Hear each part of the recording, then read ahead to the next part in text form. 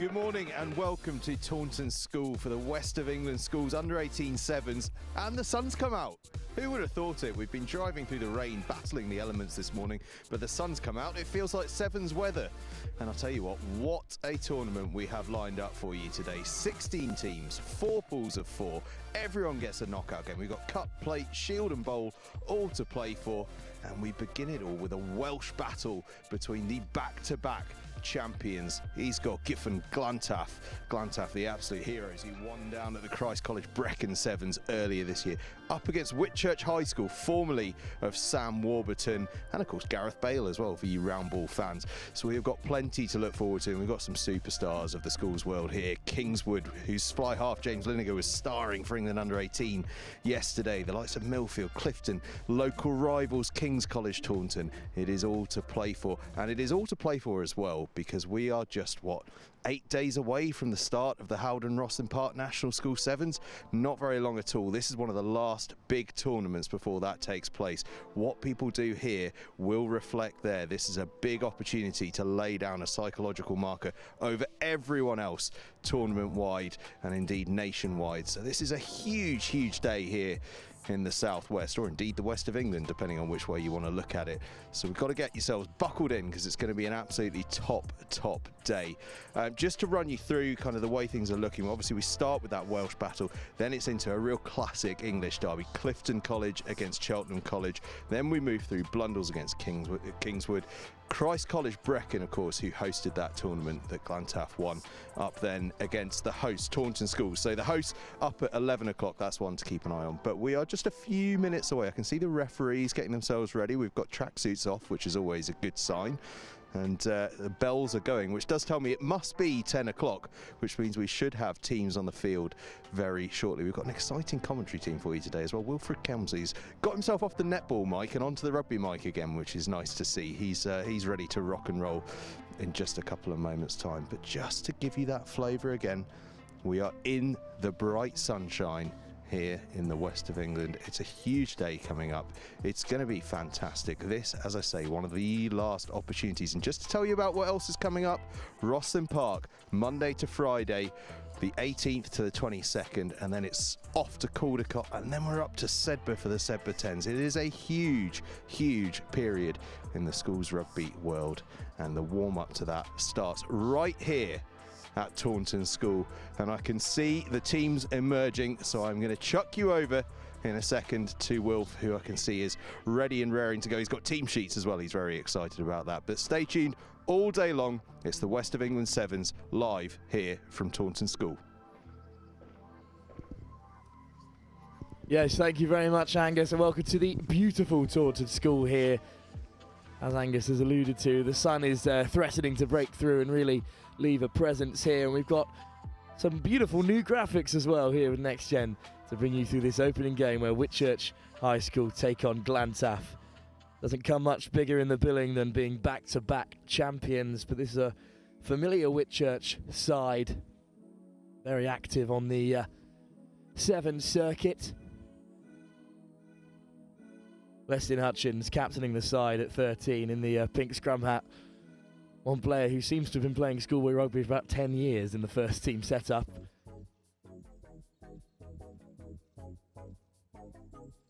First really broke through here at Next Gen at the Rugby Under-18 International Sevens way back last summer with a great performance there, but it's well, the back-to-back reigning champions, a label they'll be heavily burdened with, you think, Glantaf throughout this competition as we get underway. And right from kickoff, it's been regathered by Whitchurch, and they're breaking down this left-hand side through Ethan Evans. Tackle from Williams.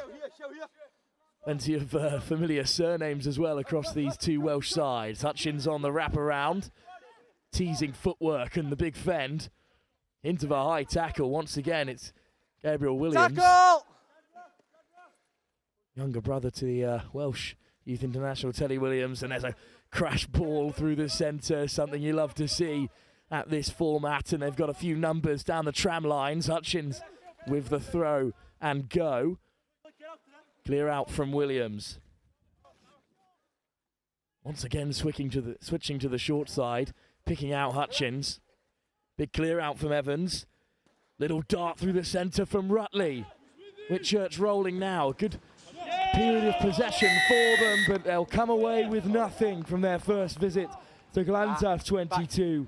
A big turnover, and they waste no time in getting things underway. I'll talk about the counter-attack, a great exit at least from Glantaf. Thomas just evading a few defenders. Lewis swings it wide. Bit of green grass for Glantaf to drive their way into. Evades the first tackle. No offside line. Whitchurch push high, but Glantaf through the phases. Roberts darts away, and this will be the opening try. In fact, it's Thomas it is eventually who's through. Described by his coaches as a real finisher, and we've seen it there. First from Roberts, and the offload into Thomas, and it's the first try here at Taunton School.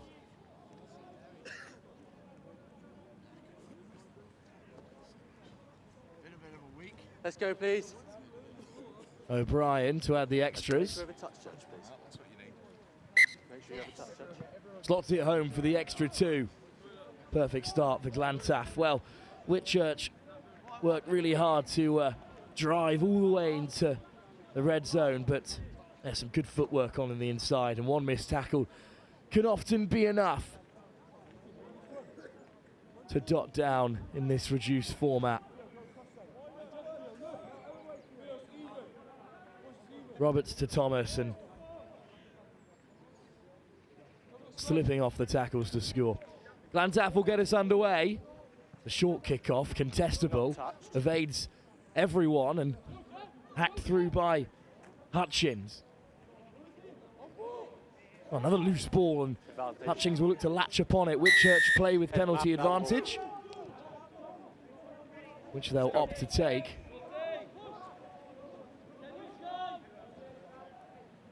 Rutley with ball in hand. Whitchurch with something of a set play perhaps up their sleeves. Is Paisley. Okay. Williams brought down by Lewis. Hustinge out the back. Takes two to bring him down. Once again, Whitchurch driving over the gain line. Rutley. Bit of space for the big man Evans to run into. Once again draws two tacklers and wins a penalty as well. Rutley, right then left. Paisley. Paisley up over the gain line. Glantaf over the ball. Just played away by Jack Morris. Evans. Once again, another positive carry. Picked this time by Morris round the corner, and Glantaf turn it over once again. Straight to floor, stay up. This time just off feet in the breakdown, and that's twice that Whitchurch have been denied. And we saw how Glantaf responded for that first try. We'll see if they can break away once again. Well, they've exited the 22, and look how quickly they transform defence into attack. And once again, they're over on that left-hand side, breaking towards try line. Great tackle, but in comes the offload, and Williams surely now will cross over.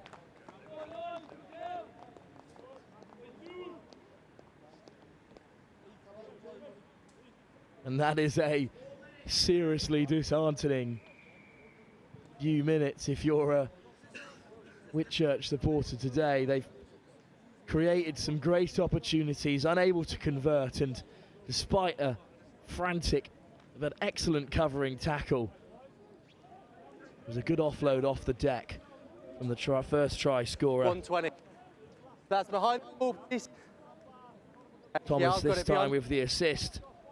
Not starting to, you're out of the way. You're either behind your post or you're behind the ball. Go. Attempted conversion from way out on that left-hand side. No. But it'll just fall short. Glantaf lead by 12 in this first half. And once again on the counter. Two visits to Whitchurch's half and two tries. Rhys Thomas puts in the tackle. But the other Thomas gets the offload away and puts in Gabriel Williams. And that kick was short, but Whitchurch choose to play instead of taking the free kick on halfway, and they are up over halfway. Rutley. Glantaf once again looking to cause a mess at the breakdown, but it will come back Whitchurch's way. In goes the counter ruck. Spoke too soon, and Glantaf, who have been so clinical in this opening game, are once again in possession. They've got a couple of numbers up on this right-hand side. Whitchurch looking to smother, but Glantaf will get away. Ben Roberts manoeuvred himself out of that phone box. That'll be the half. Great work, great interplay between Clark and Roberts, and that is an excellent try. There was a swarm of Whitchurch bodies in the 15 channel, but you can take it from behind. Glantaf got away. And the defence of their championship here at Taunton couldn't have started brighter in this first half. They go up by 3 tries with 2 conversions to boot. They'll take a 19-point lead into the break. And this was an opportunity for Glantaf to reset and slow the game down, but in fact, it was an opportunity for Clark to draw in 3 defenders and put Ben Roberts through the hole. Involved in the Wales under-18 setup, number 9. This is just good sevens. Whitchurch thought they had all angles covered, but half-time here in the opening game. At the West of England sevens, and it's the perfect start for the reigning champions Glantaf. They lead by 19 against Welsh compatriots Whitchurch High School. We'll be back for the second half, live here with Next Gen very shortly.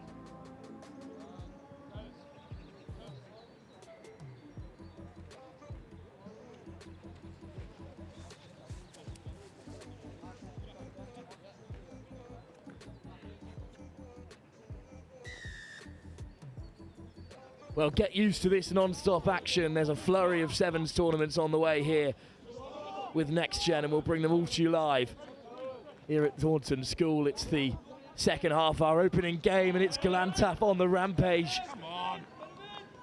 And that's a touch too easy for O'Brien. Good claim off the kick-off. Lou O'Brien spotted the hole, and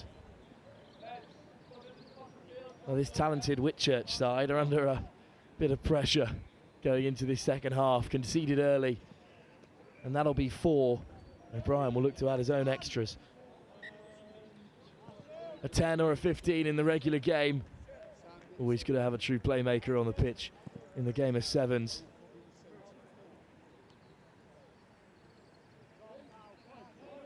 And Glantaf will nudge once again from the centre. They reclaimed this kick-off. It was top work from Harrison Luxley, but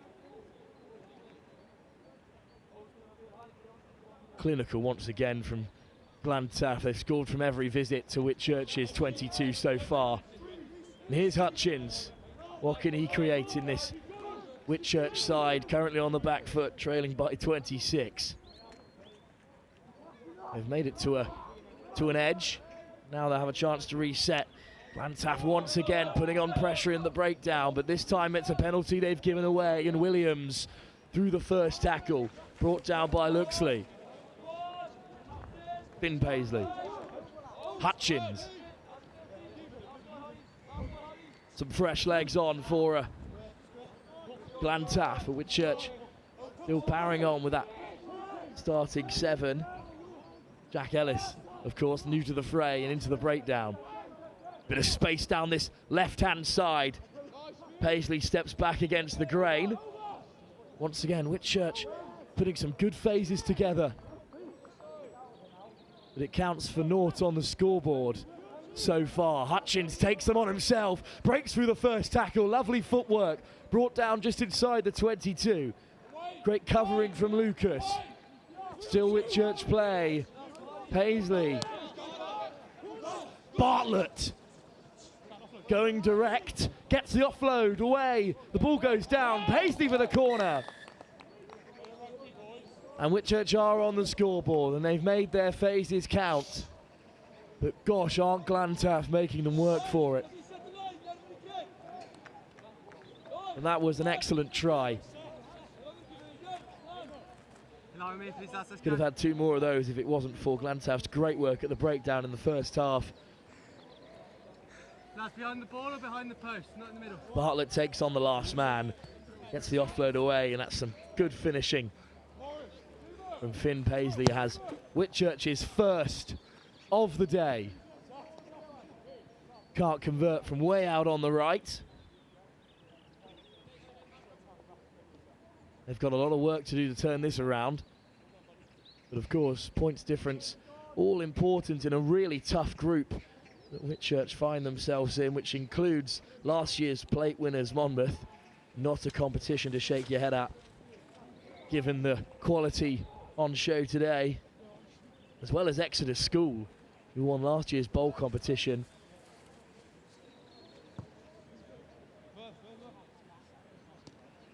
Tap back by Glantaf, chasing a hat-trick of Taunton School victories. Already won the Christ College Brecon Sevens, which is a good achievement in tough Welsh opposition. And it's this time Whitchurch's turn to make a nuisance of themselves at the breakdown. Rangley, the try scorer Paisley, looks left and right. Well held by Theo Williams. No hand! Is it 9? Bartlett. Surely now they must go one more to the left. Great footwork and some great pace injected into the attack. And Whitchurch have another. Owen Lockwood this time. Freshly on the field and straight onto the score sheet. If you linger too long on your opposition's 5 metre line, you're sure to be in with a shout, and if you can beat your man one-on-one at that distance, you're certain to cross over. 2 minutes to go here. Whitchurch trail by 16. 2 tries out wide, unable to convert.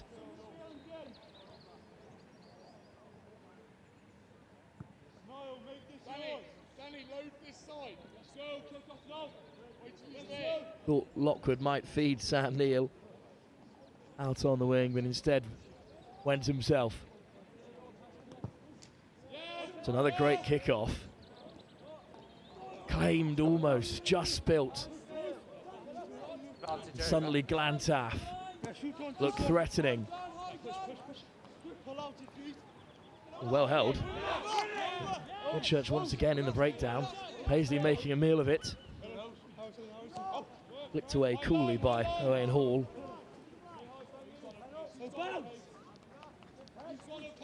Glantaf taking it to the line. Good run on that right-hand side. Now there's a bit of space for them here. 2-on-1. Shows and goes himself. There's the fend from Owain Hall to beat Bartlett. Lovely hands. Great offloads, and Lloyd Lucas will score.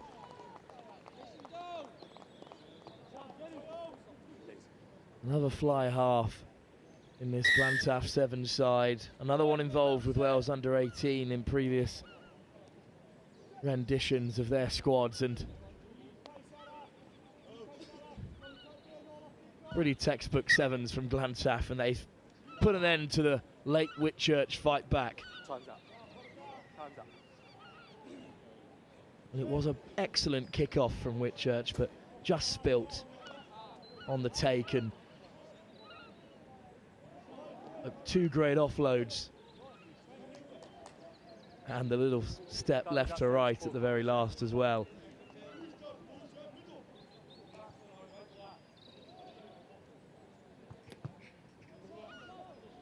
Well, time is up here. Glantaf will continue to play. It's been spilt. And that will bring an end to the opening fixture here at the West of England Sevens in the men's under 18 edition.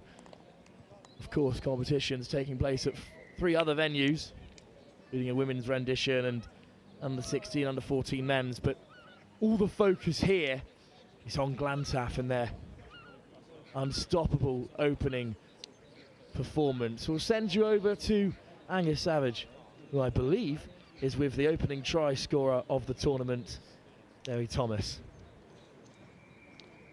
Well, what a performance from Glantaf. I've got Johan from Glantaf alongside me. What a brilliant start to the day. Yeah, good. We stuck to the game plan. We knew Whitchurch would be quite a direct team, and we just took them on, scored as many tries as we can.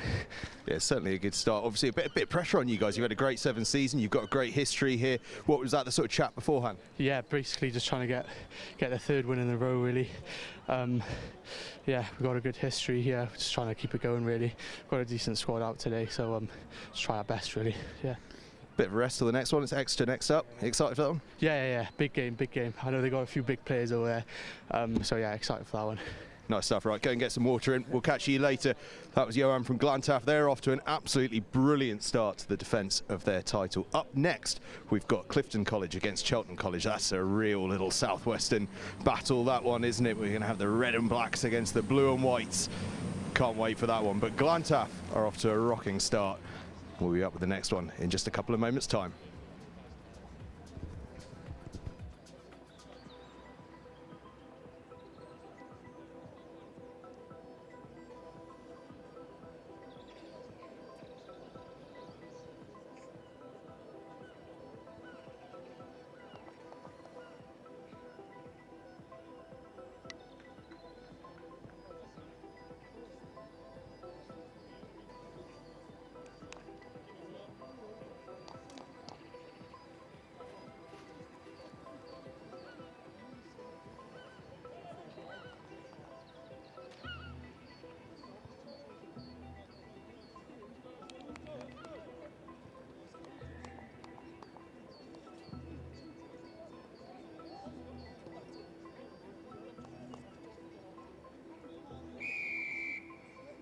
Certainly some very famous strips on show here at Taunton School, and it's a kick-off that will be claimed by Clifton College, a really famous name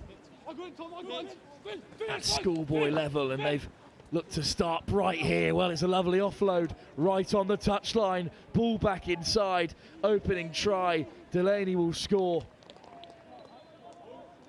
The brightest start for Clifton College.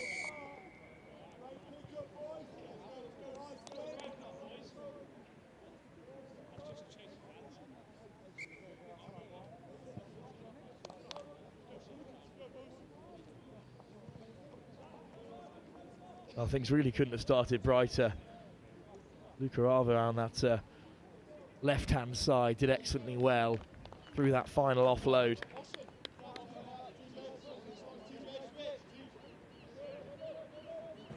Well, I've already seen King's College Taunton in action at the Collegiate Sevens. They're in this group alongside Bryanston and, of course, Cheltenham College, and how close were Clifton there to forcing a second try. Some real ambition from this Clifton team.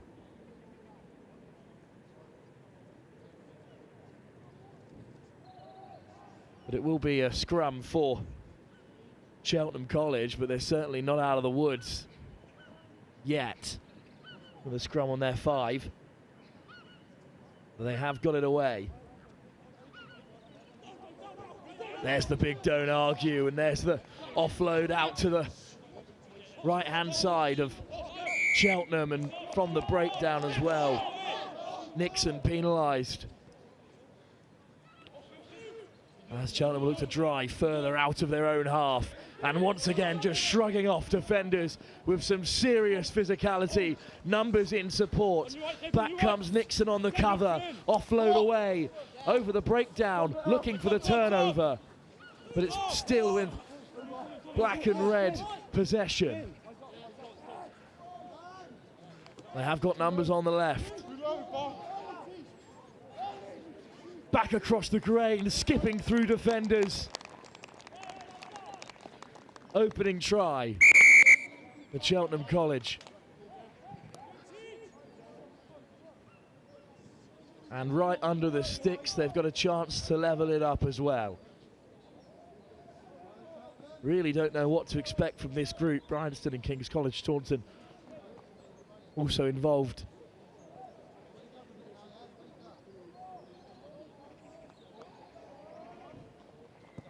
And as the opening of this fixture is a testament to, it's going to be a tightly run affair. Well, they were right back in their own red zone, Cheltenham, when this move began. Strung together some great phases, and their physicality is really showing here, bursting through the tackles on every carry.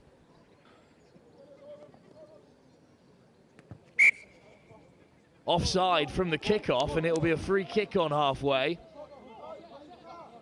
A let-off for Clifton College. Have some free ball to play with. They look to take their time and assess their options.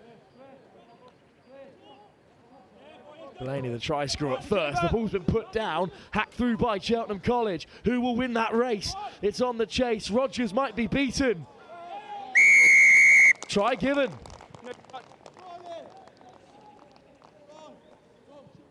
Well, the bounce of the ball, such a unpredictable thing, and well, they had all the time in the world, Clifton, to set up that attacking move from halfway.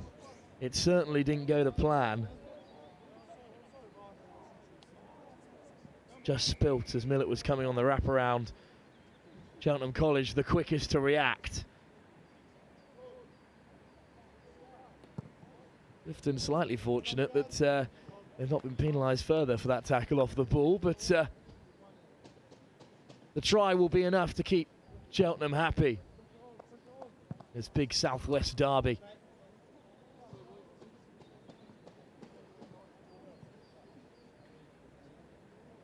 Two minutes on the half. 2 minutes to go on the referee's watch. Cheltenham rout in front, despite the fast start from Clifton College. Tap back off the kickoff, but claimed by a red and black shirt. Offload, unfortunately, does not go to hand for Cheltenham, so Clifton now look to break. Once again, it's Arthur who gets the offload away well. Out the back doors to Millett. Just put down inside the 22. Time off, player down.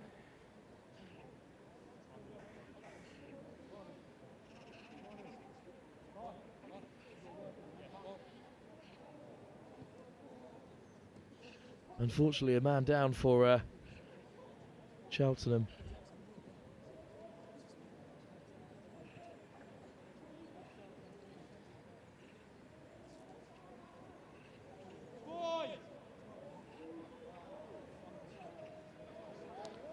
That's why we have this break in play. There's still about a minute and a half left to go in this first half, and Clifton College are camped on their own 22 with a scrum against the head.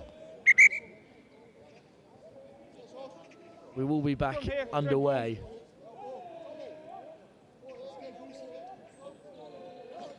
Yes. Red, let's go. Well, Clifton's certainly ready to go. A big defensive set ahead of them if they want to stay in the running for this first half. Crouch. Bind. Set.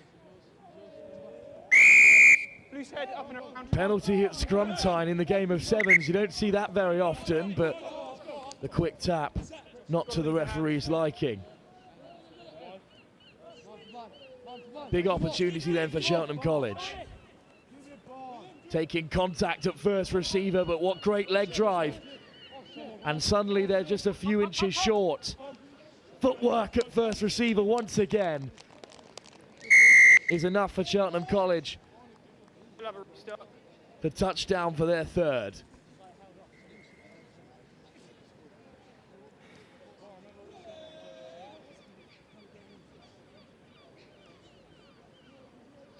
Well, a miscommunication about the set play, but it won't bother them whatsoever.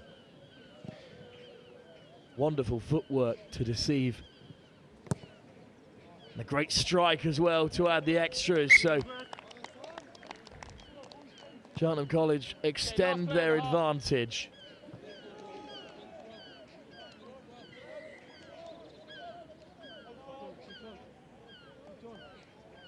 Once again, forcing the error in defence and then using that attacking possession excellently well. It's once again an excellent kickoff. It will be a scrum back on the 10, which will lead us into half-time. Clifton drew first blood in this fixture with that early try through Delaney, but since then Cheltenham College have pounced on the errors of their opposition and will take a 19-7 lead into half-time.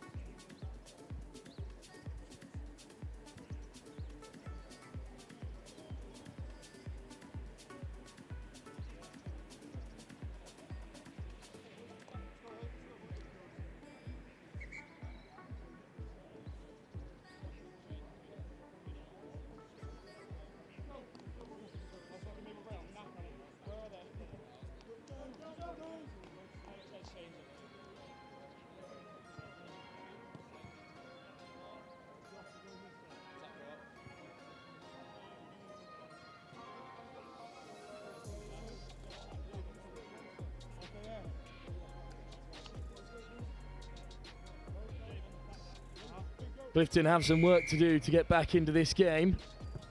Can they start as quickly as they did in the first half here in the second? Well, from the kick-off, Cheltenham come away with it. Good leg drive over the gain line. A little show and go on the inside, opens up some space, and Cheltenham College drawing in defenders. That's a wayward pass that'll put an end to the attack for now. Forward pass, Clifton scrum. Scrum here, blue ball. Crosses the mark. They look dangerous once again, Cheltenham College. Crouch. And they've been earmarked early as a team to watch out for in this competition. Set. Described in the preview of this tournament as a really ambitious seven-side.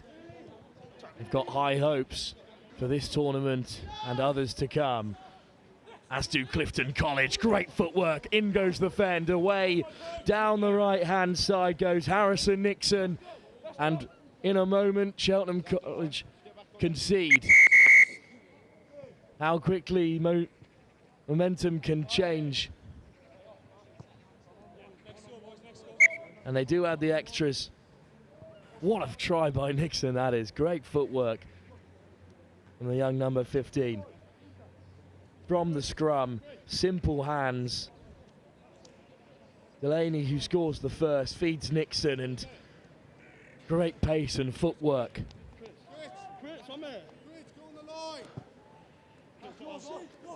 Well, there's the kick-off. It's just a touch short.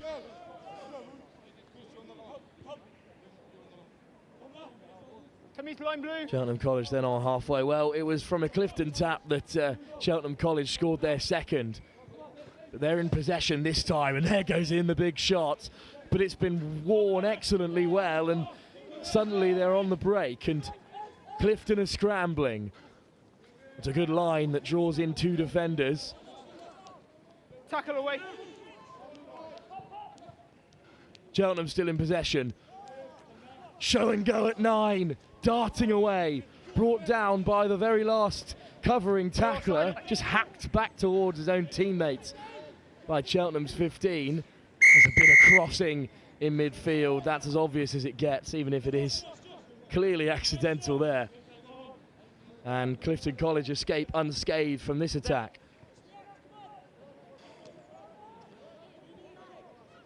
A frantic period of play there.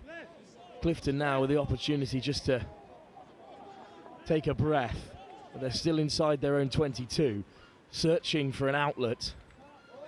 Well, there's a big shot at coming in from Cheltenham as they look to disrupt at the breakdown, but Clifton still in possession. Williams hacks it downfield. Short of options there, and now Cheltenham can counter. Great tackle from Williams, but straight back to their feet, not releasing. Cheltenham College penalised. Great work. Moshan Williams chased his own kick, made the tackle, drew the penalty, and now Williams once again on the ball. Stripped in contact. And then, like a centre in American football, just shoved off the ball. Couple of changes then for Clifton. Evan Davis back onto the field, Time off, changes, right. as is James Stewart.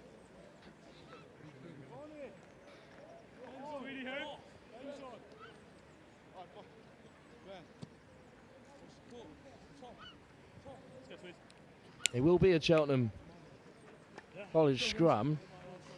We've just seen Clifton work their way into this part of the field from a similar set piece. Bind. Set. Well, it's a one try advantage, just the 5 points in it. Cheltenham College in possession, still lead. Plenty of time left for Clifton to get back in the game. There's the miss pass. There's 2 over for Clifton, and not rolling away at the breakdown will hamper Clifton. And suddenly the shout from hands from the sideline. Instead they kick through. Favourable bounce for Cheltenham, but some good defence over on that left-hand side.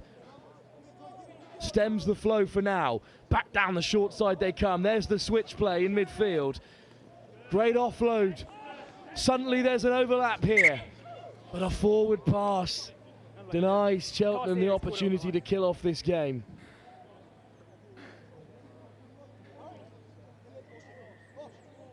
And not for the first time in this second half, Clifton College somewhat fortunate to escape a perilous defensive situation. But what an opportunity this is for Clifton. Bind. Set. Perhaps not spoken about in their usual degree in the run-up to this tournament, but hoping to prove the doubters wrong. It's an excellent tackle. Touch. Blue on the line, please. Incandavenham Lovell is breaking down this short side, but unfortunately Halfway line. dragged into touch.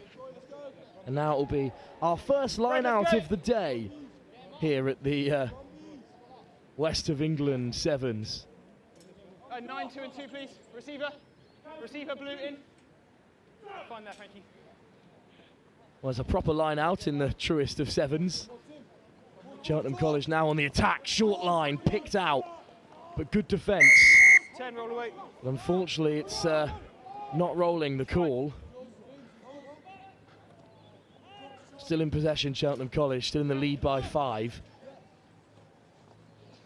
There's the miss pass once again, and beating the first defender through a couple of tackles, and the out the back door offload as well to keep the play alive. Cheltenham College threatening once again. Lovely offload through to the bit of green space in that wide channel, and Cheltenham College will score and surely win the game. 15 seconds on the clock. Beautiful offload Take the time if you want it.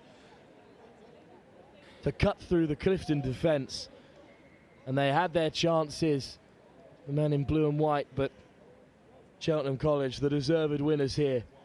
They've looked excellent in their opening game.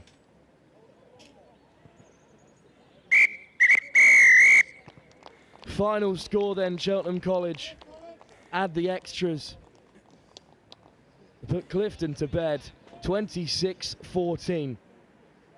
The game was perhaps closer than the scoreline suggests. That final score at the very end of the game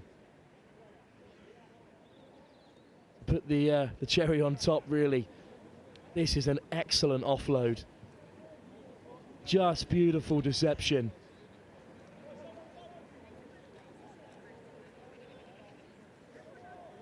And some magic like that can often be the difference, and it has been here as Clifton were threatening. A victory for Cheltenham College then in one of the closest groups of the day. I'll hand you over to Angus Savage.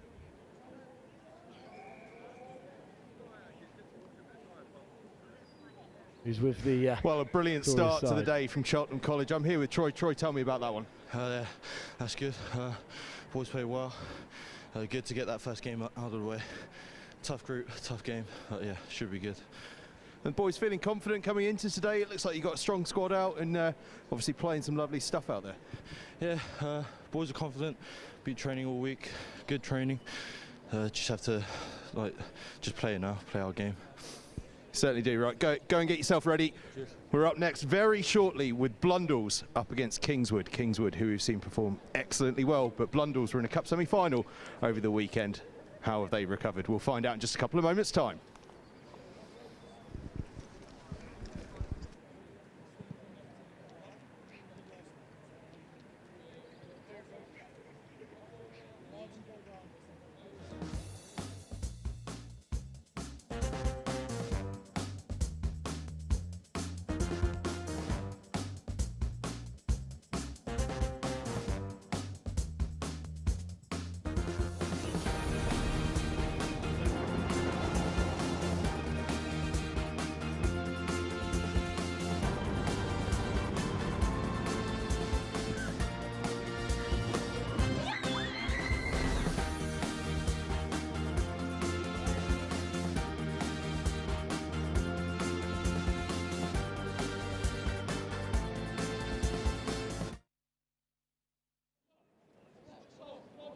Well, we're back underway as quickly as that here.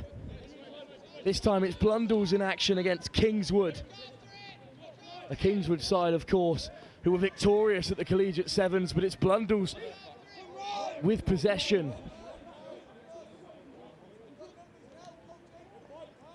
A breathless start.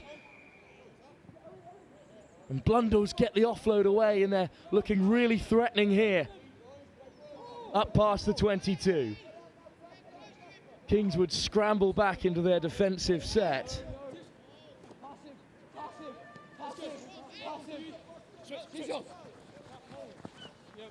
That's good defence from Kingswood. They're well set. But all of a sudden, Blundell's have a few numbers over. Crash ball through the centre. Kingswood over the ball, but not rolling away. So penalty for Blundell's. And these pristine white and red shirts could be flying over in the corner here. Dropped, but put backwards. So still they play. Finally a bit of contact. Kingswood go over the ball, and this time they do steal it. A vital intervention from Wake. This was a Kingswood side that came out of a thrilling final game at the Collegiate Sevens. They won it on golden points. Playing on the floor, you can't tackle him on the floor. And they've got a penalty inside their 22 to relieve some pressure.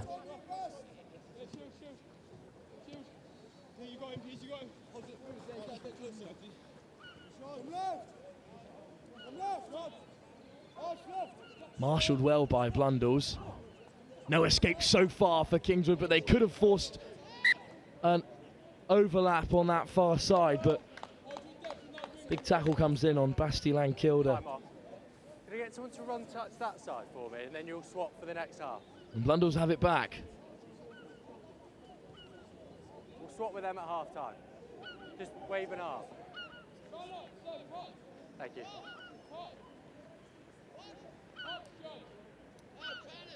Okay, you stay this side then. They can go that side.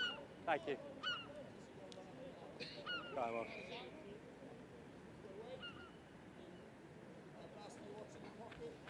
Crouch.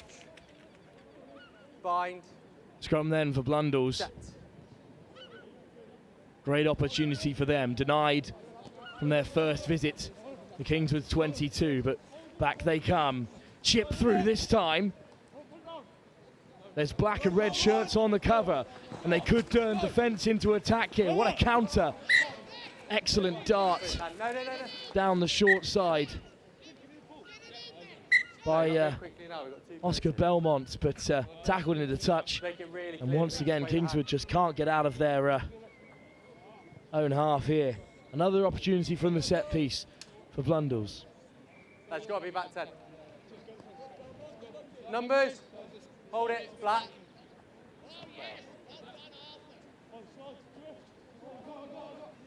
Once again in possession, pushed back further by this Kingswood defence. Was a huge shot in there, and Lankilder's first upon it, and it's a knock-on advantage Hands on the floor first. for Kingswood. There's the captain. Jacob Bolton at 16, and he's back in possession. Lankilder, there's a 3-on-1 here, but a forward pass.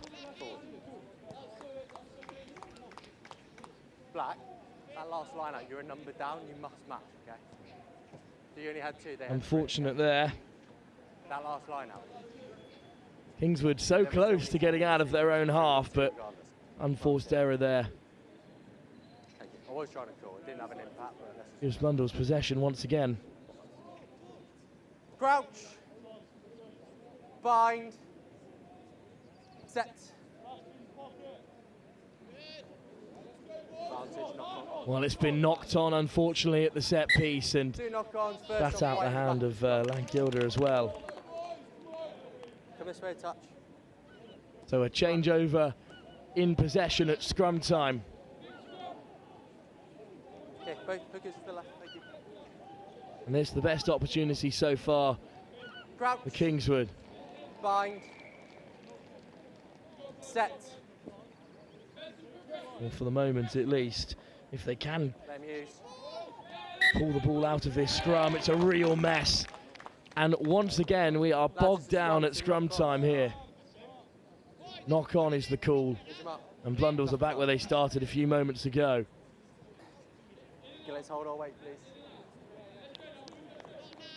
Just start here. Thank you. Crouch. Bind. Set. Scrum then still on halfway. This time it's clean ball for Blundell's, who are on the attack. Spin Let from go. Finn Munro. Now they can free up the hands. Back down this right-hand side instead. There's a man over for Blundell's. It's a Backwards. loose pass, but well gathered by Butler.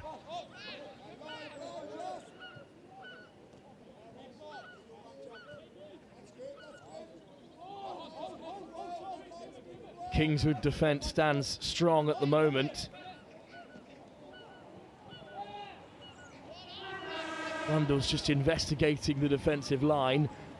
And this time they'll put the pedal down, but the ball is forward loose, and that'll be a penalty for offside. Knock on offside. He's in front. Well, Kingswood knock stood on, you're in firm front, there. play the ball. 6 minutes into this game, still no, Yeah, he's in front, you can't play no the score. ball. So a penalty it is. Lankilder stands over it.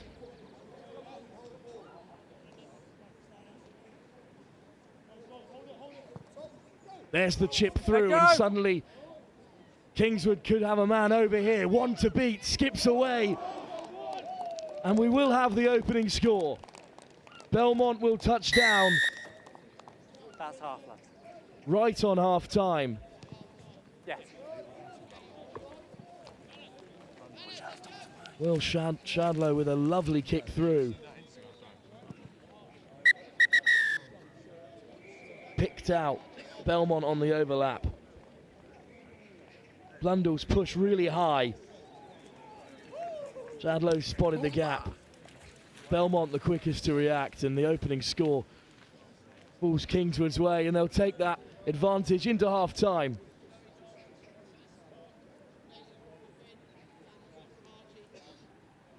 Beautifully weighted here from Shadlow. Good vision and well gathered by Belmont, who've just had the legs to get away from Nelson.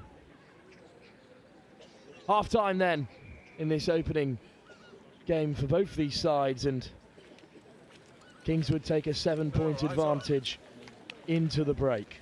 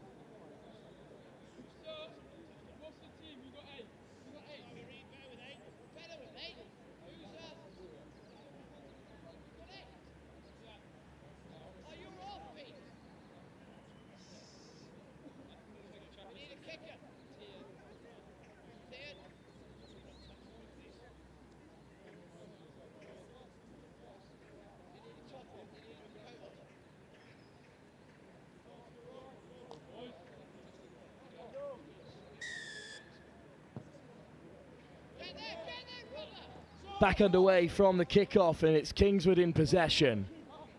We take a one-try advantage into this second half. And they've driven up to halfway in its earliest stages.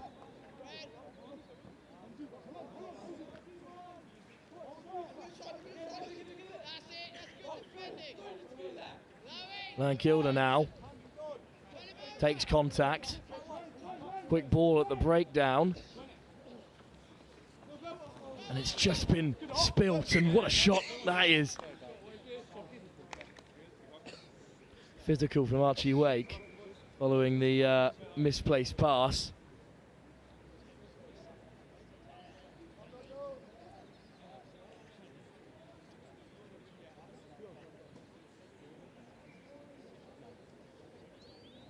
And we'll have another scrum. There's been plenty of these so far.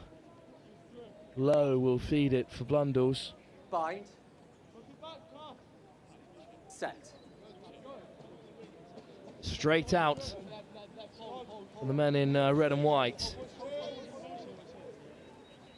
And this is a really solid Kingswood defence that they face in front of them. Can they be tested here? Driven into touch. Once again, Kingswood stand firm. They'll have possession from the line-out.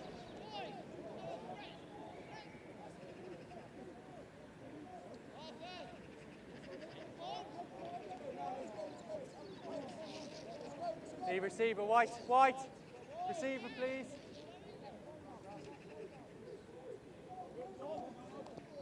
Well, good pressure and line speed from Blundell's, but still Kingswood in possession, freeing the hands, and here's Lankilder.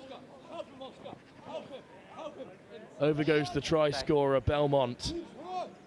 Played away by Shadlow, who set him up to begin with, and here's Wake. Taking it to the line. Latched upon by Butler, but still Kingswood up to the 10. In possession.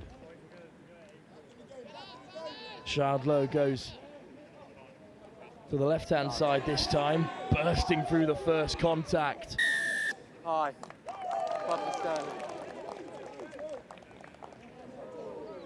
Is Jan Kuchukan on the field with that physical intervention, but well, it will be a penalty for a high tackle. And Kingswood line up the set play. Wake through the centre, breaks away. Archie Wake, it's a race to the line. Good cover from Blundell's, and Lowe looks to affect the breakdown, but a great run from Kingswood sets them up perfectly here. Lankilder beats the first and the second. Still going, Lankilder. Hey, watch the wing up. Benton put in the tackle, but now it's the captain, Bolton. High tackle, back on the line. Another high tackle. Thank you. My job, not yours.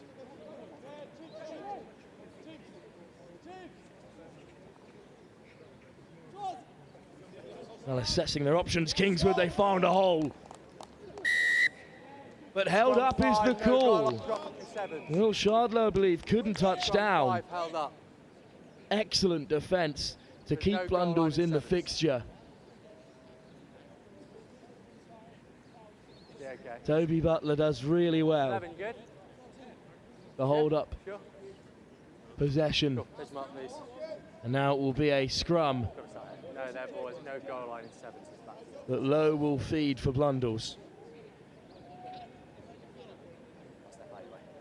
Crouch. Bind.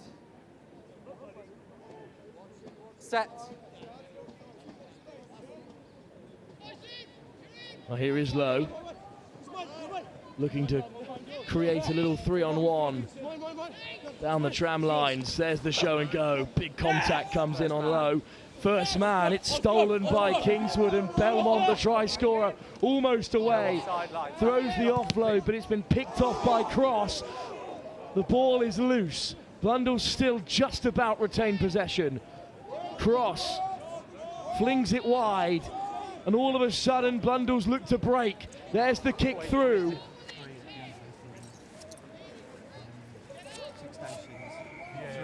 But it's safely back in Kingswood possession. Well, there's a big contact in there. Third high tackle. And for the third high tackle, No. there'll be a yellow card. Third high shot. Harry Hand is the victim of that culmination of penalties. So Kingswood, who lead by 7 for the final 2 minutes of the game, will take on just 6.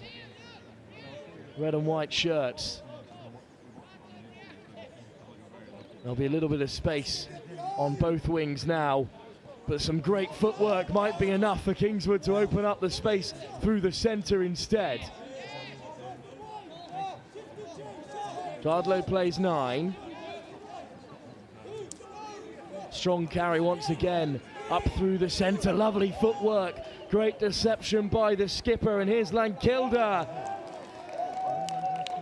who will finish off that attacking set for Kingswood, and he'll finish off the game as well. Bassi Lankilder doubles the advantage for the Collegiate champions. Hang on, all good. And this strong Blundell side has seemingly been put to bed, at least in this opening game for them on the live stream here.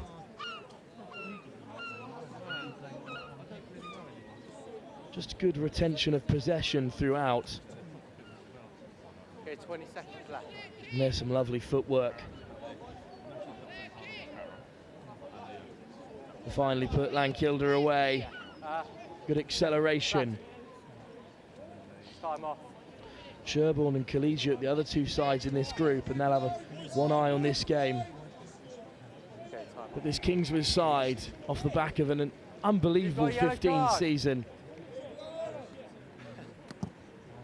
will surely taste victory in their opening fixture here at Taunton School.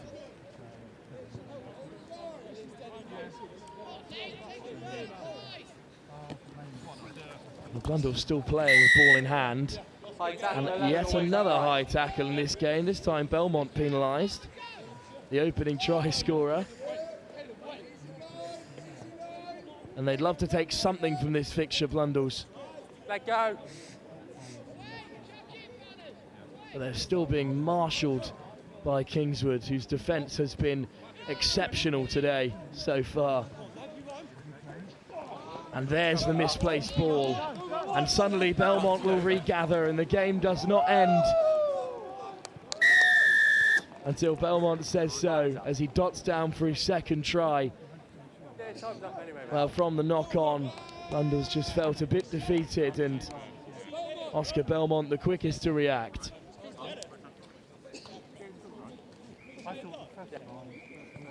Well, Shadlow will look to add the extras. But the score will remain 17-0 in favour of Kingswood, who killed the game for Blundell's with their excellent defence. Really well marshalled. And that means they'll taste victory in their opening game here at Taunton School by 17 unanswered points. And we could be looking at some potential challenges here. Kingswood with a great sevens performance. And I'll hand you over to Angus Savage, who's got Oscar Belmont for company. He scored 2 tries in that game. What a start for Kingswood.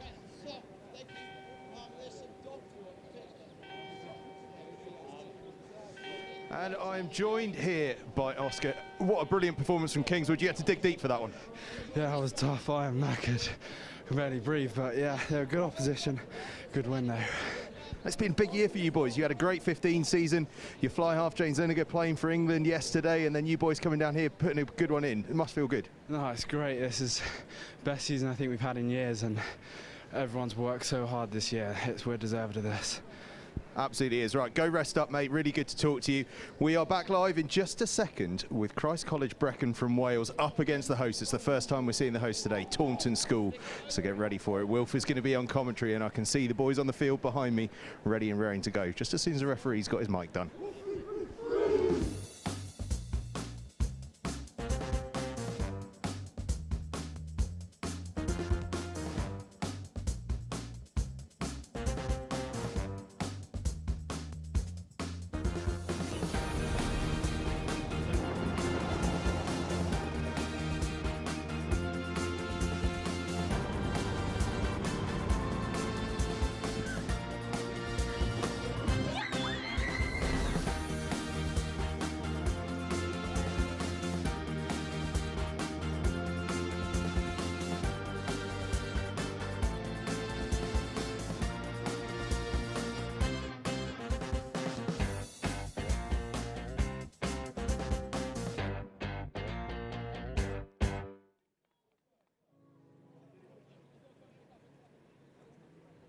Well, some action from Group D now as we round off our coverage of the first set of fixtures in these 4 pools, and it's the hosts in action here, Taunton School up against Christ College Brecon, who have drawn an early penalty but have knocked on in return.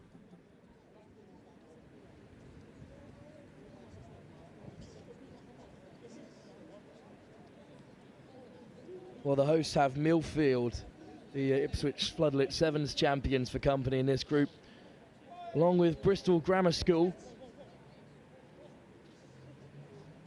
Christ College Brecon not had the perfect 7 season so far,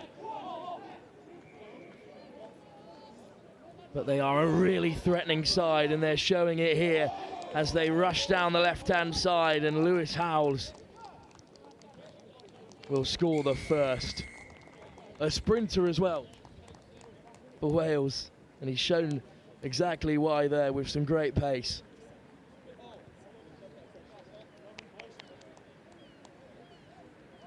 And the hosts are behind early.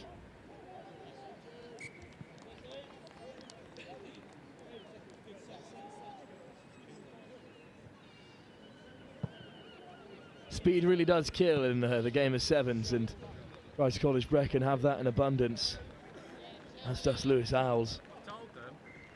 An early try for the Welsh side in their familiar green and gold. A bit of a mix-up from the kick-off, but it is well claimed in the end by Jack Cox. And the host Taunton in possession. It spits out there, but it will come Taunton's way. A good carry by Pittman. Offside. And once again, it's Pittman taking on defenders. Does well to regather there. Real fight in the breakdown, but it's still with the hosts, Taunton School.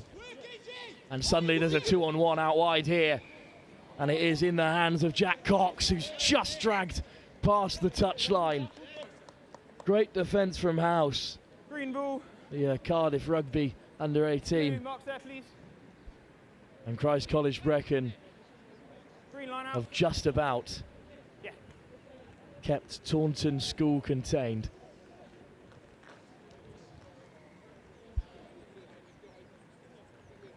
Line out there, and Ollie Jones to throw, and on the wraparound Well taken by Jones, but he's under a world of pressure. Tackle! Raymond makes the tackle and is back to his feet. The loose pass puts Christ College Brecon back behind the gain line, and once again Raymond's there to latch on. Penalty won by Taunton. Time off. Holding on. No release there. And in classic schoolboy rugby fashion, there's a break in play to remove some 22-metre line, please, Green. undesirable material from the pitch. And Raymond gets us back underway. Well, really injecting some pace into the attack now. Viljean. It's just unfortunately ricocheted off Pittman, and Clifton Griffith there. Change Green. And number 11 was looking threatening, but instead it will be a scrum Time on. for Christ College Brecon. 3 on the half. Crouch. Bind. Set. Well, down the short side go Brecon, and teasing footwork, searching for an angle. Penalty goes the way of the Welsh side. All the way wide from Rose. Good ball from Pearson, and away they go once again. Howells cutting back on the inside will score his second. And Taunton's goal go 2 tries behind.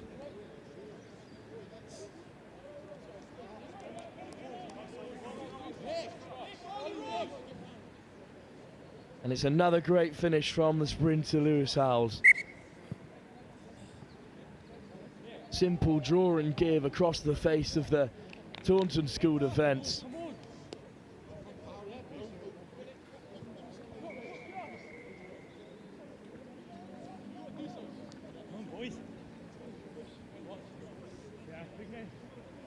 And great control by Howells. Enough to evade the defender. Taken off the kickoff by Trey Lant. Carried forward by Cox.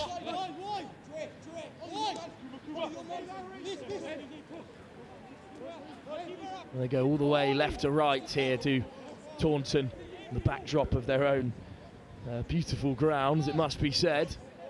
Pittman now taking on all comers and up to the 10 metre.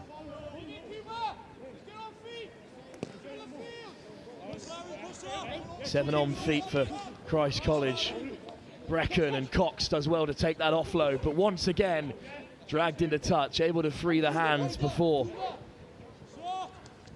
the ball crosses with him, so still Taunton ball. And Cox once again looking to take on his man on the outside. It's a lovely tap tackle by Pearson, but Cox back to his feet. Finds Clifton Griffith. Counter ruck by Brecon. Glant all wrapped up. Frees the hands to Clifton Griffith once again. Great line speed. In comes the tackle on Pittman, but still Taunton in possession. And now they take it to the line with a bit of gas from Leclerc. And Romain Leclerc has the host's first try. 15 on the half.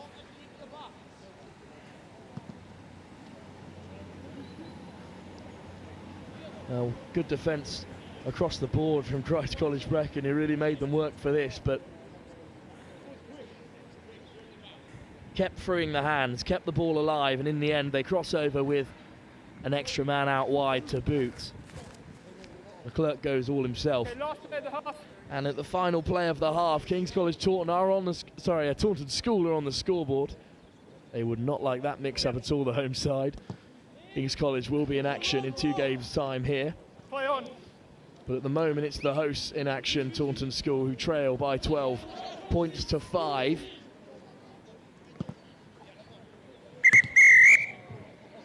And Christ College Brecon bring an end to the first half under a bit of pressure from the host just as the momentum began to blow another way. So they'll take a slender one-try advantage into the break. They lead by 7 over the host Taunton, who got themselves into the game right at the end of that first half. Still all to play for here between Taunton School and Christ College Brecon, who lead by 12 points to 5.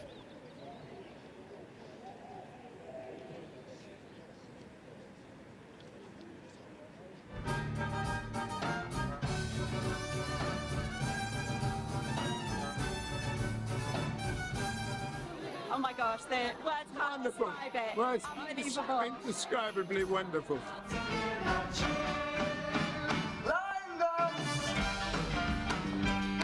Really fun, and it's really, really funny. We used to, but we let them all go. Stop me in a new direction. I think I like it. That was good, that was good. I think I like it. Do it again. 11 out of 10. All of them.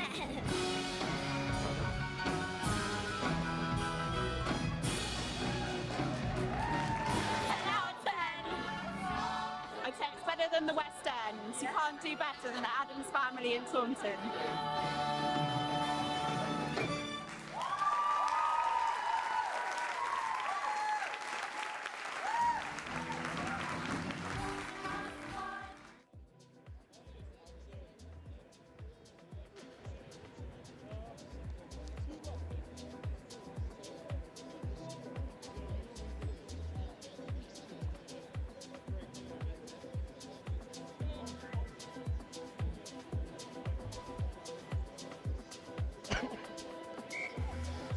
Still all to play for here.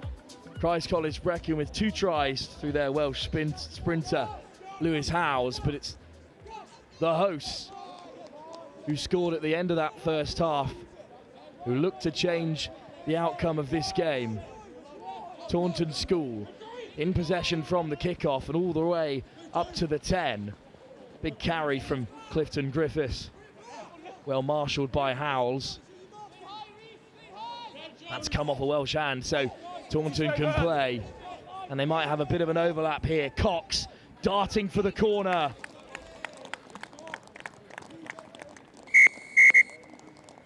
And from 2 tries behind, Taunton School have an opportunity to level things up.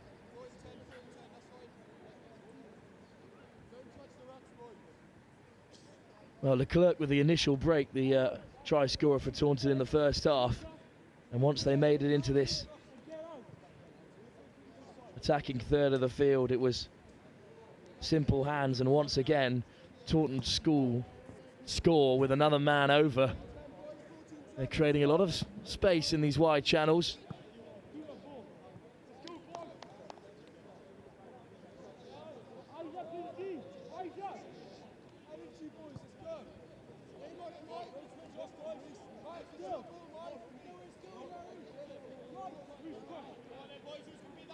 A simple finish. Christ College Brecon still trail by 2, but for how much longer?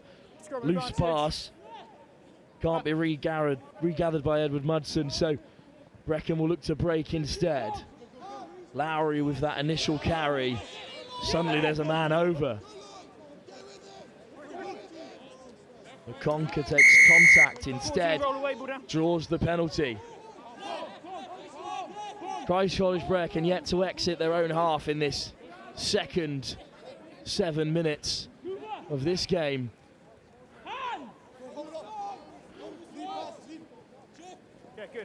And there's plenty of players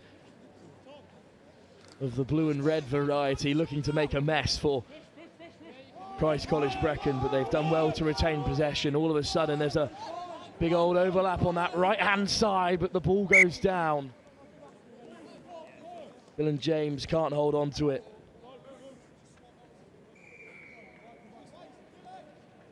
Changes green. Time And off. it will be a scrum for Taunton as Christ College Brecon ring in the changes. They look to get a foothold in this game after their initial 12-point advantage that they carved out in the first half. Time on. Crouch. It certainly is Taunton School in the ascendancy, although they do still trail by just 2 points. Well, it's an impressive scrum from Christ College Brecon, but they collapse it first. Penalty, clean ball. And there's a really strong carry from Kent. Christ College Brecon over the ball, and they have turned it over. Taunton denied.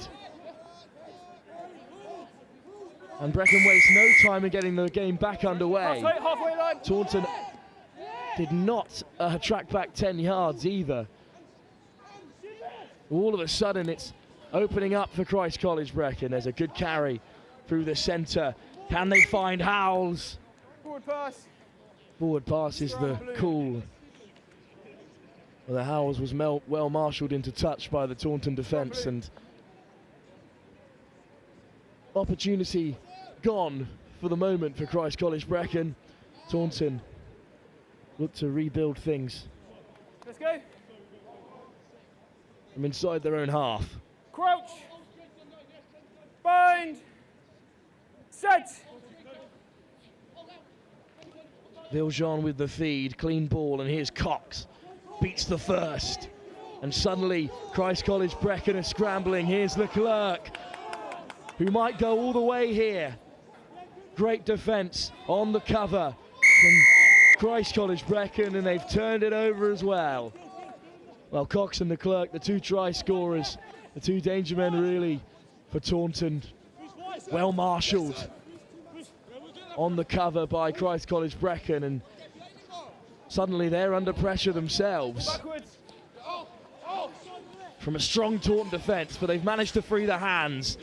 And suddenly there's a race to the line here between House and Mudson, and House might go all the way here. Oh, Nick House.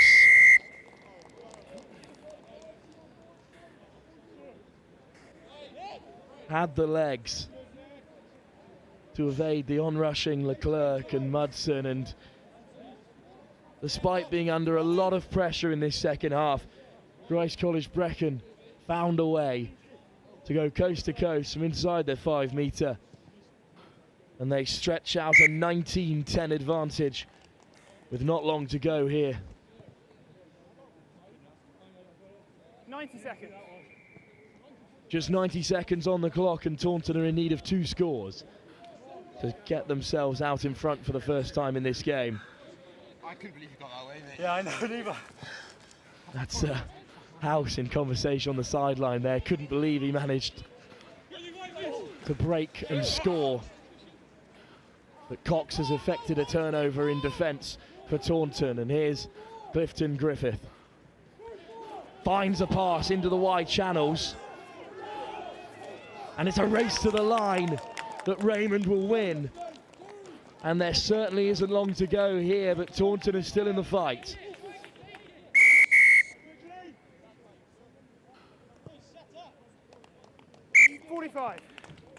Well, Clifton Griffiths adds the extras, and suddenly it's a 2-point game with 45 seconds on the clock. Draws in the defender, flicks it out the back and puts Raymond in behind. Fergus Raymond just had enough to beat Tom Lowry. He's had a good performances in the first 15 this season.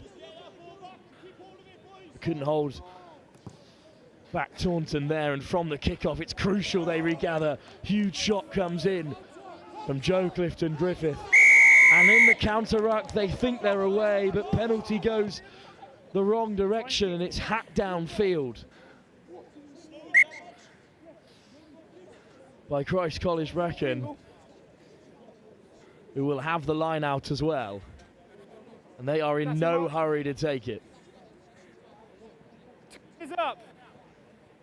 Green, time is up. 10, please. Well, time is up. All they need to do is get a clean line out away, and they will win this game by 2 points.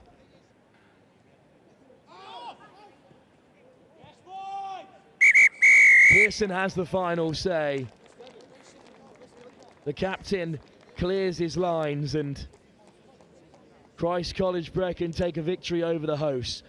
Hard fought in the end. They win by just 2 points. They were 12 ahead, and they were pegged back twice by Taunton.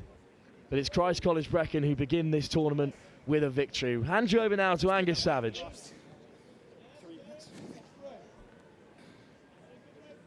That was a dramatic finish. It looked as though it might come away from you, but you got there in the end. You got over the line. First victory of the day in your first game of the day. How does that feel? Oh, it feels great. We wanted to get off to a good start. In previous tournaments we had quite a slow start, but our main goal is to just start quick and get an early win, especially against the home team as well. On next gen, it's a good feeling, good motivation for the boys. Yeah, exactly. Well, facing the host team in your first game of the day, that's a big motivation, I'm imagining. Oh yeah, we really wanted to get off to a nice early start, get the boys ready for the harder games at Millfield and BGS later on. Yeah, and you've got a little bit of time now ahead of that Millfield game. They've just finished up on their pitch. They had a decent run out, so you're looking forward to that one. Oh yeah, very much so. Played them in Christ College Sevens a few weeks ago. Now we lost to them, but feeling quite confident about today.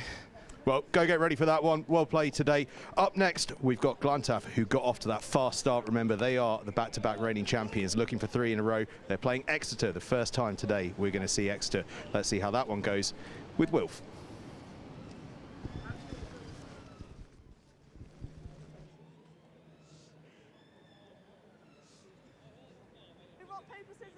Well, it's a fascinating encounter here then between Exeter School and Ysgol Glantaf. Glantaf, of course, with that dominant performance against Whitchurch in our opening game of the day here, searching for a hat-trick of victories here at the West of England Sevens. Exeter School defeated by Monmouth in their opening game. They've got a big job on their hands against this impressive Glantaf side. They will have kick-off as well. Well, spilled backwards and hacked through. Just about kept in field by Exeter. Looked like a line of touch was broken. No option. There's no option for the clip. 2 players from either side are here. Fellas? Huh? Hold, I'm stood here for a reason. Excuse me. Here we go. That's the way. Well, it was hacked through by McMurray, but it's Glantaf who come away with it from the set piece and carried forward by Lewis. Inside their 22, but we've already seen today, Glantaf can break from anywhere. First missed tackle, and suddenly they're in behind. Flicked off the deck. And finally contact taken in the wide channels here. Played away by Johan Penry. Driving up through midfield, Lloyd Lucas hands it off. Roberts breaks the first tackle and Roberts will score.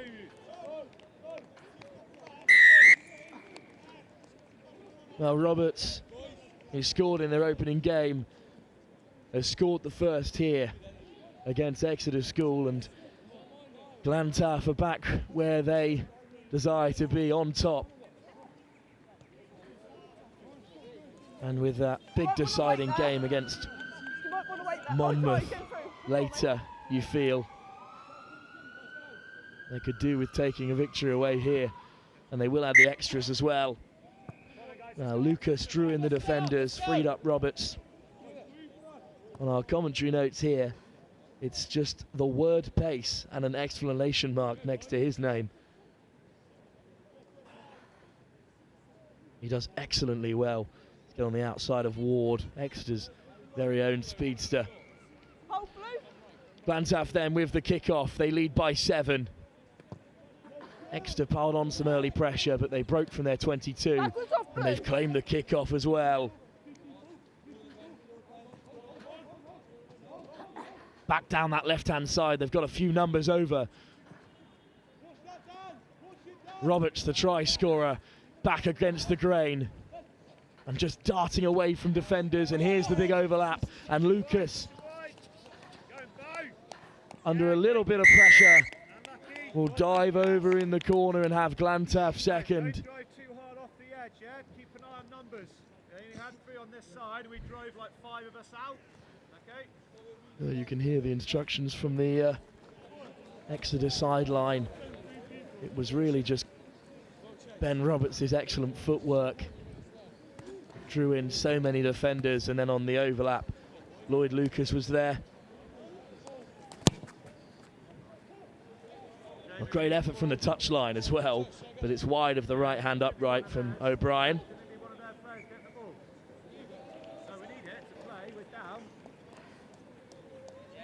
Well, Lucas, who set up the first, put Roberts away. This time set up by Roberts. And Lloyd Lucas scores the second.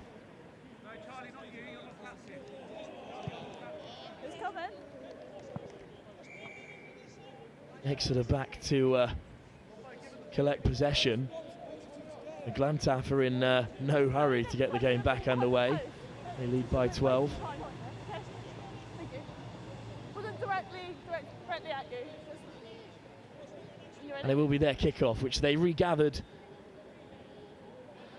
in a similar position this time. It's hung high into this overcast sky in Taunton, and once again they claim the kickoff.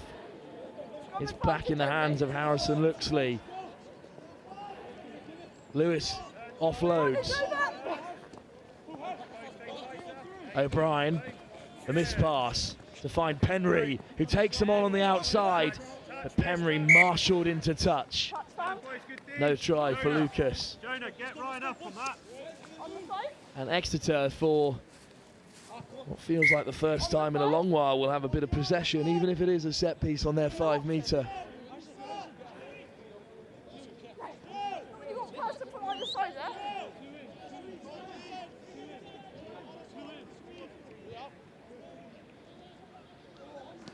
Well, there's the missed pass into midfield. Takes a lot of gumption to take that on your 5 metre, but it is clean ball for Exeter from the breakdown.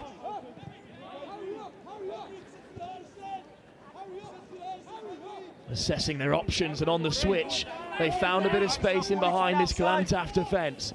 Great cover, but Exeter get the offload away. Over the ball they go, and it's been stolen.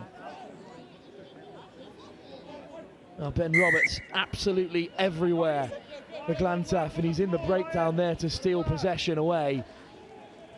And look how much pace they have on the counter. This time it's O'Brien scything through the Exeter school defence, and Glantaf have a third. Wait, that was good. Dan, just ping your ears for a corner. Don't worry about stepping, just ping your ears and go, or kick it. Yeah?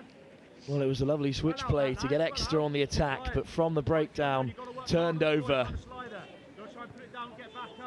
And Glantaf had the extras.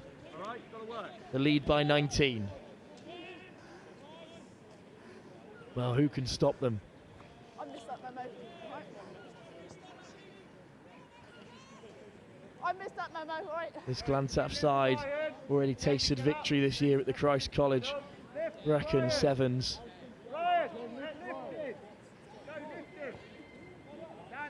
And they could look for a third title here. There's plenty of talent on show in blue and black today.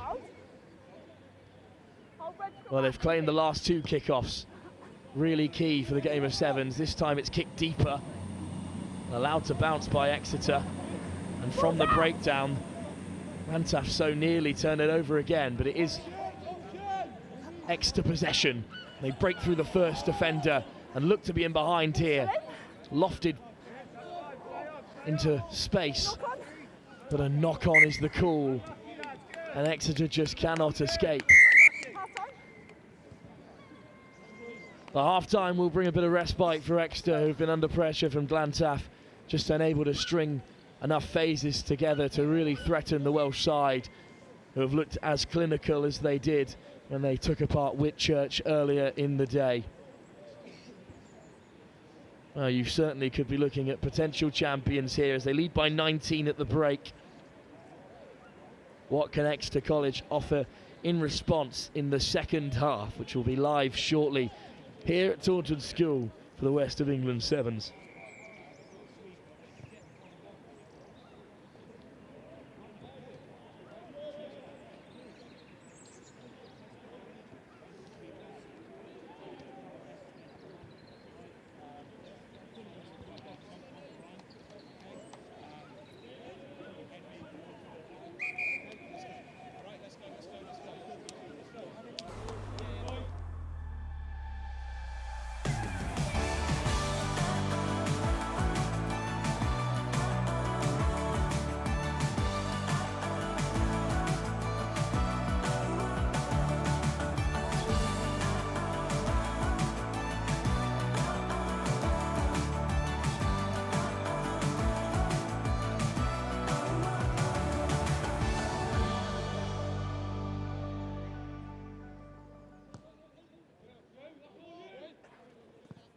Well, we've wrapped our way all around the pools here at Taunton. Our second outing of Group A has got Glantaf on show. And they've once again claimed back possession from the kickoff and have got Exeter backpedaling.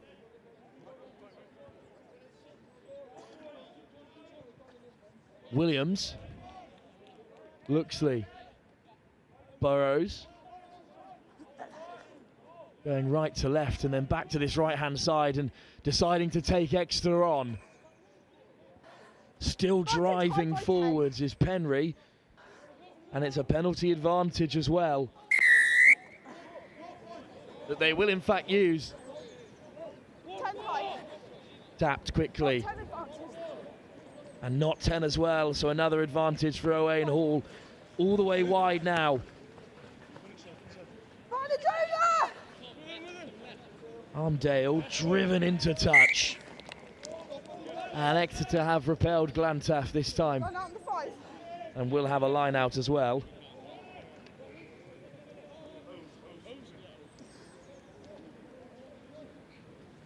Exeter, line is yours. Make the gap, please.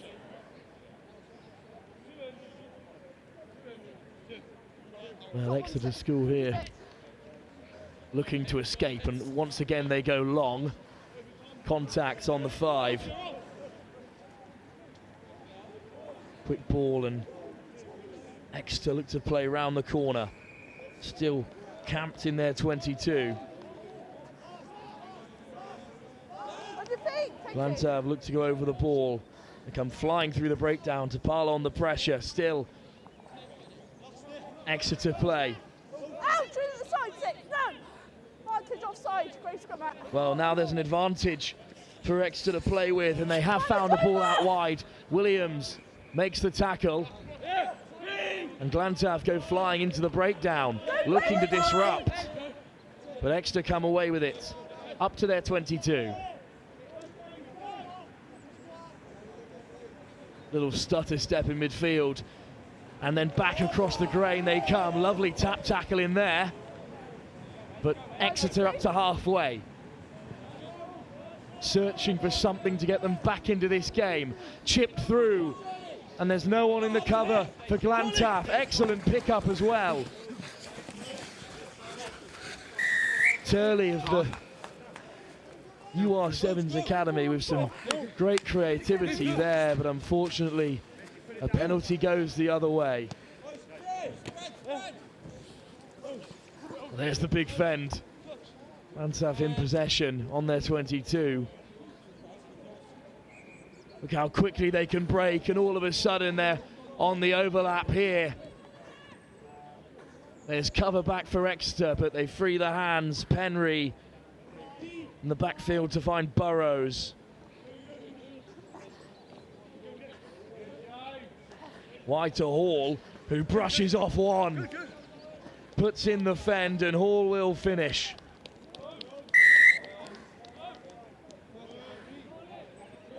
As Exeter School ring in the changes. Best period of the game so far for Exeter, who managed to string together some good phases. But Glantaf won the penalty, and in the blink of an eye they were back up the other end, and they have scored another.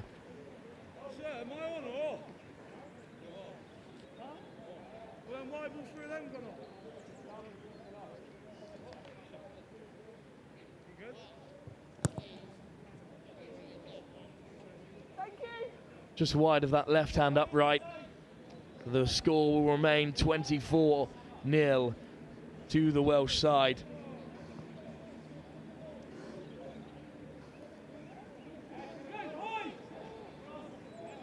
Bit of a physical mismatch there. And Hall just brushes off. No Seyru there. You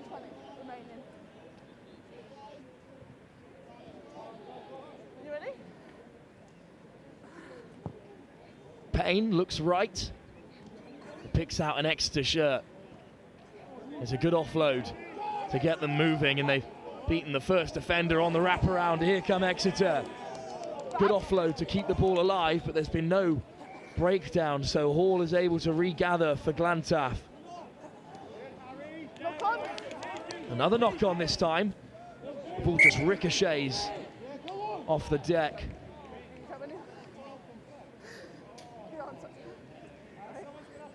And in the end, we'll restart with a scrum to Exeter. Some set piece opportunity for them in midfield. Just inside the 10-metre line of Glantaf here. Gentlemen, square and stable and keep your balance. Crouch! Bind! Well, if this is the second loss for Exeter, there's still so much to play for here at Taunton. They have an opportunity to leave their mark on this game. It's chipped in behind. Ward on the chase and makes the tackle as well. Quickly into the breakdown, looking to disrupt. Glantaf come away with it. Williams takes it to the line himself and breaks free. And Gabriel Williams flings it inside. Back comes Exeter and Ward to make the tackle, but there's plenty of numbers over for Burrows. Burrows might look to go himself. Back on the inside, lifts it. Pops up the deck for Ioan Penry to score.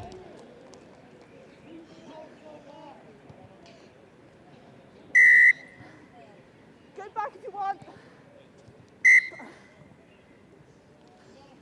And Glantaf crossed the 30-point threshold with that conversion. Ioan Penry with the score. And they just do so well to keep the ball alive. Williams with the initial break. And once they moved it right to left. Good movement from Penry to keep himself an option. And Glantaf have picked apart Whitchurch and really taken Exeter to the sword here as well.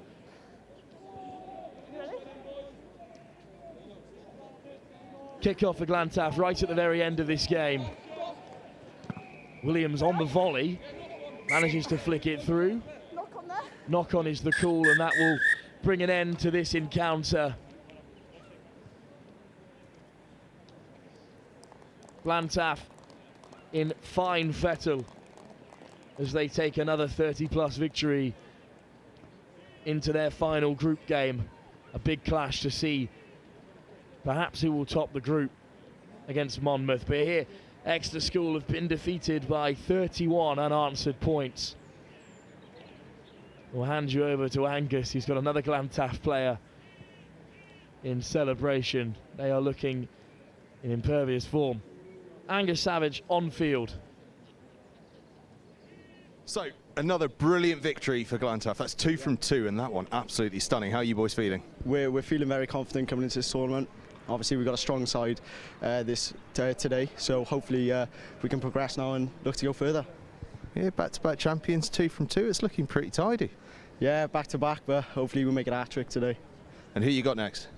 Oh, I'm not too sure who we got next. I'll tell you what, I can tell you who you've got next. We'll do a little bit on the fly. Monmouth, a bit of a Welsh derby. Yeah, Welsh derby. Hopefully the boys can pull through on that one. What's Welsh derby in Welsh? Derby Cymraeg. There we go. This boy knows. This boy knows. Good luck for the rest of the day. Enjoy it and go and smash that Welsh derby. Cheers. Thank you. Glantaf, a huge victory there. They're doing fantastically well in their title defence. Exeter School, a brave attempt. They were facing a hell of a side there. Up next here, it's Clifton College again against King's College Taunton, local rivals to the hosts here today, Taunton School. And of course today we've got 4 tournaments going on actually all across the area. Wellington School are hosting one, Taunton School obviously we're at the moment, King's College Taunton are hosting one as well, Queen's College as well as under 18s here, under 18s girls elsewhere, under 16s boys and under 14s boys. There's a whole load of 7s going on, but here we are focusing on the under 18s and it's about to get back underway.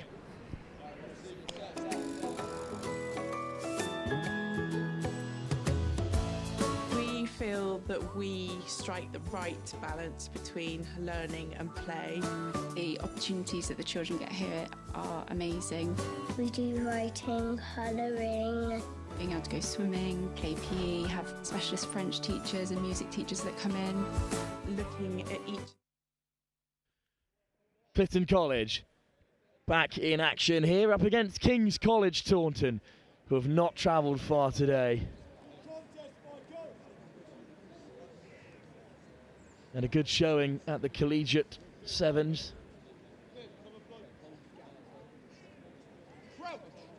Clifton College defeated in the last game we saw them here against Cheltenham.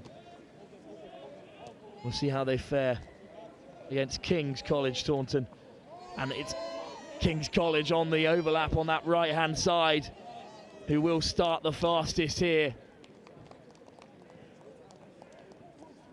From the set piece. Now dot down unopposed.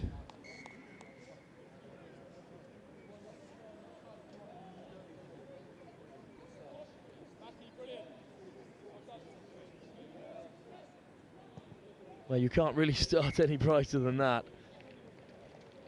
And Clifton, who scored very early against Cheltenham, find themselves behind. Simple hands. And then enough pace to take them on the outside channel.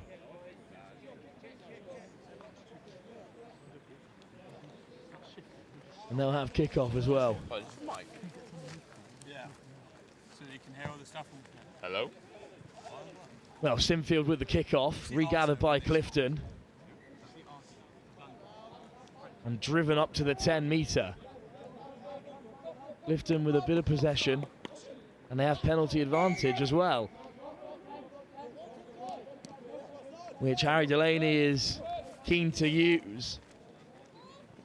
Just spilt in the carry, unfortunately, there, and it'll be a turnover in possession.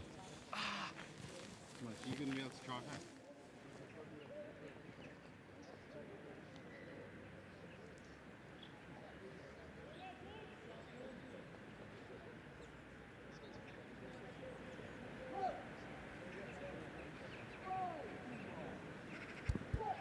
Well, this is a tough group, Group B, with Bryanston also involved against Cheltenham College on the other pitch today, but King's College in possession here at the moment. Driving into contact. High line speed from Clifton, and King's College might get in behind them. Weighing up the pass and played away to Aribo, who scored the first, but it's a great covering tackle by Nixon. Nix, let's go.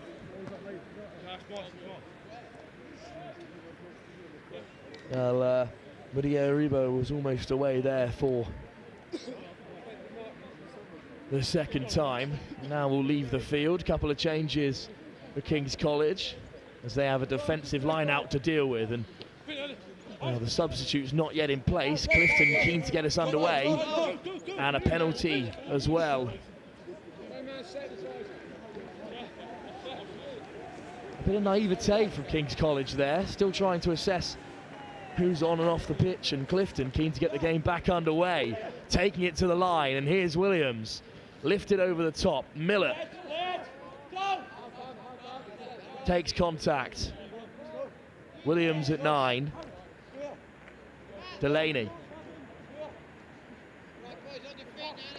Frees the hands, excellently taken. Nixon in behind, beats the first, and will go all the way. Harrison Nixon with a wonderful take, and had the footwork to match it as well. a great score. And Clifton on the board.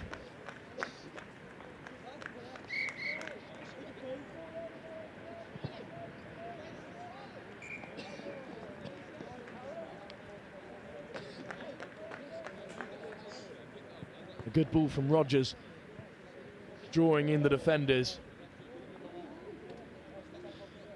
A lovely finish. It was another close game between Clifton and Cheltenham College. And Kings have got another close game on their hands here. Taken by Tommy Four off the kickoff, who flicked it out the back door as well. Chienye still driving on. And darting down the short side is Cyril Cook. And it's a penalty advantage as well for the men in red and black. And there's the missed pass to Brow. Flicked off the deck, and there's a bit of pressure on King's College now.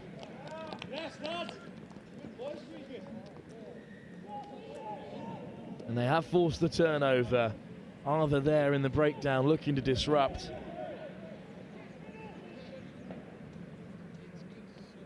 And Candavan and Lovell will have the feed for Clifton, who have managed to keep King's College Taunton contained and in their own half. Now a set piece just on halfway. Williams. Delaney on the wraparound. Scything through defenders. Nixon stepping off the right and in behind once again. King's College Taunton scramble. Delaney, Williams. Excellent covering tackle. And a penalty as well. Great defence from King's College. And Clifton will lose another 10 yards, and they'll lose a player as well for dissent. Harry Delaney sees the sideline. King's College Taunton kicking behind. They now have got a man advantage. Williams just skips around one. But at the breakdown, it's another turnover. There's some tired bodies in this period of play. Reisner, Foa, wrapped up by two players, but still manages to free the hands. Chienye there in support, but the ball goes behind him. Instead it's Brow. Chienye once again in possession. Just battling off Clifton defenders. Surely they must use this one-man advantage. Cyril Cook looking to skip around Williams, but brought down. And a bit of change of direction allows Reisner to wander home unopposed. Just too many bodies on feet for Clifton College to contain. And on the stroke of half-time, King's College Taunton score their second and will take a 14-7 advantage into the minute of respite these two sides have. Well, they had a player advantage going into the break. Clifton was scrambling, but it's good footwork in the end for Rudy Reisner to beat the white and blue shirt in front of him. And that leaves it at half-time with King's College Taunton a try ahead. An early score for Aribo, cancelled out by Nixon. They're back on top going into the break.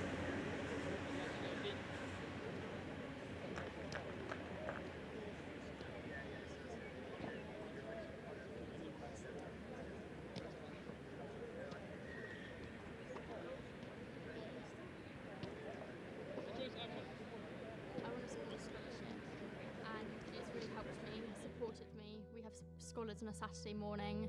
We have talks from people outside of school, so like nutritionists and psychologists. The scholarship has, speaking specifically for drama, really rounded me off as a performer and as a person.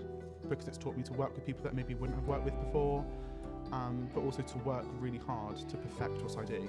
I applied for an academic and art scholarship in September last year because I feel like when you're a scholar, it opens up a lot more doors. I've been really lucky to be selected onto the Great British Talent Programme for Modern Pentathlon. So I've been in it for the past year at school, and school's really helped me to stay on that track and to make sure that my PBs and training's going to plan. We get more academic scholars talks, so you widen like your perspectives and horizons. You're surrounded with all these. Well, sorry to cut short Taunton's excellent VTs. But the half-time break, the game of sevens unrelenting. And Clifton get us back underway.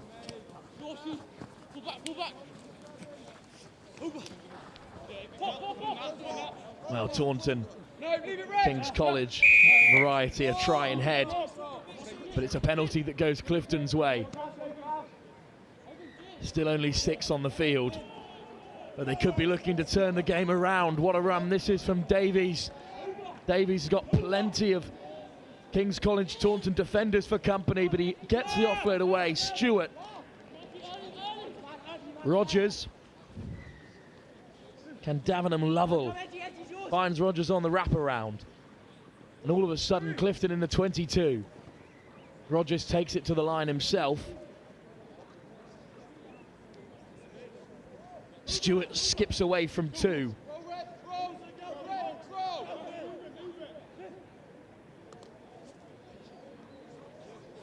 Well, can Davenham Lovell look to go himself? Wrapped up by King's College Taunton defenders. Rogers still in possession. The ball's out, and Gulpin is diving upon it, but it's come Clifton's way, and they could ride the tackles over the line here. Penalty. Can Davenham Lovell, as Williams outside him, goes himself. Wrapped up by 2 defenders once again. Stewart really thought he was in there, but Gulpin puts in another tackle. Looking to disrupt at the breakdown. Williams hands it off to Stewart. In comes a shot from Nixon Lowell. Still Clifton in possession. Williams, can Davenham Lovell, Rogers on the wraparound, and finally they do cross over. Well, 2 scores at once really for Clifton as they return to 7 players, but didn't they have to work for that? King's College Taunton putting in the tackles at phase after phase. But in the end, Clifton, relentless in their carries, managed to find an overlap. And Rogers adds the 2 points on top as well.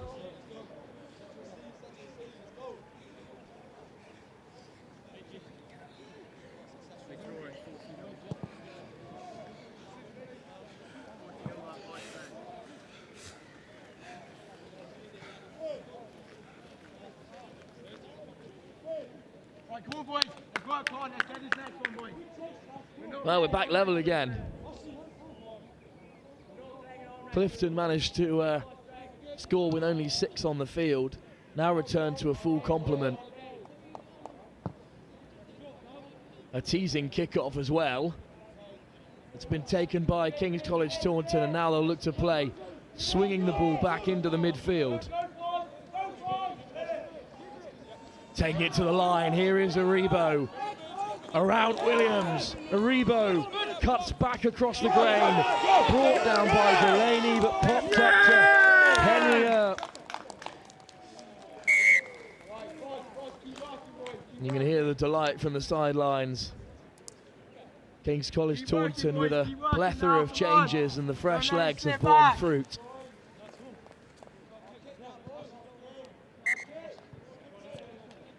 (21-14), King's College Taunton back in front. Yeah, 21-14. Foa to Aribo. who had the pace to get round Williams. A great covering tackle by Delaney, but good support. Offside from kickoff. Penalty for Clifton. A soft penalty to concede, especially in a game as tight as this. Millett hands it off. Here's Rogers, the try scorer. Back to Delaney, who scored Clifton's very first of the day. Just fired into Williams. And here is Millett once again. Through the first tackle. Great leg drive. Tackle there, release. With support from Davis. Williams. Rogers. King's College Taunton shoot up out of the line, look to make a big tackle. Release. Once again, good line speed. And it's been knocked on at the breakdown. King's College Taunton stood firm in defence and they have forced the turnover. 2 minutes. There's your mark. Let's form.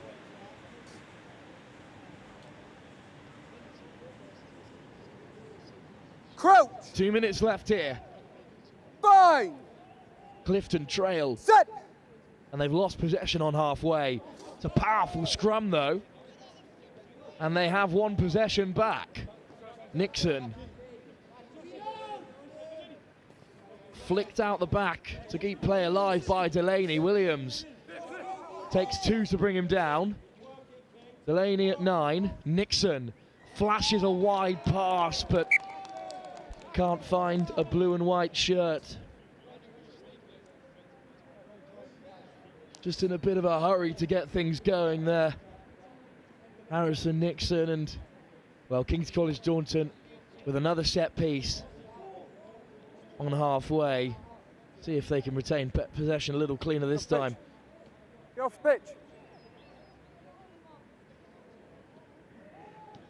Advantage. Well, it's short to Chienya. And it's a penalty for King's College Taunton.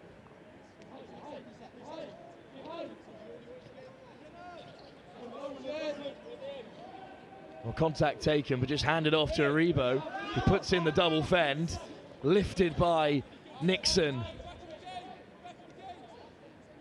Chienya offloads. King's College Taunton with a bit of space on the left.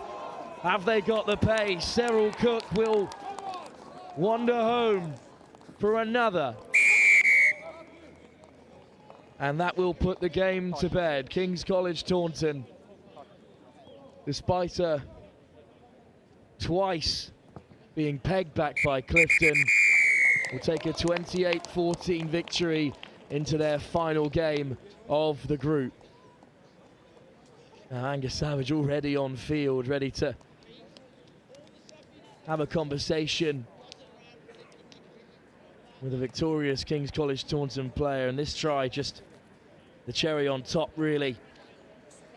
Clifton College stretch from left to right and then back right to left, so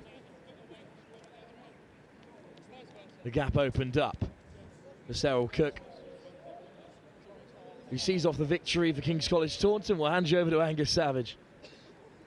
Cheers, Wilf. I'm here with Mudgett. 2 from 2, boys. Going well. Yeah, going really well. We won the first game, I think it was against Bryanston, 19-5, and now Clifton again, which is quite good. Eyes on bigger prizes, I'm feeling. Yeah, I think the way we're playing, we can make it all the way to the end at the moment. So I think carry on. We're doing really well. Certainly did. Saw you with a lovely assist there towards the end, popping the ball up off the def. Nice moment there. Yeah, I loved it. Especially I scored my first try in the first half, which really got us up as well, I think. Yeah, excellent stuff. Right, go get yourself ready, because I can see the players on the pitch behind us. Keep it up for the rest of the day. We are flying through the fixtures now. It's Blundell's up against Sherborne, 2 absolutely classic schools. Sherborne in blue, Blundell's in their red and white hoops, and they're up in just a second.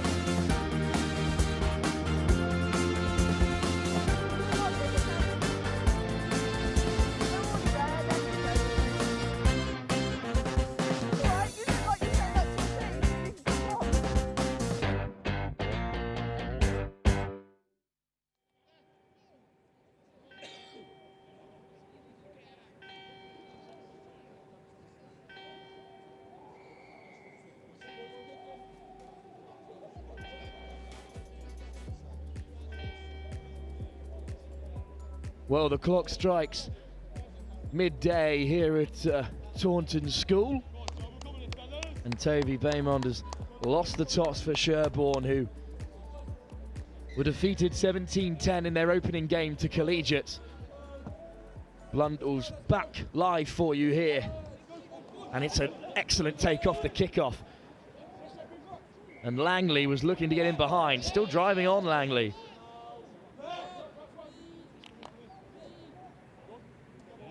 Sherborne hunting for that fast start that so many sides have enjoyed here at the West of England Sevens. Blundell's looking to disrupt at the breakdown, but it comes back the way of Sherborne. Boardmanhurst through the first tackle. Excellent offload to keep it alive. Gledhill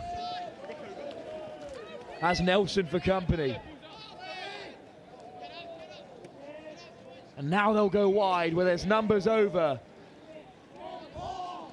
Well, Lai went himself, despite the green grass to his right, but finally they'll crash over.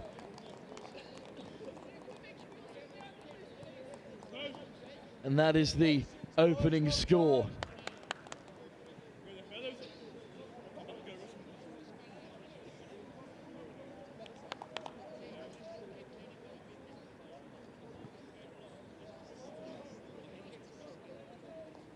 Well, two sides searching for their first victory of the day.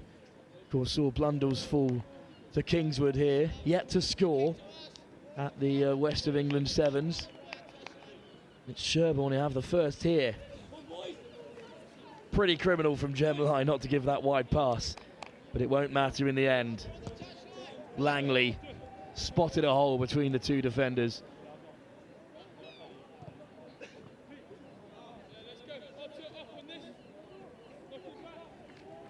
And it will be a Sherborne kickoff as well from the captain, Toby Baymond. But it's scuffed and just marshalled into touch by Gledhill. But a good opportunity then for Blundell's.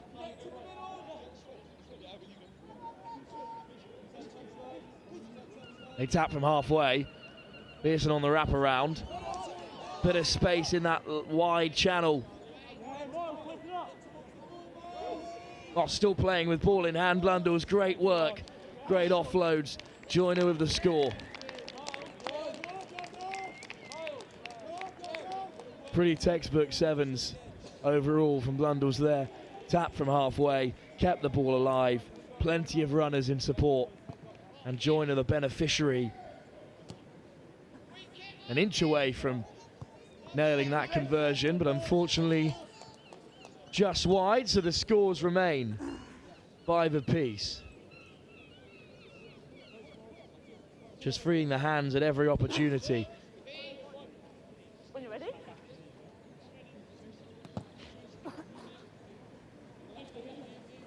Claimed off the kickoff though by Sherborne, who will take contact and set the first phase. Good job, thank you. Boardmanhurst at first receiver, hands it off. And Sherborne look to take it down the tram lines. Glenhill takes it on the outside. It's an excellent tackle by Nelson. Looking to drive Sherborne into touch of Blundell's, but they have possession once again. But the penalty goes the way of the red and white shirts, and Joyner, the try scorer, taps and goes and hands it off. Back to his feet, Joyner. Round the corner, great hustle, and suddenly Sherborne are on the attack, looking threatening down the left-hand side. It's another great covering tackle, this time by the try scorer Langley. Langley back to his feet to make the tackle. The ball is loose and the penalty goes Sherborne's way. The hands on the floor.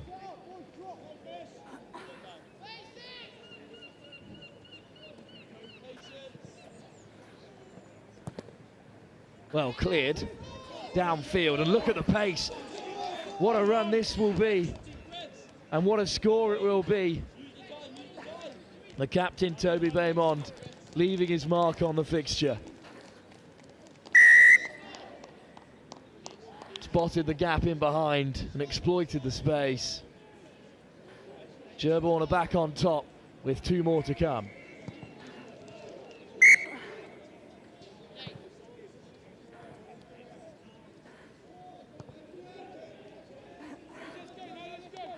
Well, just when Blundell's look to be turning the tide of this game. Great work from Baymond. Another kick-off then for Sherborne. Tap back excellently well.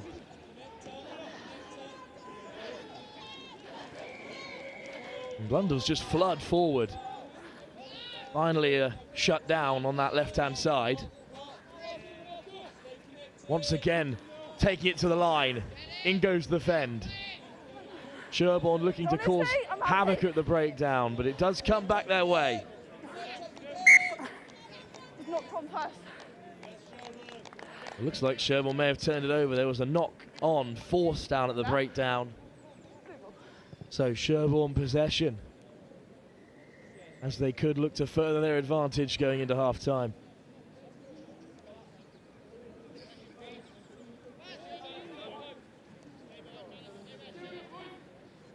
Crouch. Bind. Set. Scrum feed by the captain, Baymond, and Blundell's quick to close things down. Griffith on the carry this time. Once again harried by a red and white shirt. But there's the missed pass to Glantaf. Puts in the fend.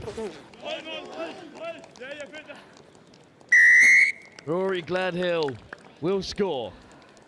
And right on half-time, Sherborne will have a third. Well, Kingswood, of course, the real standouts in this group following their incredible 15th season and their exploits at Collegiate school, but a great victory this would be for Sherborne. A great effort from the conversion, but unable to convert. So at half-time, the scores are 17-5 in favour of Sherborne School.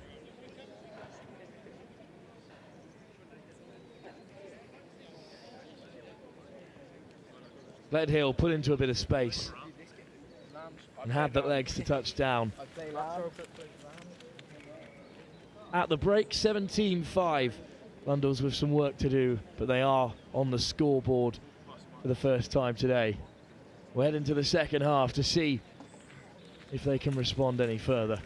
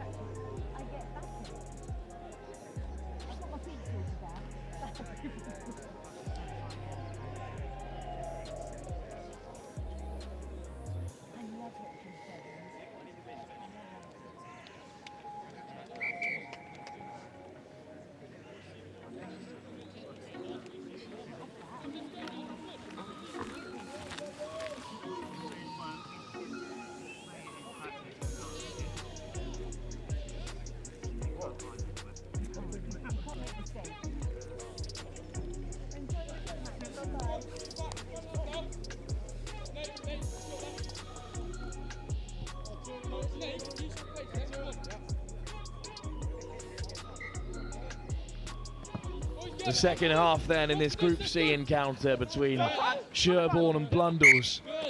And from the kickoff, Sherborne, who are on top, they lead by 17-5, have forced an error.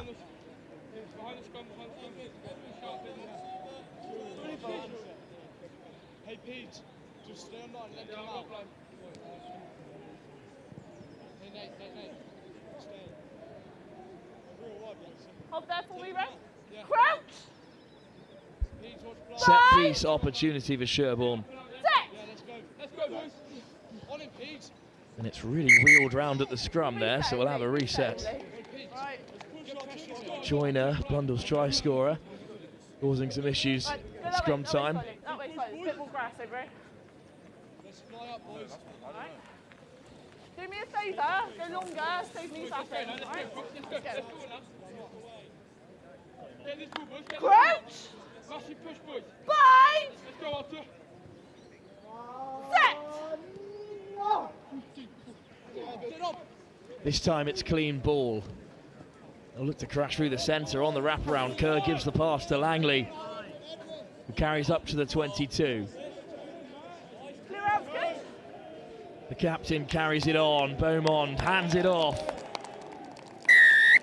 A simple score, and Sherborne go 4 tries out in front to Blundell's singular score. Thank you, one.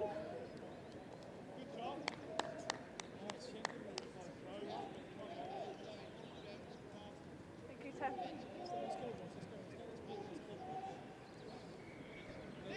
Well, it will be interesting to see how Collegiate get on against Kingswood, of course,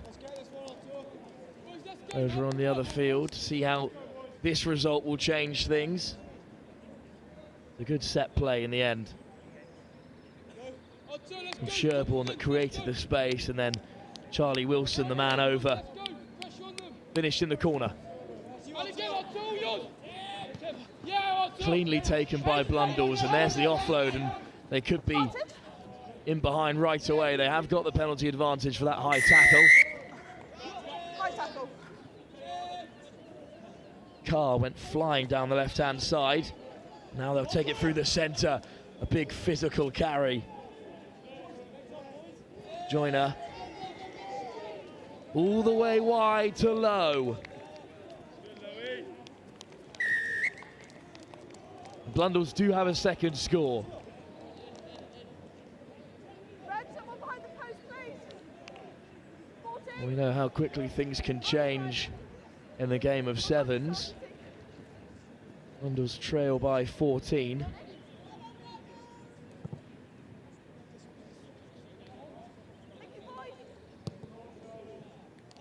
And that's how it will stay following the failed conversion. There's a big carry through the centre.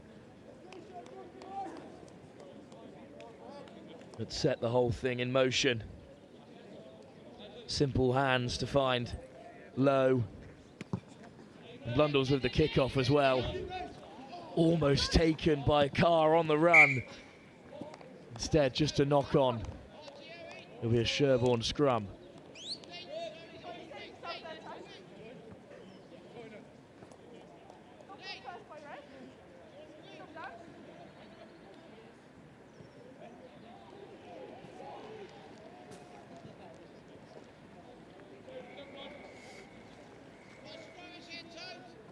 Let's go, fellas.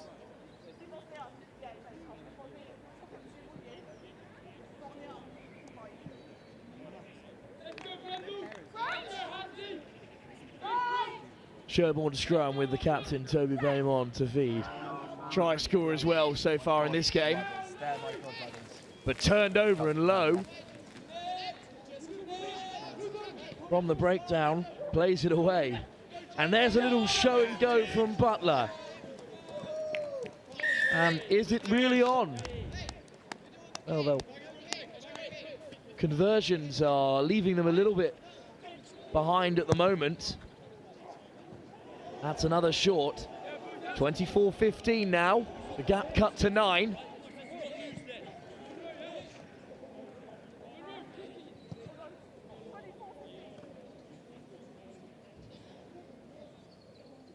Well, turnover at the scrum in a dangerous position. There was a 3-on-2 there. But Butler took the simplest route. And Blundell's wasting no time getting things underway. Once again searching for Carr in that wide channel, but it was claimed well by Sherborne.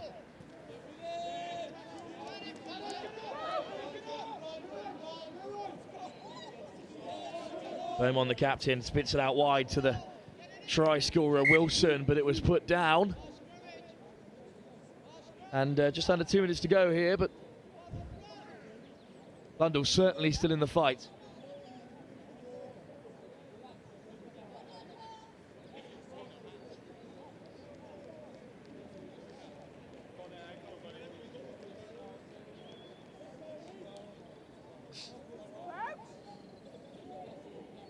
Nervous moments this for Sherborne, who still lead by 9. They're 2 scores out in front. Blundell's in possession. And here is Carr. Wrapped up by Wilson, but they managed to free the ball. Great line by Lowe.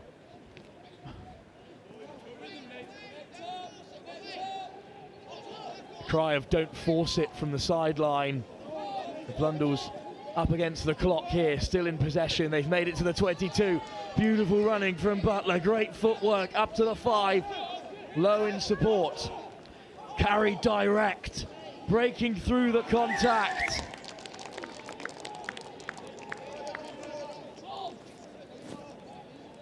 And Arthur Gyfun with the score. And this will put Blundell's within 2.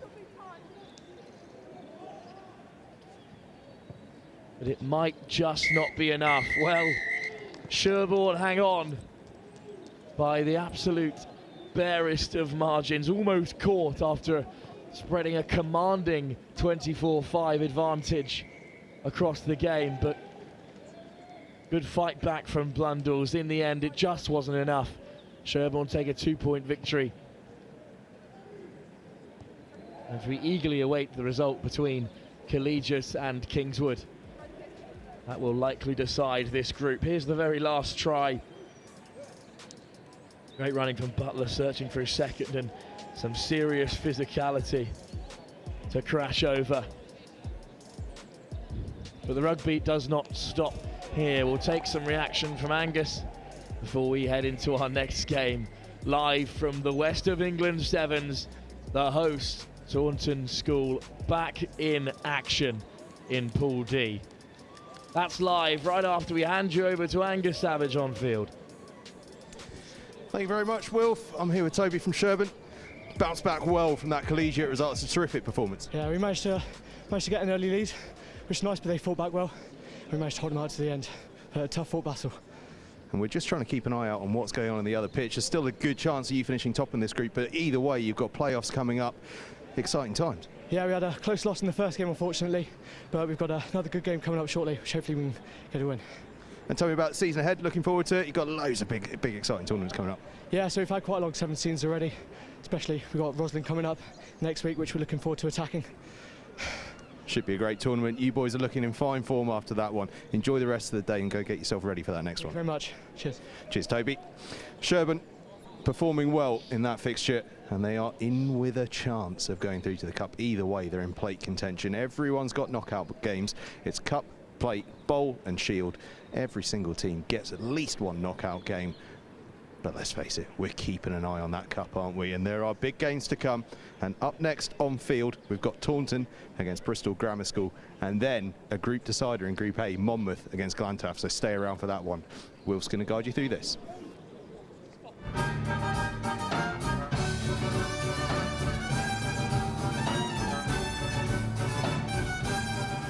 Oh my gosh, the words can't describe it. Words Unbelievable. indescribably wonderful.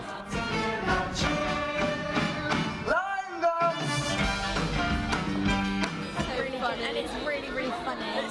We used to, but we let them all go. What? Come it! Stop me in a new direction. I think I like it. That was good, that was good. I think I like it. Do it again. 11 out of 10. All of them. 10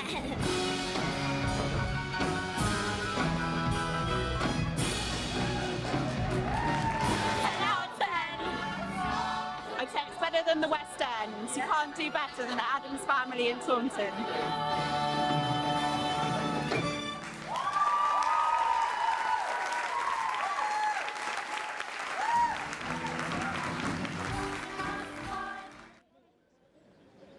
Well, it's the host, Taunton School, back in action here up against Bristol Grammar. Defeated in their last game, Taunton, and they might be going behind early here because Bristol Grammar are on the break. Great carry right from kickoff.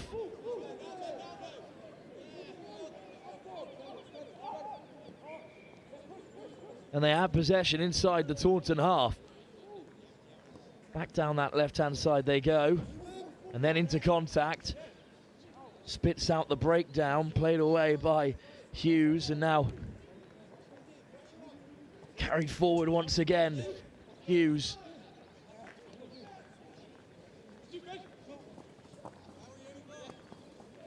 Well, Taunton fishing in the breakdown. Still Hughes playing 9. Passed on by Evans. And they've been pushed back. Evans elects to carry, tackled by Raymond. Duckworth picked out by Clifton Griffith, but it's still possession with Bristol Grammar. In the end, Harry Yeo's been playing rugby since the age of 4. Eventually forced to knock it on, so good defensive set from Taunton. Almost in trouble early doors.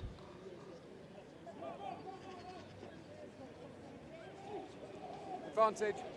Well, it's an advantage for Taunton. A penalty given for not having a receiver in place. The grammar school penalised. And here is Clifton Griffith handing it off to Leclerc, who beats 2 and 3 and then gets the offload away. Leclerc out of a phone box, eventually wide to Raymond, who will score.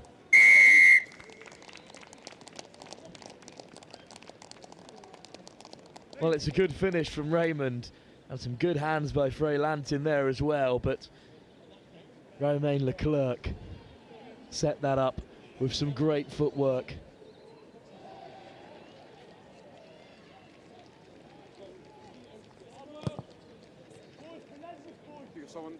Just wide from the conversion.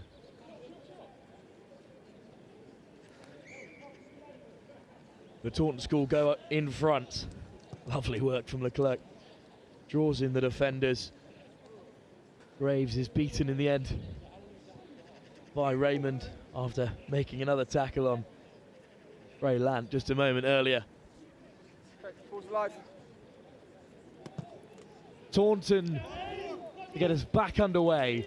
The ball allowed to land, and it's been picked up excellently by Lant. Offload inside from Clifton Griffith, and in the end, Mudson scores for Taunton. In the blink of an eye, their lead is doubled. Well, they were beaten by Christ College Brecon in pretty dramatic fashion in their first game. Desperate for a win here, and conversions like that from Leclerc so close to further extending their advantage. An unwritten rule really in the game of sevens, you never really want to let it bounce from kickoff. Who knows where it could land, and it's Freylant who came from deep, the first to latch upon it. A really short kickoff this time. Clifton Griffith looks to contest, but it is Bristol Grammar in possession. And they'll look to take it to the line. A strong carry up through the centre. But Cox and Pittman wrapping up their opposite defender. Pick from the base this time. Over goes Evans in support. And it will be an advantage for the Bristol Grammar School, which they will take.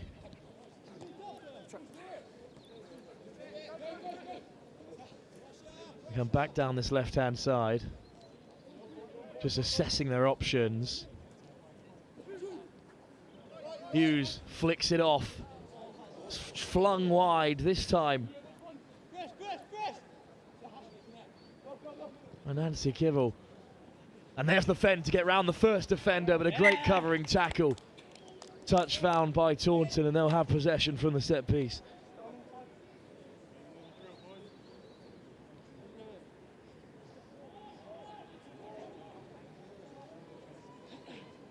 White, take the line. White on the line. Off the line. Come off. No, step this way. This way, off the line. White, you're on the line. White, normal. Normal. Normal. Well, it's been picked off at the line out, so Bristol Grammar School back in possession, and they'll go right to left from first phase. Duckworth hands it off, and now contact taken. Taunton over the ball, but the penalty goes against the host, not supporting their body weight there, and they haven't retreated 10 yards either. Touch floor. But they'll get away with that one. On this right-hand side, Louis Nancy Kibble's got his hand up, asking for a chip through, but instead it's been turned over, and all of a sudden, Taunton will counter. Cox gets the offload away to Lant. Through the hands they go. Leclerc keeps hold of it and goes himself.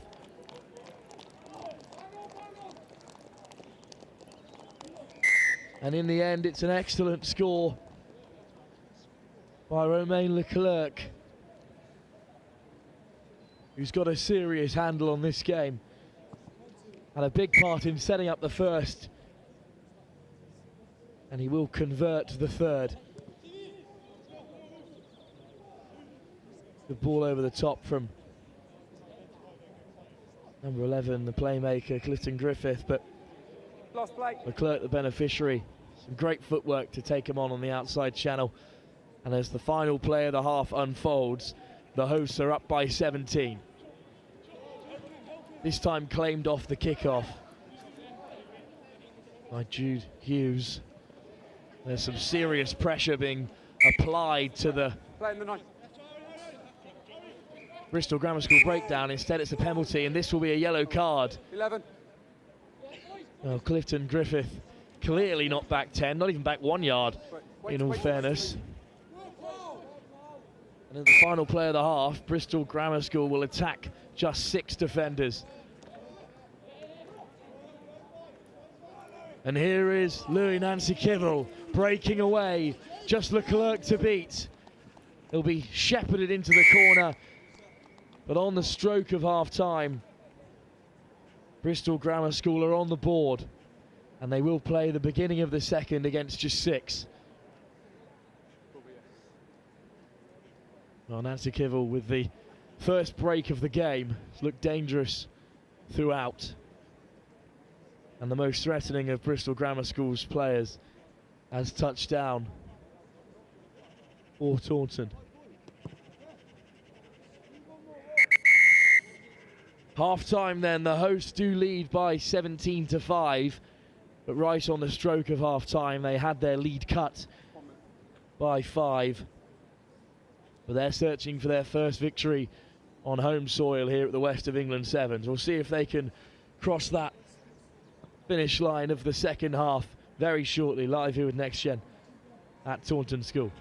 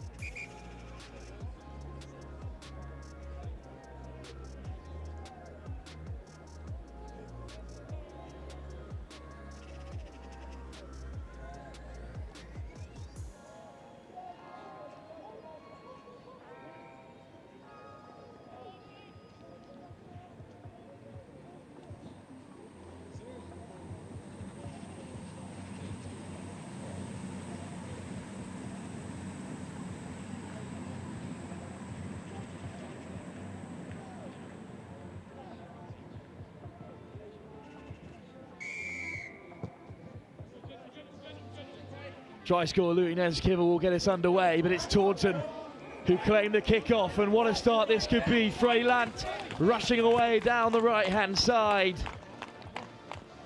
The perfect start for the host, still down to 6 players following Clifton Griffith's dismissal, but from the kick-off, they sive straight through the grammar school defence and re-establish their 3-try advantage.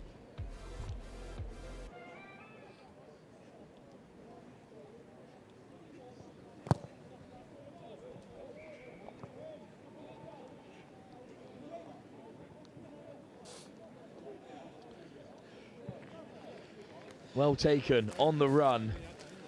Just one missed tackle is all it takes for Taunton School to have another. Romain Leclerc from the kick-off will take his time as they run down this yellow card. Once again, Grammar School allow the ball to bounce. They do have numbers up on this wide channel. Nancy Kibble goes himself. He's got 3 players for company, so he chips it in behind. Adebayo on the chase with Leclerc, and it will be a score.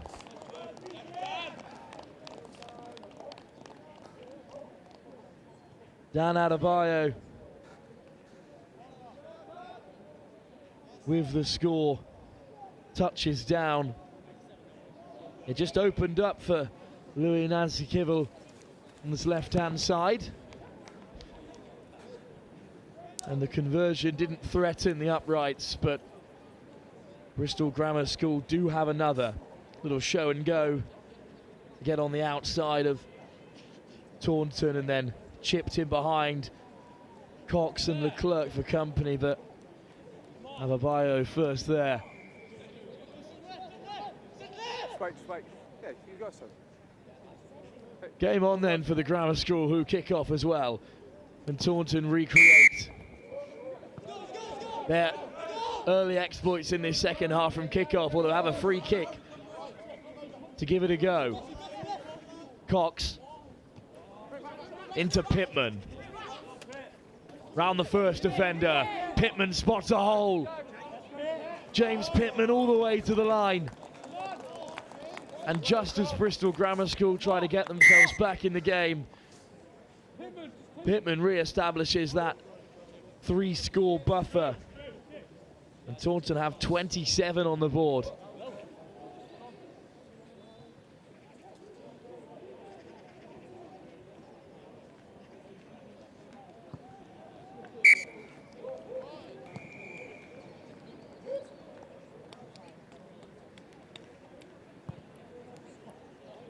Now Pittman did it all himself in the end. Too much space in the defensive line, and Taunton go 29-10 in front with the kick-off to come as well. Viljoen. It's a short kick-off, but excellently taken, and Grammar School have possession. Lant applies some pressure and forces the error.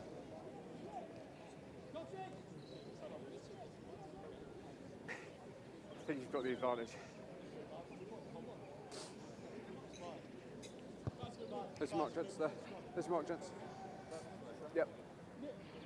Crouch! Set piece then for the host. Set! Fed by Viljoen. Free kick, as good as a penalty in this reduced format, and Viljoen goes himself. Hands it off to Raymond, who carries well beyond the gain line. Here's the try scorer, Lant. Once again wide to Mellon Chip, and it'll be a saunter in for Clifton Griffith. Back on the field from the yellow card and dossing down in the corner.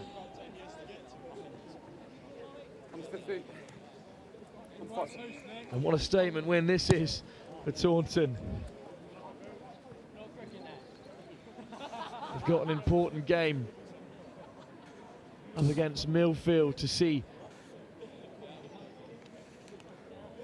who will progress forward to the varying competitions. A real cracker of a game going on over on pitch 2 between Christ College Brecon and Millfield. And after that score, well, 34-10 they lead, but they do give the penalty away. Offside from the kickoff, and that touch did not leave the hands of any Bristol Grammar School player, so Will Clayton-Jones will have another stab at the tap.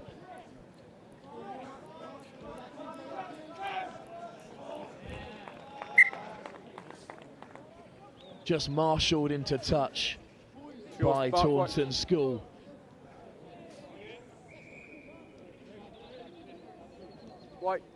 White. As we said, a big game up against Millfield, depending on the other results elsewhere. You stay on that. If Millfield defeat Christ College Bracken and a win for the hosts, could see them still progress through to the cup competition and the upper echelons of this contest. Unorthodox line out, but Freyland comes away with it, carries hard, swung into touch, but they look to keep the ball alive. That's a forward pass, so Bristol Grammar School will latch upon it. Little show and go at 9 over the gate line. Blue row. Main wearing in the white shirt for Bristol Grammar, and flicked off the deck, and Ababio might be in behind here, but well, there's a clash of heads it seems in the contest. Thankfully, Glant straight back to his feet. We'll have a break in play so the potential head injury can be assessed. Clash of heads in contact.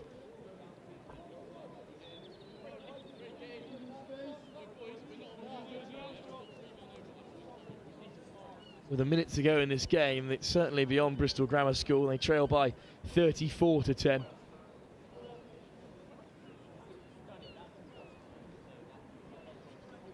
But we can look ahead to the action yet to come. It's been so frantic here at Taunton School with the pace of play. But Monmouth v Glantaf is a huge encounter on pitch 1 up next. Can anyone stop the Welsh side? We'll see if Monmouth can. Their second Welsh opposition of the day. And then Bryanston will be live up against Clifton College.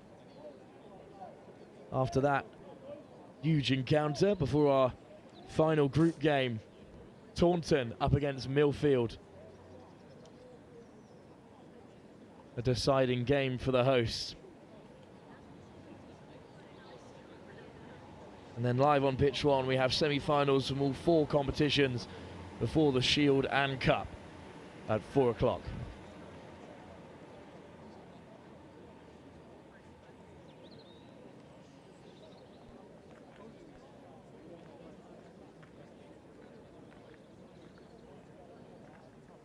Well, the referee has decided to finish off proceedings here with only a few moments left to go in the game.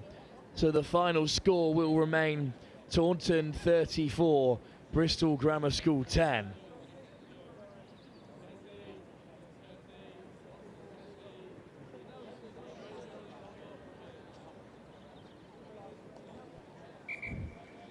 Well, the whistle goes. And it's a statement win for the hosts with their big clash with Millfield yet to come. Time on. There's your mark. The referee has decided to play the final moments of the game. We apologise. He did come over and tell us that it was going to be all over. We're not even at set, gents. Let's go quickly. Reset. Glantaf and Monmouth gather on the sidelines. Fine. Set. Etching to get on field. There will be a scrum for Bristol Grammar, disrupted by Taunton, but it does spit out the way of the white and maroon shirts. Bit lateral from Bristol Grammar School, but they do find Ababayo, the try scorer, who's away from one. And Ababayo will break another tackle and score.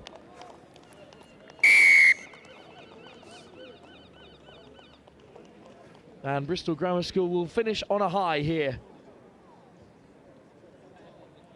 despite their defeat.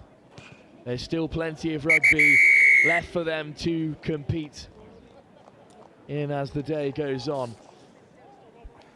But a victory then for the home side by a final score of 34-15. And I'll hand you over to Angus Savage, who's with the victorious Jack Cox and James Pittman of Taunton School. 34-15. I'm joined here then by Jack and James from Taunton School. What a brilliant way to bounce back. Tough first outing. Now you boys get a terrific victory there. Absolutely sensational stuff. You must be delighted. Oh yeah, of course. Yeah, I've been working well with shipping the ball edge to edge, just working on simple hands, and it's paid off in the second game compared to the first, which obviously had a bit of a shocker, but yeah, bounced back and it's been great. Certainly did. We saw some lovely tries out there. Some lovely play. You must be thrilled with the way that's shaped up. Yeah, boys came out here well. It's unfortunate last game, made some errors, converting the kicks. Missed those kicks. We got those kicks, could have been a closer game, but now we bounce back and on to the next one. And looking at that next one, who have you got? Millfield, final game. There is a chance that you could go through to the cup. Equally, there's plate and shield and bowl and all sorts up for grabs. So must be thinking there's a bit of silverware on offer today. Yeah, of course. Yeah, it's going to be a good game against Millfield. I mean, we played them in the past, but we've progressed a lot since then, and yeah, we'll see how it all plays out. Anyone we need to look out for against Millfield? On Millfield's team? On your team? On our team, anyone. Triple threat, all of us. Absolute triple threat. You heard it here first. A triple threat from Taunton School coming up against Millfield at 1:40 p.m. But before that, we have a group decider in Pool A. Monmouth against Glantaf. I'll tell you what, lads. Do you fancy calling it? Who's winning this one? Oh, I'm going to say Glantaf. Glantaf was strong last year. They beat us in our cup semi-final. Great game, so I'm backing them. 2 out of 2 on Glantaf. Can they do it? 3 in a row? We'll find out soon. Cheers, lads. Thank you very much. Enjoy. Thanks.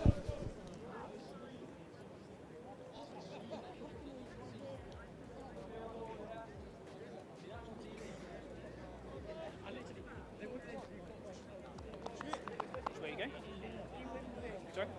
Thank you.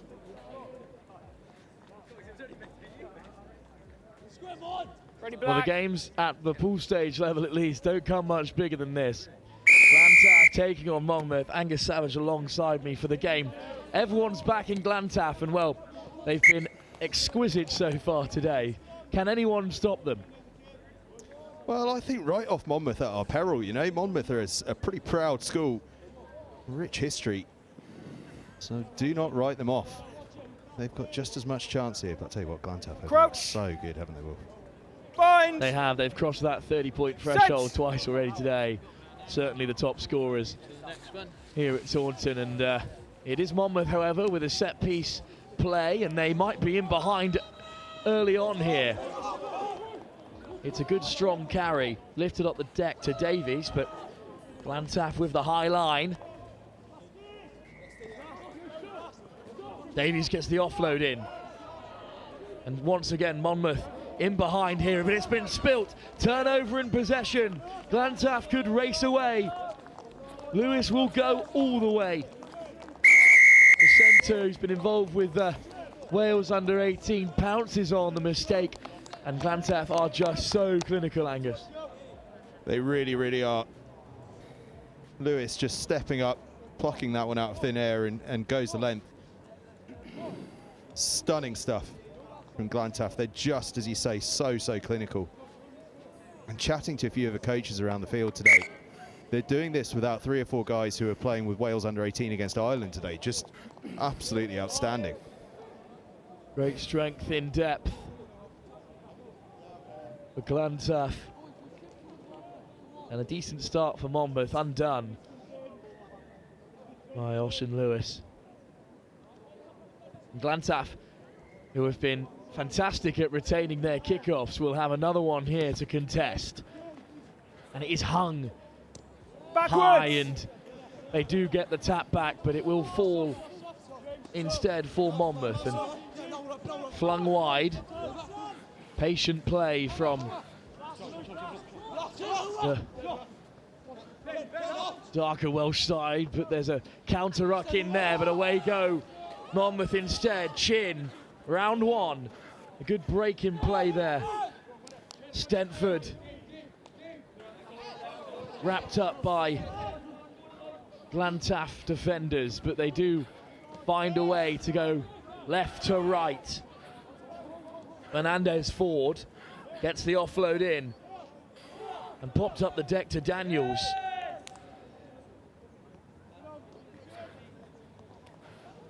Salter. Oh, the ball's just gone loose and it's been threaded through by Williams with the toe. And suddenly Glantaf will look to counter. Roberts hands it off to the try scorer Lewis. The frantic start to this game. Every time Glantaf are in possession, they look dangerous. Well, there's a man over here, but instead it's the show and go. Slipping through goes James Clark. That's glorious sevens, absolutely glorious sevens. The patience on the far side of the field, not to try and take the line on, to pull back, pull away and spread it back towards this near side. That's what created the space. It tied in the Monmouth defenders on the far side, and then Glantaf just spread the play. And as you said, he had a man outside him, he had a man on the inside, didn't need either in the end. Well, it's a try that doubles Glantaf's advantage right in front of the sticks as well, so you think O'Brien will have no trouble here.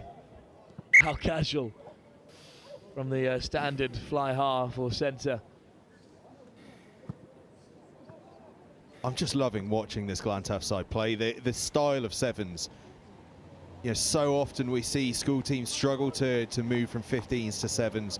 It's all too physical, a little too direct. Not this Glantaf side. They're prepared to play patiently, prepared to pull away from contact, to restart, to get depth on. It's just so good to watch. They are a threatening seven side, and from the kickoff once again they are challenging. And we will see a card here for Monmouth. When it rains, it pours, as Harry Fernandez Ford will be sent off. And these kickoffs of Glantaf are just so difficult to deal with. And now they're poised inside Monmouth's half. Gabriel Williams. Once again, it's Lewis. Great line by Glantaf from all angle. Lovely hands. Roberts in the corner. Just toying with the defence. How easy can you make it look? It's just another delightful score. Lloyd Lucas wearing 23, I'm so impressed by. So many players would have gone on their own there. A bit of a gap opened out, but he thought, no, do you know what? It's a certain try if I give it. It's a 70% try if I go myself. So he's given the pass, and it's a lovely score in the end for Roberts. And how about the offload from Thomas as well, coming off his wing? No, don't need it. Yeah, just fantastic, isn't it? Just watch this here as they pull back towards the right-hand side. See Lloyd Lucas in 23 when he receives the ball here. He could go through that gap himself, but he thinks, no, it's a sure try if I move it. And does ever so well. Well, the six men of Monmouth, poised as the challengers to this Glantaf side, suddenly find themselves 3 tries behind. And this time the kickoff is short, but it's played by Monmouth and spilt by them as well. Advantage over. And suddenly Glantaf will come darting through with Thomas. What a ball to find Roberts. Roberts for the corner, in support. Try given. Lloyd Lucas is there to finish at the very last, but what a score that is. What a score that is. What a pass that was. Oh, stunning ball on the break at full pace. Then the ball back inside from Roberts wasn't too bad either. And Lucas with the spectacular finish. We're on the stroke of half time here. And what a conversion that is as well. Just take a look at this pass when we see the replay. It's an absolute peach of a pass. And again, look at how deep they build this from. I think it's Thomas that gives it 13. Absolutely on the money. Glorious. Great cover from Stenford, but it wasn't enough. Let's go. With the conversion to boot. Glantaf go 26 points to the good. And of course, from kickoff, they have it back. Lucas, round one, and just wraps up the second. Judo throws his defender to the ground. Clark the quickest there, and here's Williams just assessing his options. There's the step from Lewis all the way through the hole. Round another, puts in the fend, frees the hands, but can only find Fernandez Ford back on the field. And right on half time, Monmouth battling for it. What a tackle that is. But not rolling away to the eventual call. No. And now Monmouth look to build from deep inside their own half. It's some good footwork from Davis. Daniels takes the direct route. There's no release there. But still, inside their own half, breaking from their 22. Lovely switch around the corner. Flicked back inside.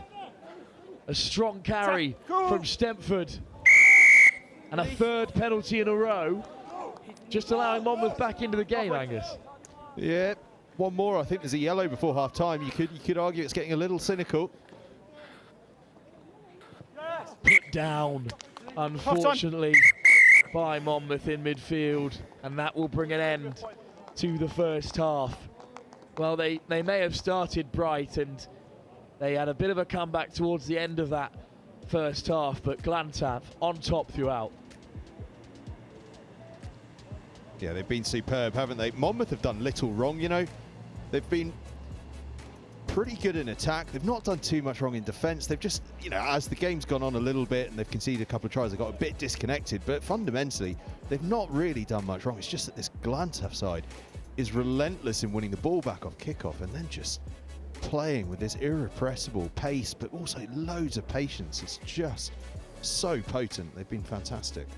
Can anyone knock the reigning champions off their perch? It might not be Monmouth, but they've got a chance to do something special in the second half if they can come back from this mountain of a deficit. At half-time, the score, 26 unanswered points in favour of Glantaf.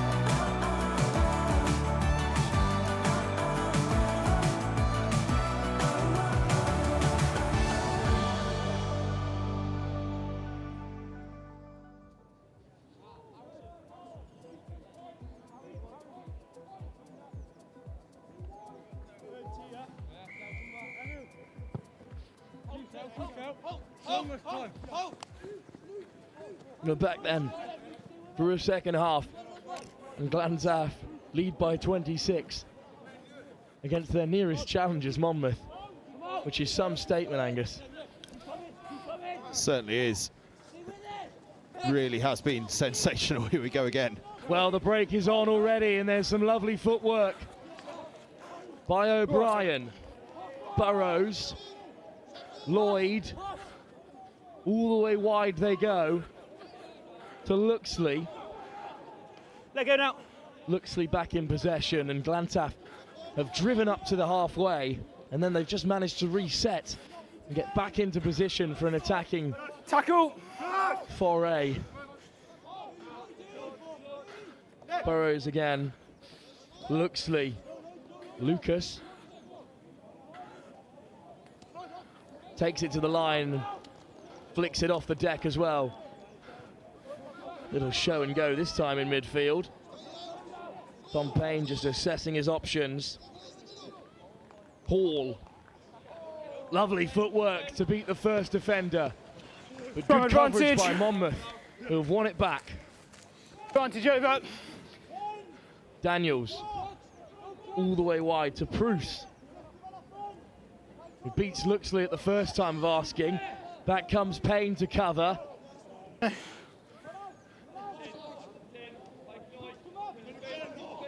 The pass is just beyond the Monmouth player outside, but a lovely offload to put them in behind. Great covering tackle. They just stay on field, but up goes the hand, and Glantaf have ushered Monmouth into touch. And they win back possession, Angus, yet again. It's tidy attack that from Monmouth, though. They just need to get a little bit more depth on their attack. I think they're putting themselves under a little bit too much pressure by getting themselves flat. It is hard when you've been defending so much. It takes a lot of fitness and energy to get yourself deep, but the rewards are there for them if they can do it. But once again, it's just superb defence from Glantaf. Relentless in wanting the ball back. Payne with the feed, and he has it on the wraparound as well, but not straight the call. No, it's a scrum, gents. Gents, it's not straight, it's a scrum.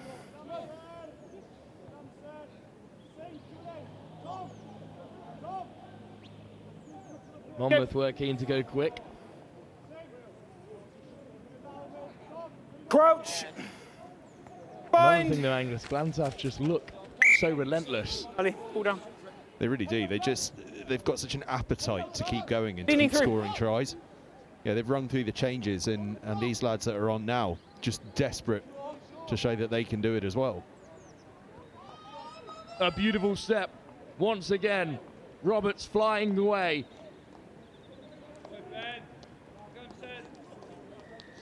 Ben Roberts, formerly involved with Wales under-18, has another score, and Monmouth have a yellow card to boot.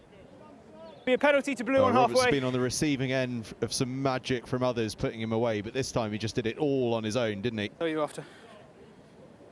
Beautiful from Roberts. Early engage. And to boot, a penalty on halfway to restart for Glantaf. There's the throw and go, stepping off the right. It's a lovely bit of artistry, really, the show and go, and then the fend and the step. It's glorious from Roberts. Lewis. Well, there's some great hands. Hall once again in behind. Frees up the ball. Payne. Oh, it's lovely hands once again. How easy do they make it look? Clark drew in two defenders and then gave the pass that left an easy run in for Finn Armdale. And that's the rewards for the early work they've done. Time and time again, they were going wide and then pulling back to come inside, that classic sevens play. This time, everyone knows that's what to expect. So they just put the afterburners on. You see here, look, just getting on the outside shoulder, draws in two defenders and gives the pass. In the first half, that pass was coming in on the switch. Now the defence is thinking that's what's coming, so they go on that outside arc. And a lovely try. Well, what was billed as perhaps a deciding fixture in this pool has ended up being a complete runaway for Glantaf. They lead by 38, Monmouth unable to get on the scoreboard. And once again, they were down to 6 players, although they are attacking here and looking to break in behind. It's a great carry. Bruce, Daniels, Fernandez Ford. Draws in two defenders and gets the offer away to Chin, who edges closer to the line but is held up by Payne. Tackle! Fernandez Ford at 9.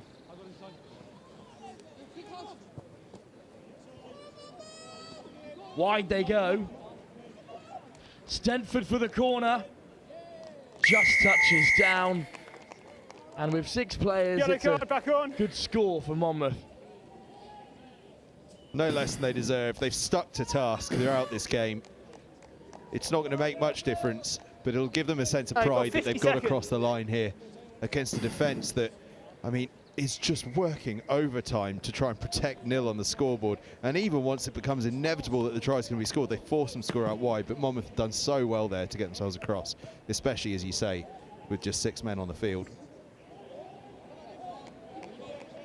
Well, Glantaf do look seriously impressive going forward. Thanks for joining me for this one, Angus, even if it wasn't perhaps as tightly contested as we predicted. Angus will be back on pitch to pick out some Glantaf interviews, I imagine, as Lewis takes the deep kick off comfortably enough. Burrows all the way back. Time is up. Deep to find Thomas. Well, time is up, but it's been chipped through by Williams, who will win the race. But all it could find was touch, so full time here. Another demolition job from Glantaf. Can anyone stop the back-to-back champions? We'll find out as they storm into the cup competition.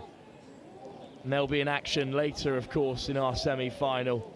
I'll hand you over to Angus, who's got one of the many Glantaf scorers pitch side.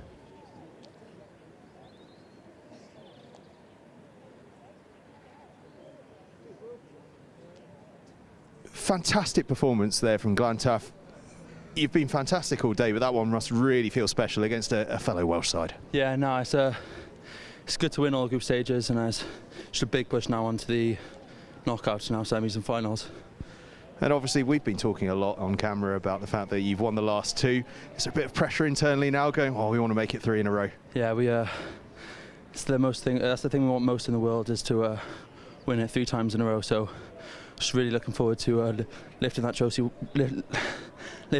once again. Absolutely. Well, I tell you what, you're in with a great shout of it. Keep the hard work going. Go and get some food on board as well. It's got to be that time of day by now, hasn't it? Go and enjoy. Thank you. Cheers. Glantaf in flying form. Up next, though, Clifton College against Bryanston. They're not going to be going through to the cup, but there is knockout action ahead for them at some point. It's just a case of which one, and we're going to find out at the end of this one. Clifton College against Bryanston, coming up now.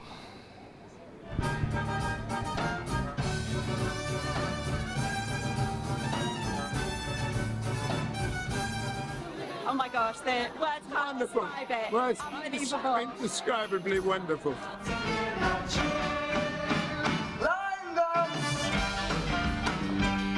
Really fun, and it's really, really funny. We used to, but we let them all go.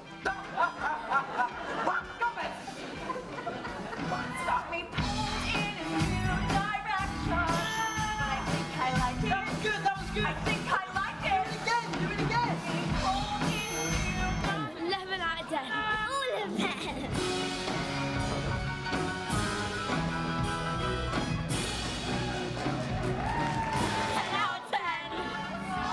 I'd say it's better than the West End. You can't do better than Adam's family in Taunton.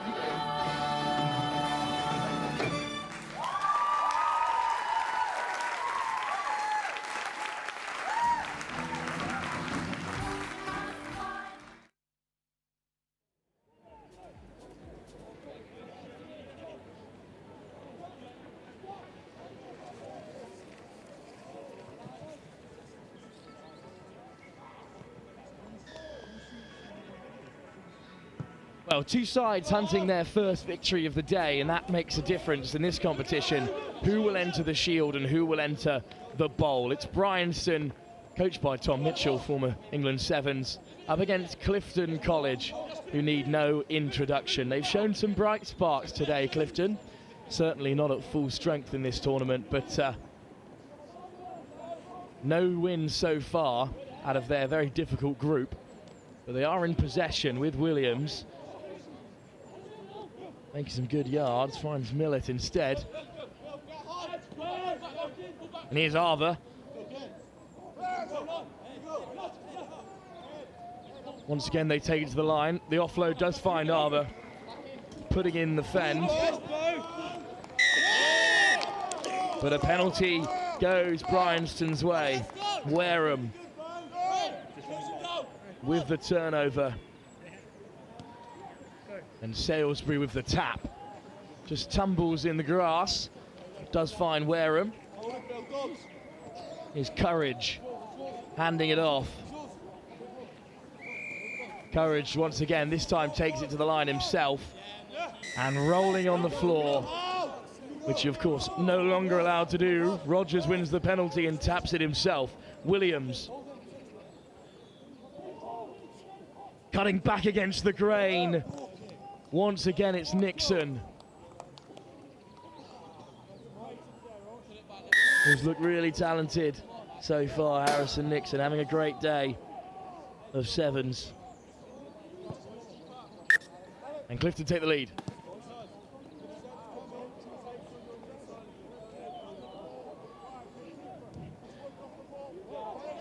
Well, from the penalty, it was spread to the wide channel. And then on the wraparound, some great footwork to beat the first defender. Clifton kick off as well.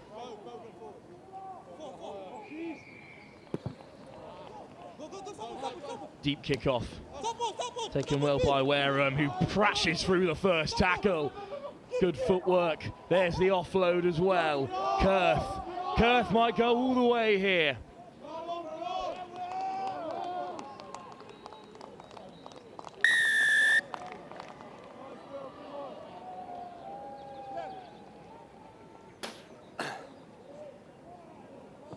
And there's the try for Bryanston.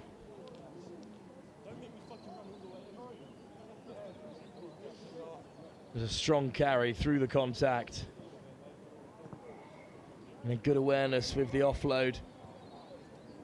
Misses the first man. At Bryanston level.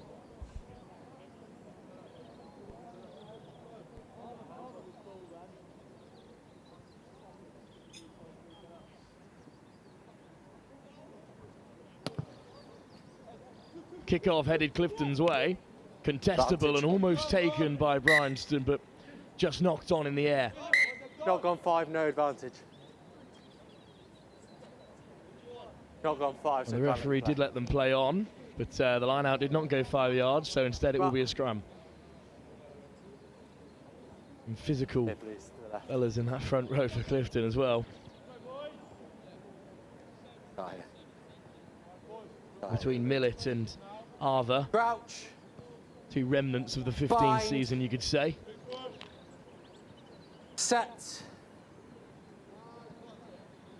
And Clifton do hold firm for some clean ball.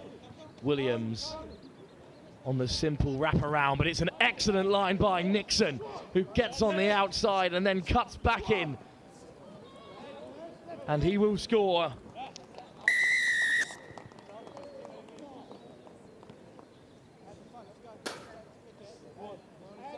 What a brilliant line picked out by Harrison Nixon, fed by Delaney.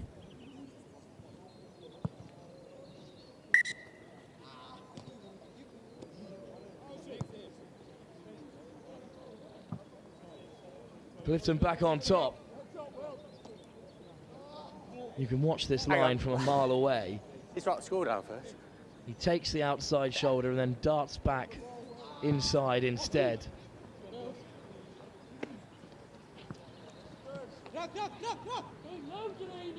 Well, it's another strong carry. And Bryanston's number 7 flicked off the deck for Courage, who's perhaps a foot in touch. Counter-ruck by Clifton, and they've got a high line as well. Bryanston still in possession. Look at the pace injected into the attack. And Bryanston will score.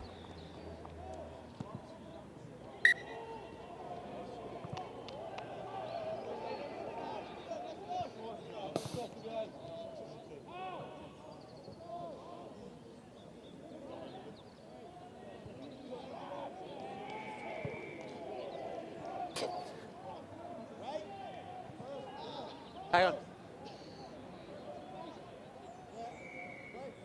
Time off.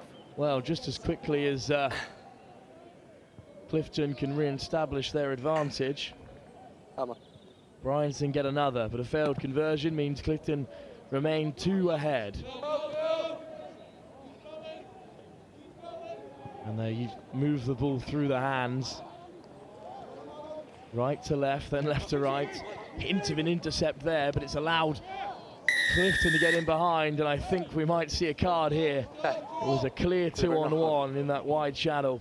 So Bryanston will go down to 6. Hold it. Hey, leave the pitch. As Clifton hope to stretch further in front. Yeah.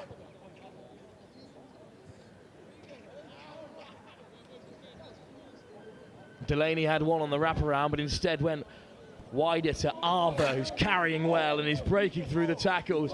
And does Arthur have the legs to go all the way? Dragged down a few yards short, lifted off the deck. The first one went backwards, but it's a Bryanston hand that pushed the ball on. So it will be a scrum for Clifton. A great run by Luca Arthur, who unsurprisingly is leaving the field.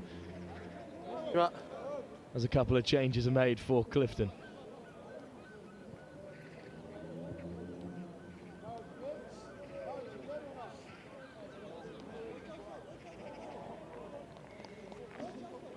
Crouch. Bind. Set. Strong scrum by Clifton and, well, unchallenged. Can Davenham Lovell will stroll under the sticks. With the numbers down, they couldn't mark everyone, and try scored. Simply enough. Doesn't rhyme with you are.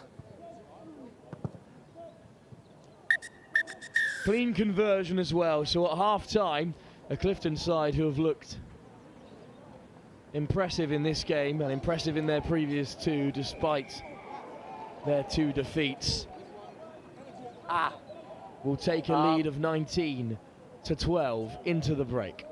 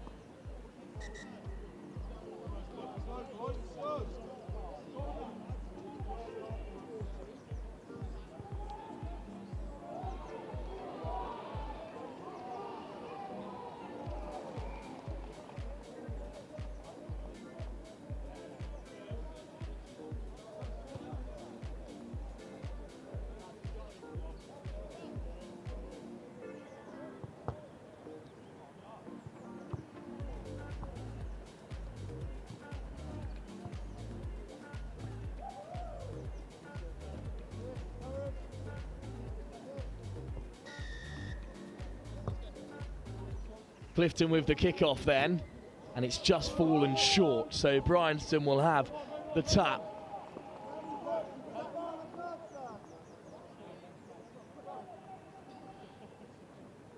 And they will take it to the line off first face. Some great footwork and some great pace, darting for the corner, and Bryanston will score another little stutter step.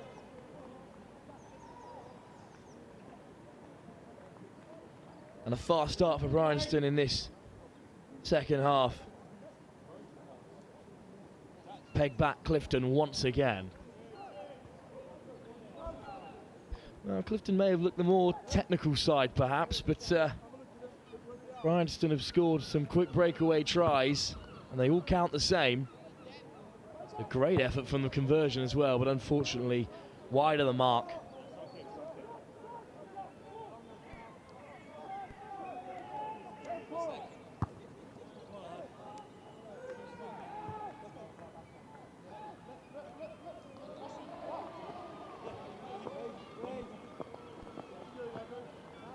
Bryanston will have the kickoff as well.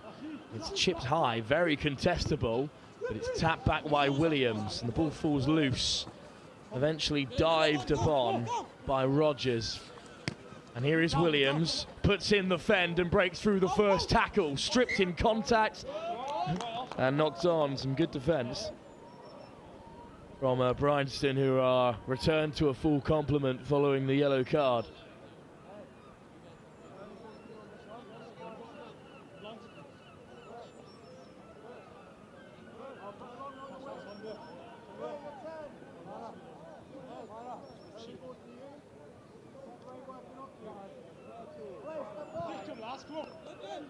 Scrum then for Bryanston, who trail by 2 points.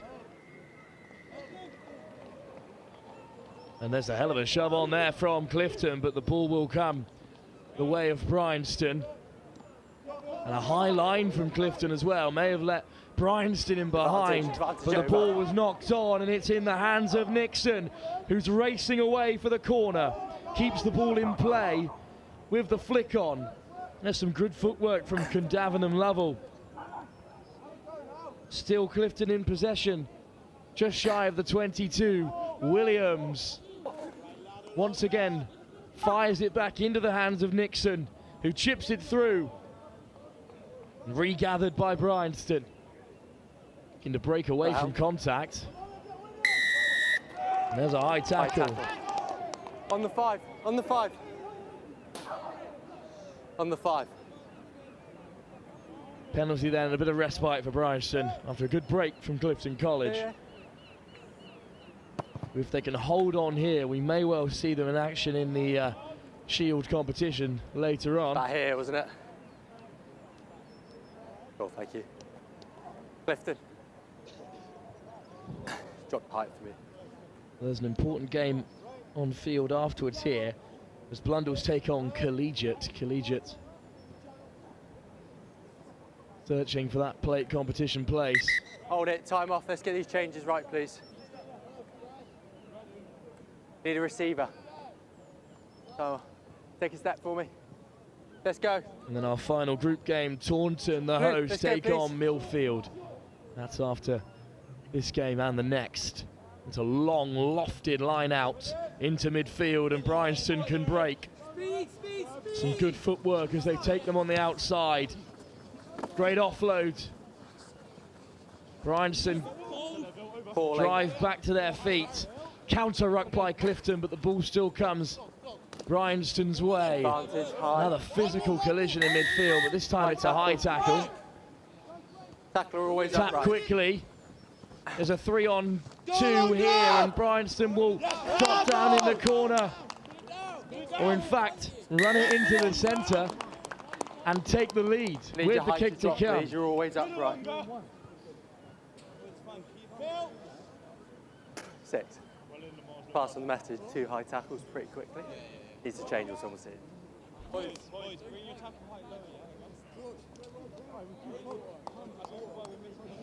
Step out of the way, thank you. No, we're going to need another ball though, aren't we? Well, we lose another ball to the cricket nets behind the pitch here at Taunton. From the tap penalty for a high tackle. Well executed, 3-on-2. There's 2 on the net. Anyone? We're at a rugby tournament, surely someone's got a ball. Time's off.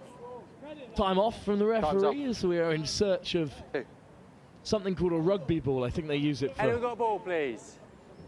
some parts of this sport. Thank you, here we go.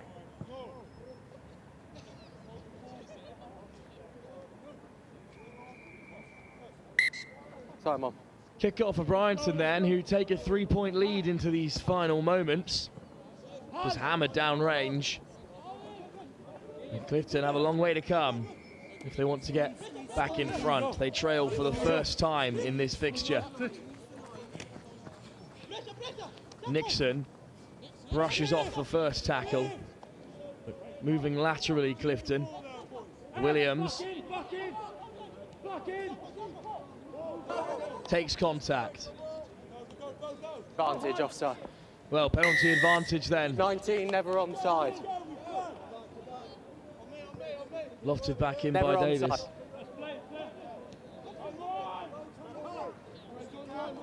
Clifton keen to play. Here is Davies. Puts in the big don't argue and finds Rogers, who could be in behind. A swarm of Bryanston players around him. Backwards. Lovely ball back inside, but it's Advantage just high. evaded a Clifton player. Rogers High tackle. wrapped up 19. by 3 as we have another high tackle in this game. And Nixon gets us going. Ave Arva all the way wide to Stewart, back Advantage. against the grain. Tackle away! Drawn another advantage. No hands. Picking and going and scoring as well, Luca Got it. Ava.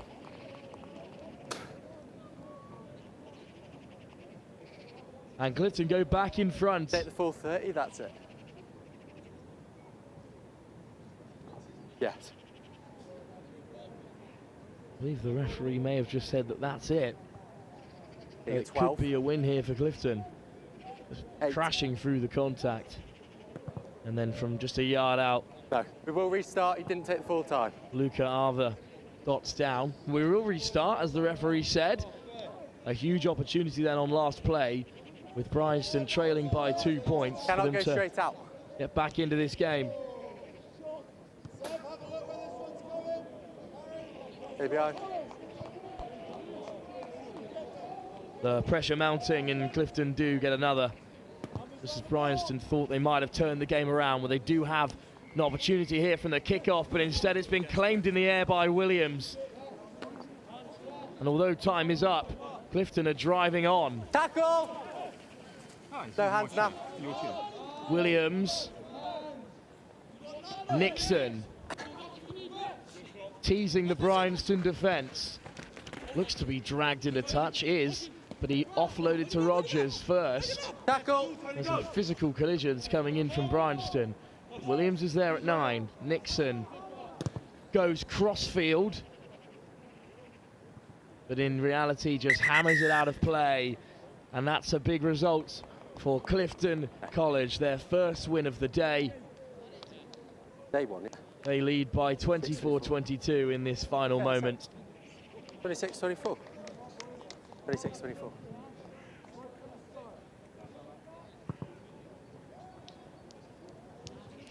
And with that, Collegiate enter the fray. They take on Blundell, who we're more than familiar with now on the stream. Collegiate, after a good performance in their own tournament, making it to the semi-finals of the Cup. We're hoping for another victory here against the Blundell side. They've had a mixed fortune of events today, although are performing well. That's up live next here with Next Gen at Taunton School in the West of England Sevens.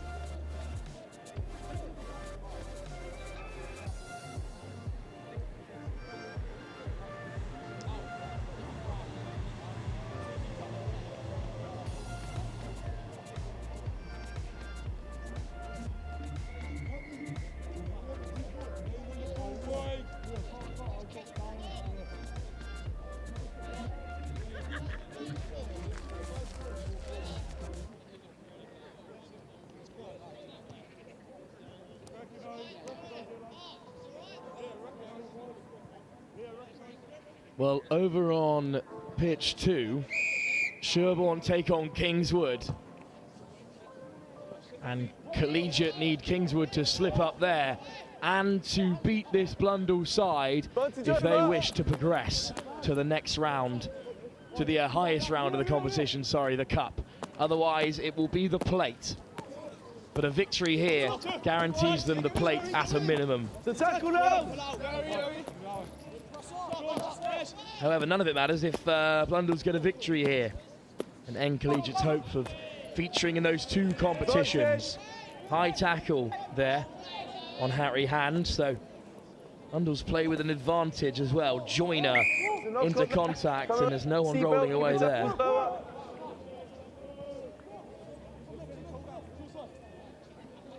Blundell's will tap. Nelson plays it wide. Misses out low, and that's just gone forward, so will be a scrum for Collegiate. Scrum down, Collegiate ball. Come forward there. Scrum down, Collegiate ball.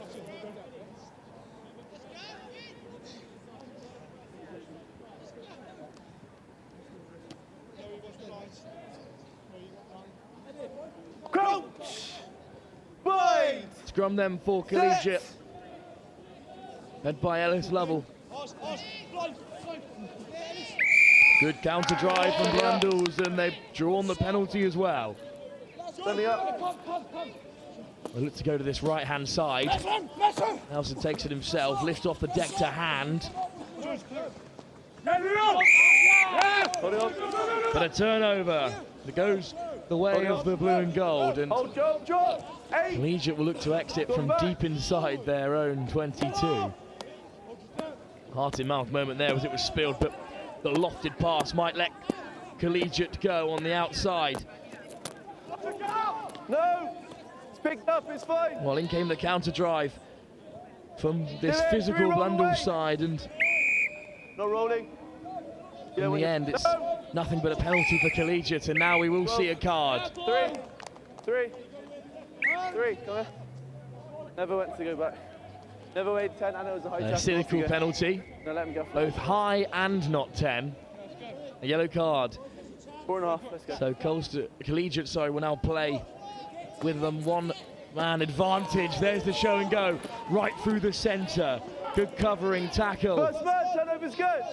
And turned over as well. So suddenly, Blundell's on the counter. Pointing to the corner. Lofted pass, well read by Lovell, who's back to his feet looking to contest.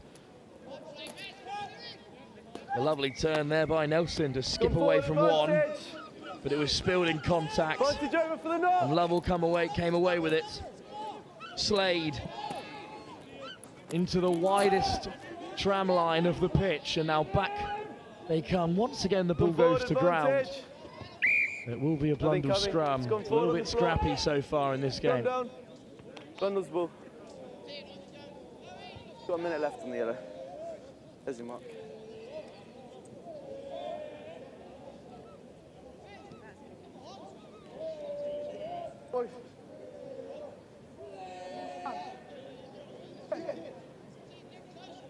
Go, time's off, so. Still a minute to go on that yellow card. Crouch! Will be a scrum. Got a minute. For Blundell's.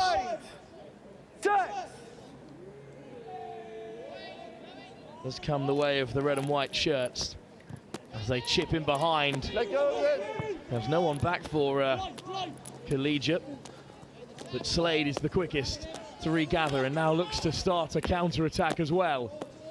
Slade goes all the way to the wide channel himself. That ball lofted back inside. Come back. Another loose pass that hits the deck, and Slade, with his shirt pulled over his head, still manages to get it away. Walker brought down, and Walker holding on. So a good defensive set for the sixth player of Blundell's. Return to a full complement. Another penalty. They lose another 10 yards. And there's some great footwork, and Joyner will go over. And Blundell's have progressed through that period of the yellow card and come out the other end of it with a score. And they're throwing a bit of a spanner into the works for Collegiate, who beat Sherborne or losing to Kingswood. But a shock over on pitch 2 could see them progress to the cup if they win here.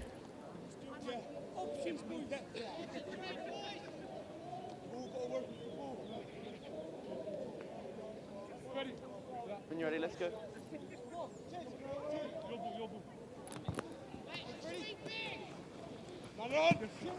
Kick deep for Blundell's there. Collegiate regather, good counter-ruck there.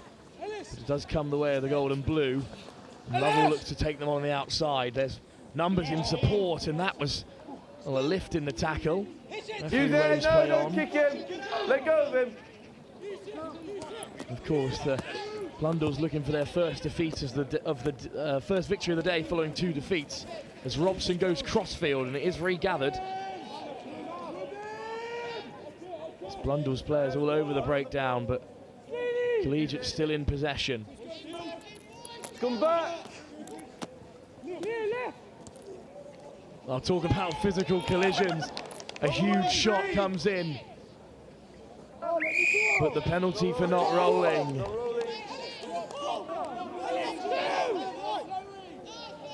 And once again, Collegiate escape. Lovell went down the wrong alleyway there. There's a wide pass, well gathered. A little show and go around the corner. Well, they've done excellently well to keep a hold of that. Good interplay from Parcell, but Undles do win the penalty. And Collegiate lose another 10 yards. Hold on, when you're ready. There's the tap. Blundell's just looked to straighten up here. Butler offloads to Nelson. Once again looking for support. He puts through Joyner. Joyner skipping inside and out. Gets an offload away to Lowe, but it's just knocked on. That's a bit of a sticky one. Hello, next gen. Look out for Kingswood. Well, that knock-on will take us through to half-time, where Blundell's, who are yet to grab themselves a win in this competition, currently upsetting Collegiate, who are hoping to scrape their way into the cup competition, depending on results elsewhere. But at half-time, Blundell's lead by 7.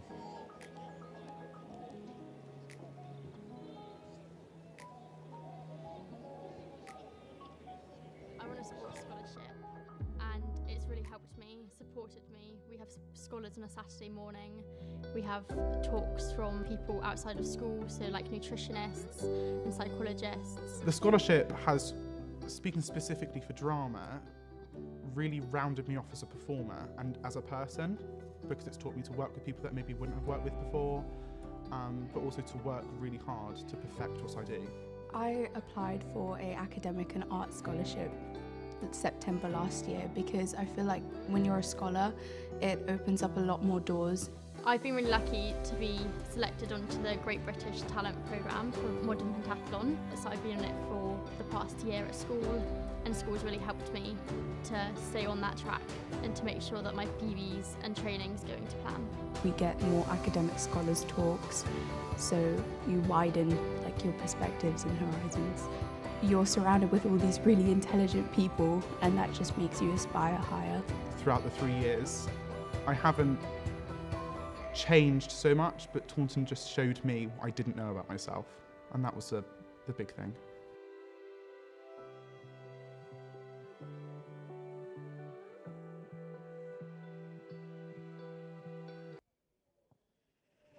Well, Collegiate have got some work to do here at Taunton if they wish to make their way into the Playtour Cup competition. Blundell searching for an upset, and what a start to the second half this could be. Ali Nelson will go all the way.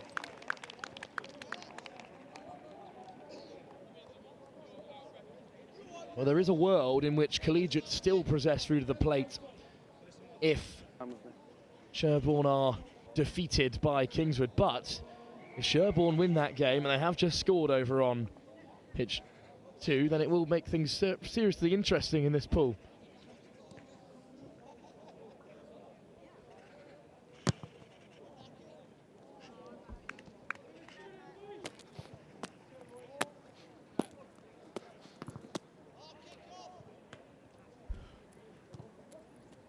Thankfully, just had a Blundell's player come over and correct my pronunciation of Medson's name, not Nelson. And thank the handwriting of the Blundell's coaching staff for that.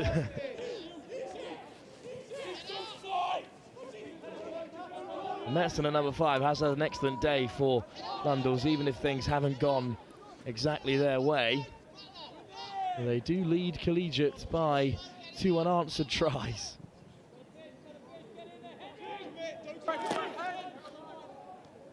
Still in possession inside their own half, Collegiate, searching for a way out.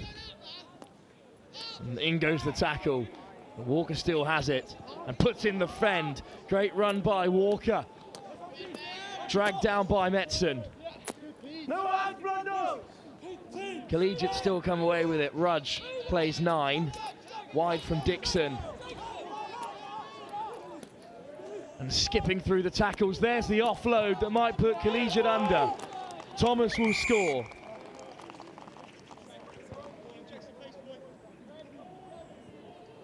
And Collegiate are on the scoreboard with a well-worked try. They look to get back into this game.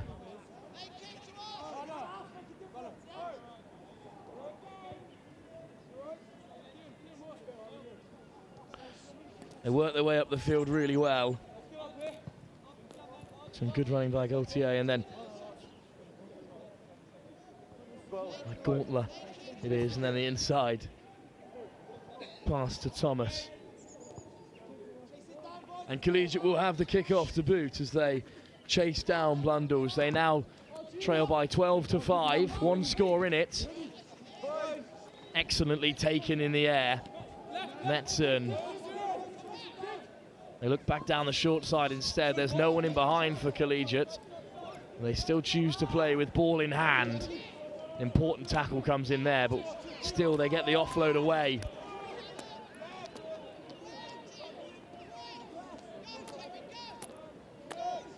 One more ball wide, and here's Carr, back inside. Joyner, one more pass, surely will do it. Weaving and winding their way through. And finally Metzen has another. And Blundell's re-established their 2-try advantage. Oh, let's watch Taunton get.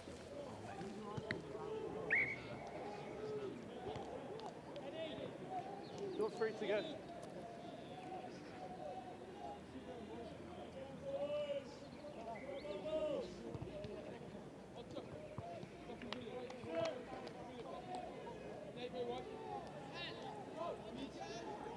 Go. Okay, when you're ready. Well, Collegiate made them work for it, but Boys, time's off. eventually Metzen went over for his second.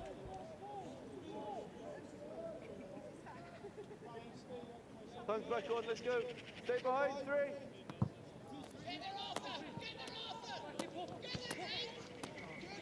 Now Nate Carr makes the tackle, interception!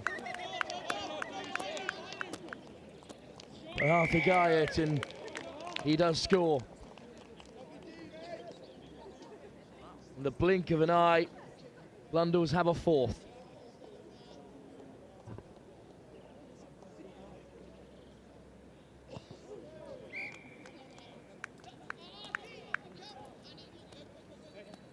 Got 2 to play.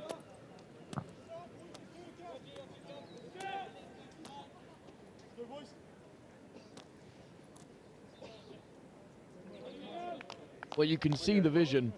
After Carr made the tackle, it was certainly on. Down the short side. And once again, taken well off the kickoff by Hooper. And once again, they look down the short side. Carr's beaten this time. Popped off the deck. Driving forward.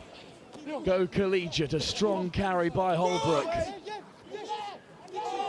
Dixon at 9. It's on wide. Robson throws the pass. Well collected. And there's the offload into the try scorer Thomas. But an excellent covering tackle in the end. Puts an end to the attack. And it will be a line out for Blundell's. Blundell says Collegiate as you.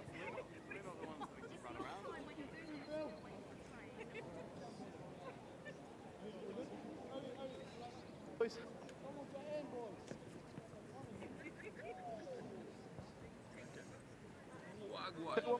Well, Blundell's taking their time with this line out in no rush.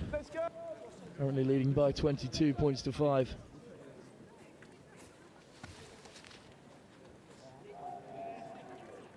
They fire it in short. It hasn't gone 5, so the free kick goes Collegiate's way. Dixon on the tap. He'll take it himself and crash over.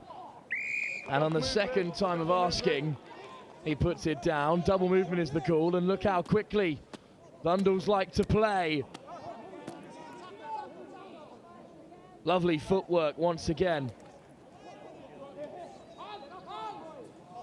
And that looks a touch forward. Come forward there. We lost play off this scrum. Come forward there. Well, Collegiate will have another bite at this cherry and white team that is Blundell's. From the scrum.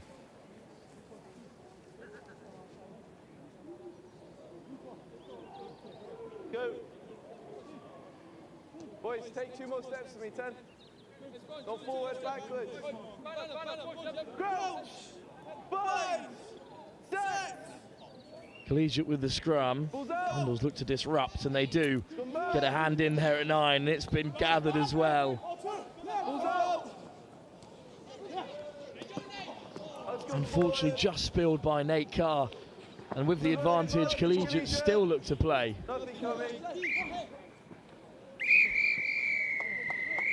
And that'll be game over following the knock-on. Blundell's defeated Collegiate and put an end to their faint hopes of reaching the cup competition. But up next, it's an important game for the host side. Millfield searching for their 3rd straight victory, while Taunton School will look to disrupt. We'll hand you over to Angus Savage, who's pitch side at the moment with one of the victorious Blundell School players. Cheers, Wilf. I'm joined by Harry from Blundell's. Been a tough start today. You got so close in the previous game, but you're over the line here. A terrific performance. Yeah, no, it's good. I think we've just been blown out a few cobwebs. We've got a slightly less experienced side, so we're just trying to gel together, blow out the cobwebs and get some cohesion going, but it's looking good. Absolutely. It's been an intense week for you boys. Obviously, you had the semi-final at the weekend, but now as your teammates come to join in, it's been a terrific day here, and it's so good to get that win over the line. Now you're into, I think you're going to be into the Shield, I think it is, and you're going to have a knockout game and hopefully get yourselves into a final. Yeah, hopefully. It's been a great couple of months for Blundell's rugby, and it's just great. It's a nice day playing with your mates. It's a lovely day to do it. We've got a few of the mates here. We might as well get a quick word with some of you before the next game goes on. Tell me, who fancies a chat? You look like you fancy a chat. Who are you hoping for next? I'm not too sure, to be honest. Whoever comes will take them, so yeah. You've got to love that confidence, haven't you? Right, we've got Millfield against Taunton coming up, so just a quick prediction, Millfield or Taunton? I think it's going to be Millfield. Excellent. Millfield are the prediction. Millfield against Taunton. Millfield in a strong position, but Taunton could pip them to top spot if they get a big scoreline. Wilf will talk you through it.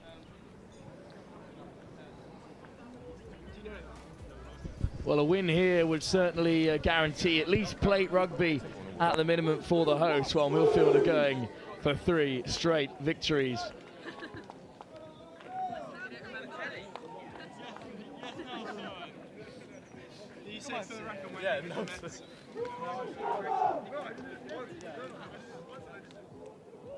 A bit of rotation in the Millfield side here at Taunton today, but yet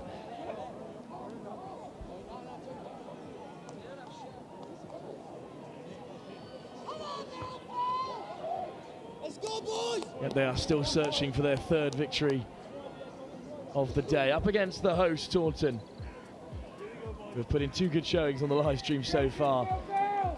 Just defeated by Christ College Brecon, who themselves lost to this Millfield side. And it's a high contestable Millfield kickoff. Tapped back and claimed by Cox.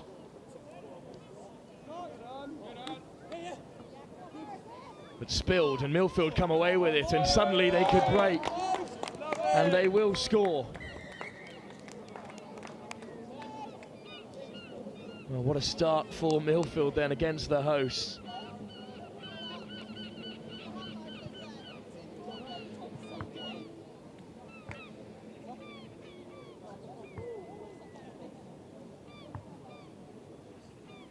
Well, a fast start then for a Millfield side who'll be on to the cup competition with a win here.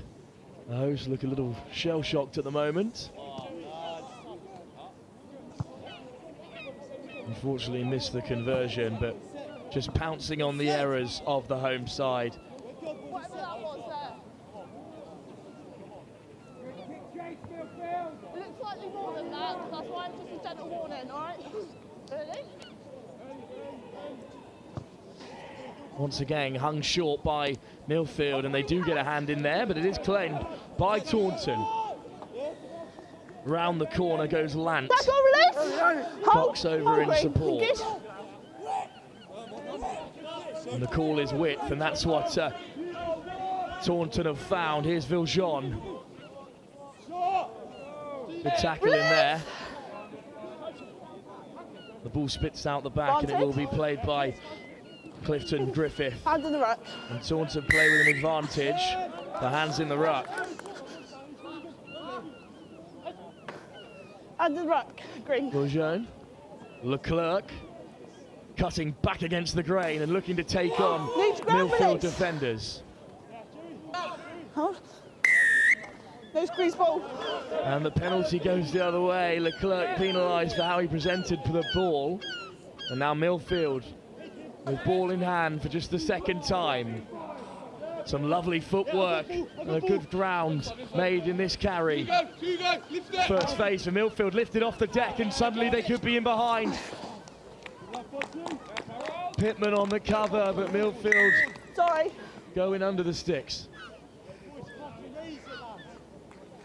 And they'll have their second score with the extras to come. First or second? Squeeze ball.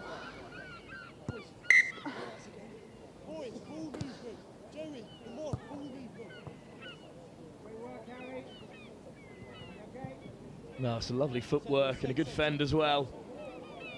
And they just did so well to keep the ball off the deck. And a zero phase try for Millfield. Are you ready? They have been clinical so far.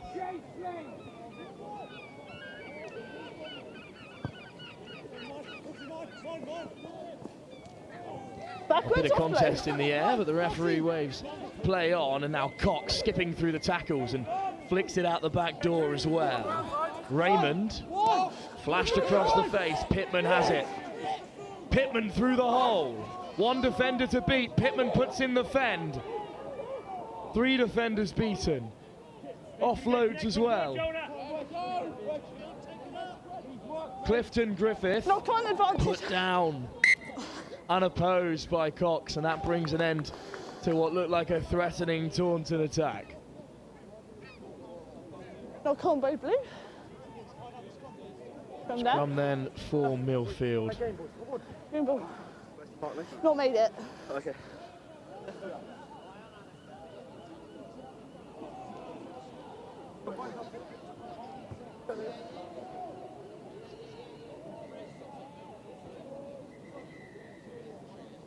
Well, we're getting things underway here at the scrum. Millfield in possession. 7-second round. And the penalty goes Millfield's way. Ball shot. Just spilt at first receiver, unfortunately. Flicked through the legs by Clifton Griffith. And Cox taking it to the line, wrapped up by a plethora of Millfield defenders. And the maul is called, but the ball is available. Lant brought down, but takes two defenders with him. I've got no left, no left. Taunton just assessing their options. Once again, taken to the line by Raymond, who lifts it off the deck. And melon chip Cox, wide to Pittman, back on the inside. James Pittman will score for Taunton.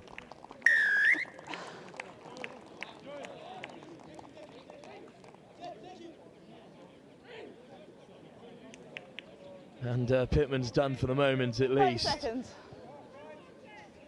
As he scores under the post. Oliver Mellenchip I'll go behind, kick through. searching for 2 more. Otherwise you'll then have to get it as well. Eh? Well, 1 minute 15 remaining.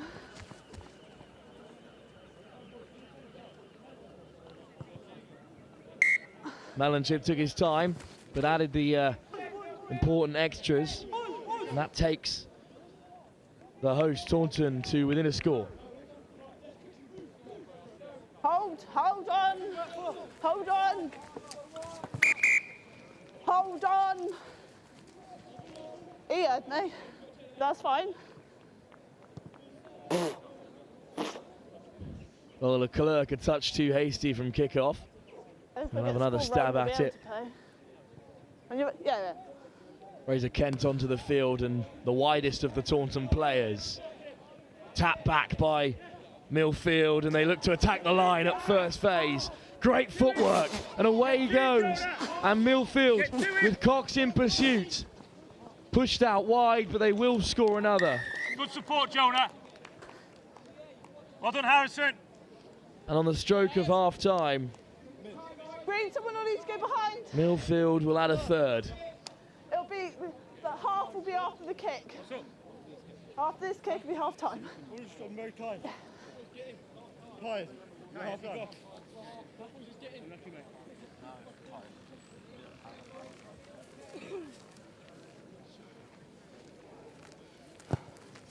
Wide of the right hand upright, so at the break, Millfield will take a 17-7 lead over the host. Taunton with a lot of work to do in this second half. They wish to claim their second victory of their home competition. Second half live with Next Gen very shortly.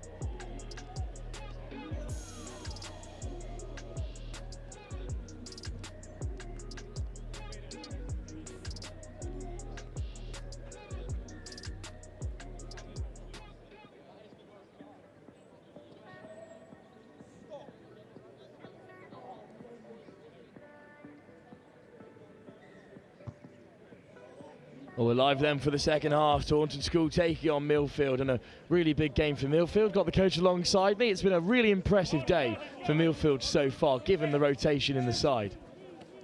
So far, so good. And it's a perfect start to the second half as well, as they're in behind. Well, Miller on the run. Finds the offload, and still Millfield with a plethora of players away to the right-hand side.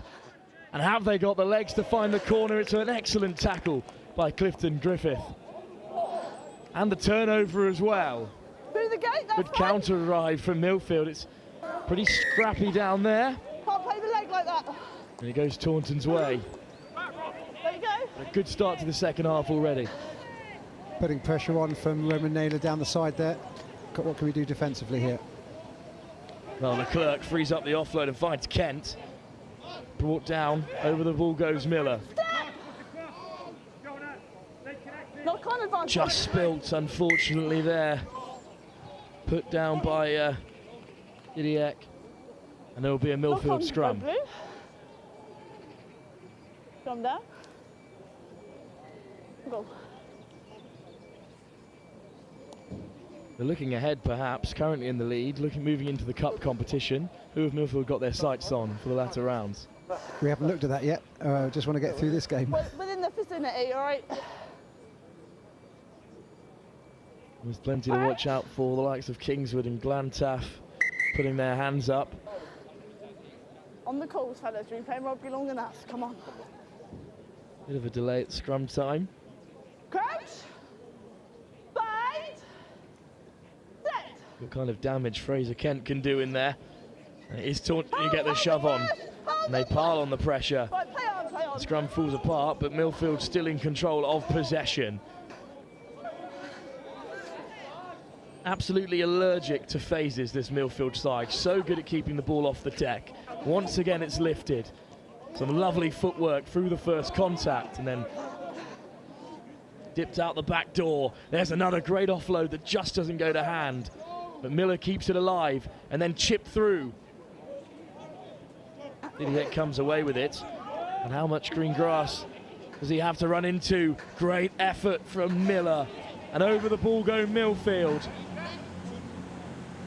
Oh, the clerk comes away with it, looks to take on his man one-on-one. Counter-ruck from Millfield. Miller could saunter in himself. Great work to beat two players. And you've got to be happy with some of the work that Jonah Miller's made there. Chasing down the kick through and then chopping down the Taunton School player before he even had a chance to open his legs.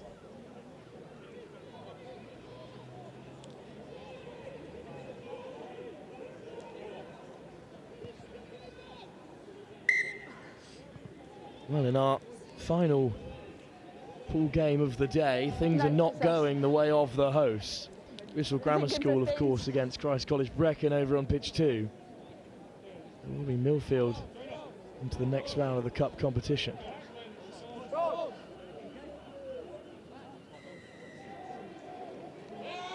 Having another look at that Miller try. He deserves it after all his hard work in defence. He does. He's got some gas. Always makes the most of his opportunities. Or spilt off the kickoff, unfortunately, and Millfield will have possession once again. Just a knock on only. Seen already today, Glantaf have been Let's move in this way slightly. incredibly ingenious from their kickoffs. The amount they managed to win back off their own kick is very impressive, and a key part of the game. How key has that been for Millfield today? Turning over kickoffs like that. Every time, if we can win that contest, gives us a huge advantage right from the off. And what can Millfield do with that advantage here? Counter drive from Taunton, but Millfield do come away with it. And they look to take it to the line and draw in players, but unfortunately that final pass can't find its mark. It'll be a scrum for Taunton. First, and then into touch. 2 minutes to go here Blue ball. before a slight break in the stream. Only around 20 minutes. And then we're straight into the bowl semi-final. The fourth place side from Pool A up against the fourth place side from Pool B. And then it's Shield Plate Cup back to back before two finals. The Shield final, the third string competition. And then, of course, the Cup final. Well, a penalty at scrum time. An area Taunton were hoping to rely on here, and Millfield can break. Another loose pass, but still in possession. Assessing their options. Hands is the call from the sideline, and switch black on the inside. Beats the first defender, brought down by Cox. And they switch it right to left. Over the ball goes Viljean. And this time Taunton will come away with it.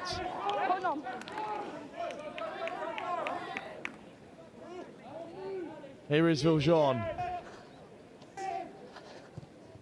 Cox. Great ball wide, Didier looking to take them on the outside channel. High tackle is the call. Stop. Hi. Cox takes it quickly. Biljon, Kent, wide and well read. Millfield just a hint of a knock on there. A wave play on, a physical collision. Raymond stripped. And then it's spilt. Who will it come to here? Finally it is back with Taunton as Kent is wrapped up. And that will be a penalty.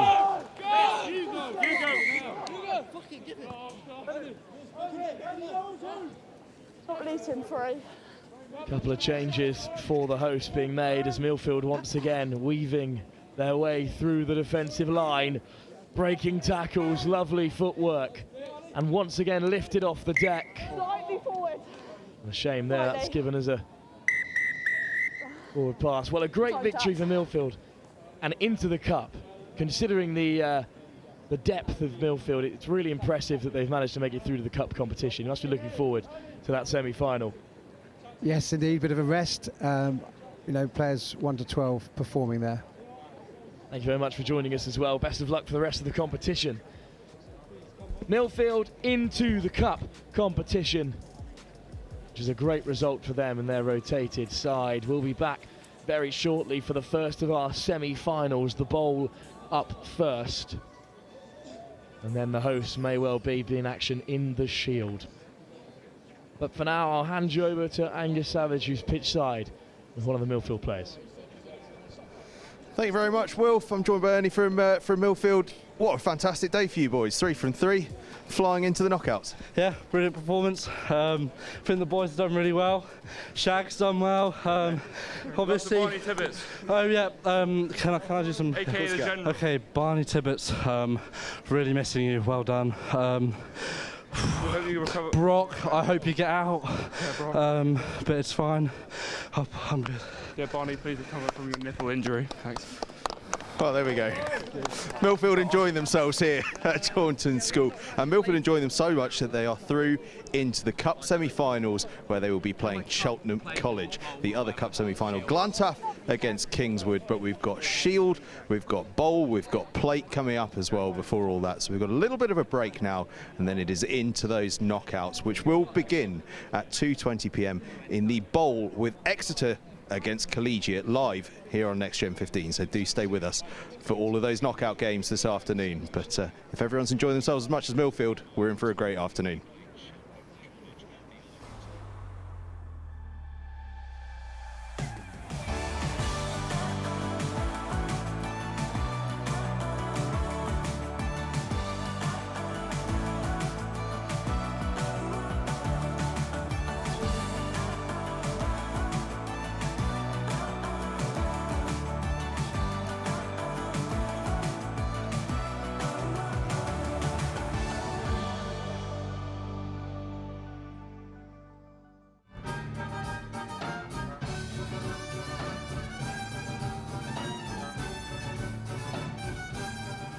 Oh my gosh, the words can't describe it. Words Unbelievable. indescribably wonderful.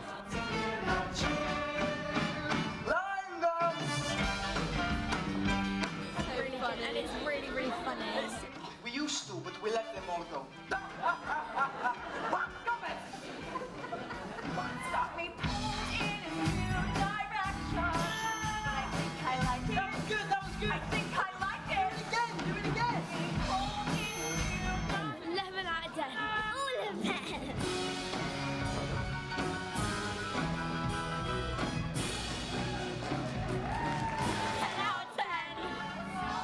Exeter's better than the West Ends. You can't do better than the Adams family in Taunton.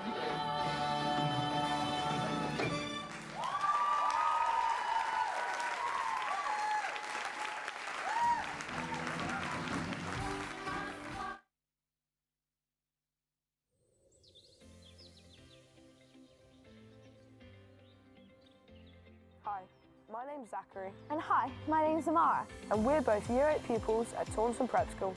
Today, we're going to give you a quick tour around campus to show you what life is really like at Taunton School. Taunton School is 175 years old and has a rich history. Back then, it was just for boys, but today it's for boys and girls, all the way from nursery to sixth form. This is our prep school. And in this building is where our library is and most of our classrooms, all of which are modern and bright. This is where we learn about a wide range of subjects, from English and maths to humanities like history and geography. And not forgetting science. We get to do lots of creative things in art, cookery, computing and beauty.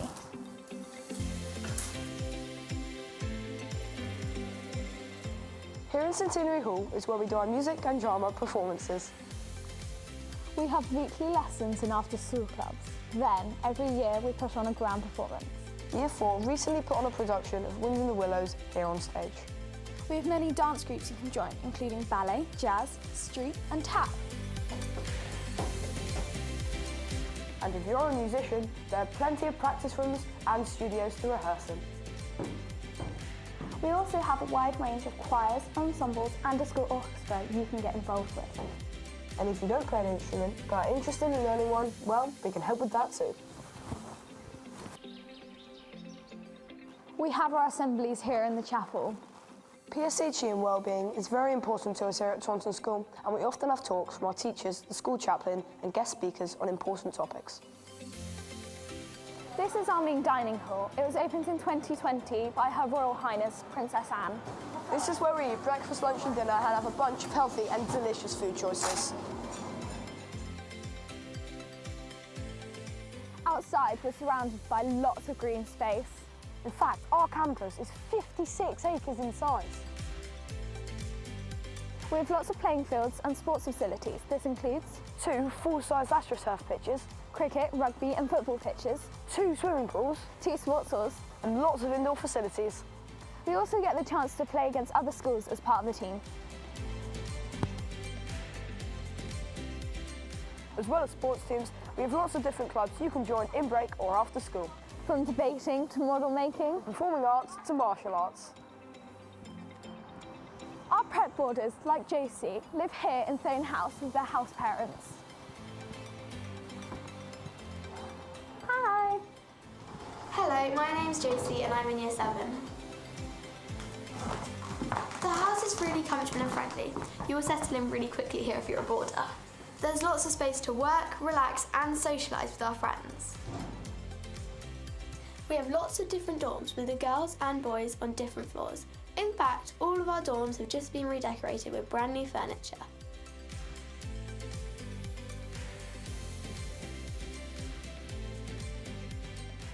We do loads of fun activities, including trips on the weekend and movie nights on our big screen in the Boarders Lounge. All of this is located in Taunton, in the beautiful countryside. There's lots more to see, so come along for a visit and we'd love to show you around.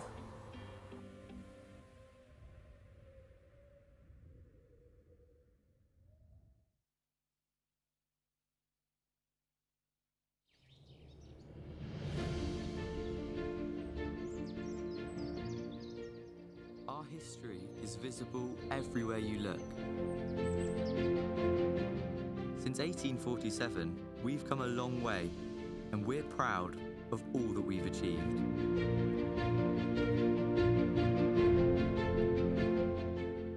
We've challenged, nurtured, inspired. We've dared to break boundaries, to lead the way, and today is no different. We still have that same pioneering spirit. Taunton School has really helped me to turn into the person I am today. You just wake up in the morning and then you know that you're going to be like doing something fun. The feeling of belonging is what really makes Taunton School a special place. There are a lot of options available at sixth form, A-levels, IB and the 2B techs. Our community is the beating heart of our school. We've worked hard over 175 years to create a place our students can call home. A place where they can truly thrive, from the beginning of their journey, right to the very end. Boarding at Thone House is really fun and I really like it. My house parents are really nice, they're always there to support you. Taunton School has greatly supported me all the way through, from nursery to year 11 now, and especially in the prep school where I discovered my passion for science.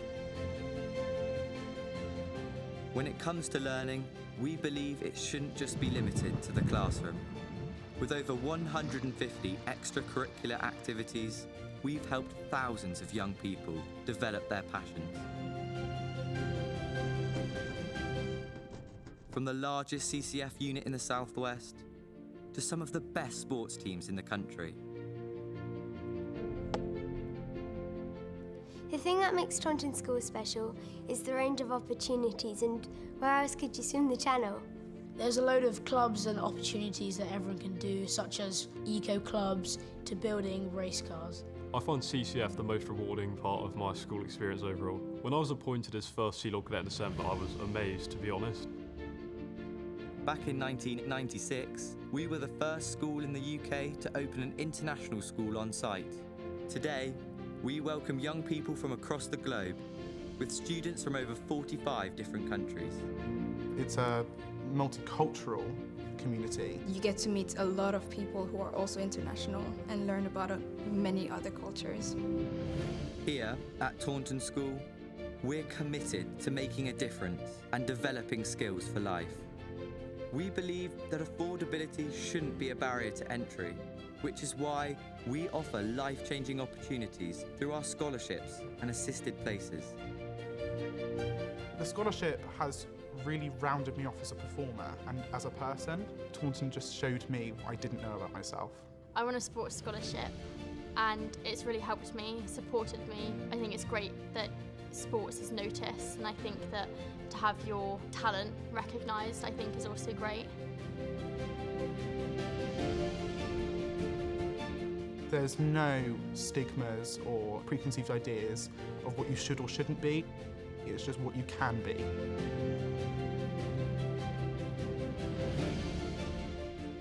We're truly committed to changing lives and helping every student achieve their potential, no matter their background.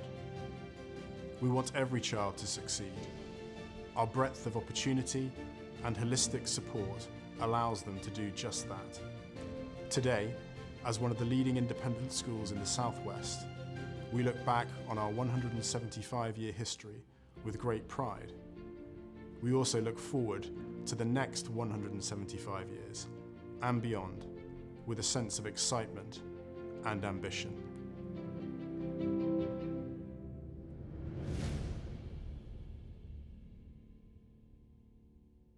Here at Taunton School, our differences are not just celebrated. They are part of our DNA. It's a place where we learn About ourselves and others. Rooted in kindness and compassion. Creating a new generation of global citizens. Taunton School, a truly global community.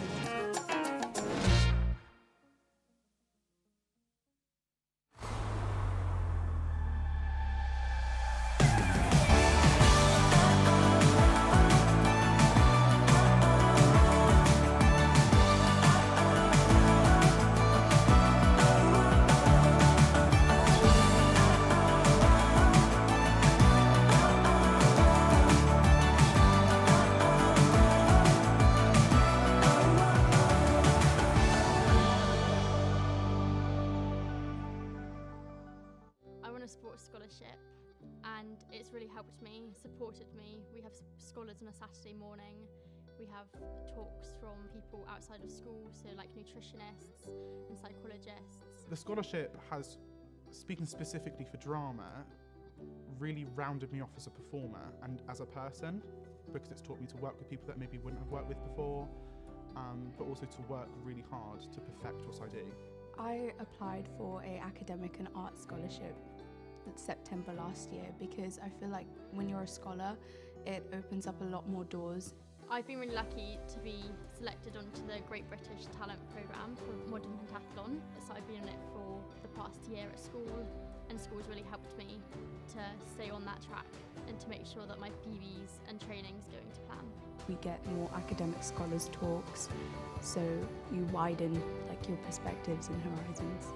You're surrounded with all these really intelligent people, and that just makes you aspire higher. Throughout the 3 years, I haven't changed so much, but Taunton just showed me what I didn't know about myself, and that was the big thing.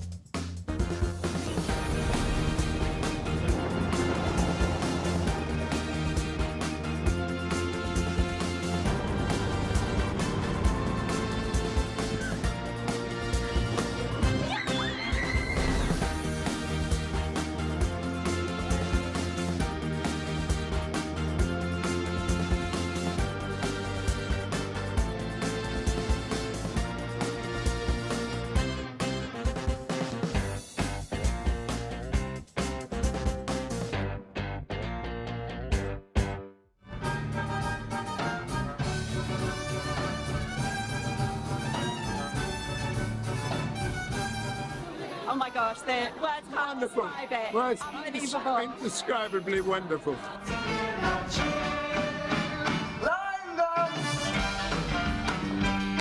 Really fun, and it's really, really funny. We used to, but we let them all go. Stop me pulled in a new direction. But I think I like it. That was good, that was good. I think I like it. Do it again, do it again. 11 out of 10. All of them. 10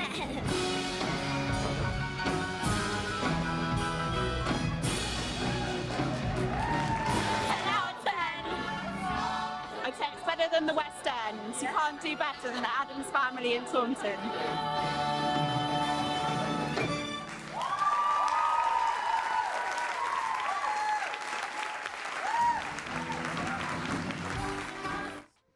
Well, welcome back to Taunton School for the second half of the day's West of England School Sevens. We are into the knockout stages. We've got some great games coming up, but more importantly, it's Mother's Day. So we've got a mother alongside me, we've got a grandmother alongside me, and we're going to have a bit of a chat about what's going on. And first of all, I'm going to talk to Sandra. Sandra, you're our grandmother here. Who are you watching? Who are you with today? School. Collegiate. And how are they getting on today? Done very well, but we're in the 4th place. Fourth place. Yeah, they're fine. Doing very well. They're next up live.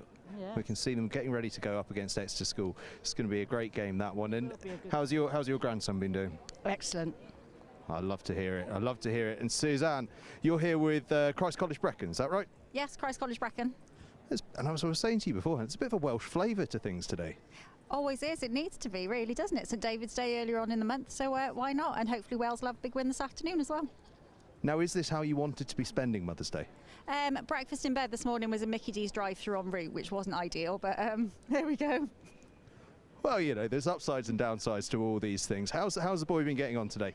Boys doing fab, actually. We had a loss against Millfield, which was unfortunate, but we finished second in our group, so we're in the plate semi-final now at 3 o'clock.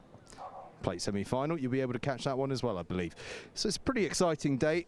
Tell me, is this how you wanted to be spending today? Yes, with family. What an answer that is. With family. Hey, my family are delighted that I'm here today, let me tell you. They haven't been giving me any stick for it whatsoever. It's all good. How's the term been? It's been a busy term rugby-wise. Yeah, it has been a really busy term rugby-wise. My son Ollie has been captain of Christ College First 15 this year, and they beat Llandovery College in quite possibly the biggest game in schoolboy rugby in Wales. So that was fantastic. First time they've won that fixture since 1998. So really pleased. We need you more often. Yeah.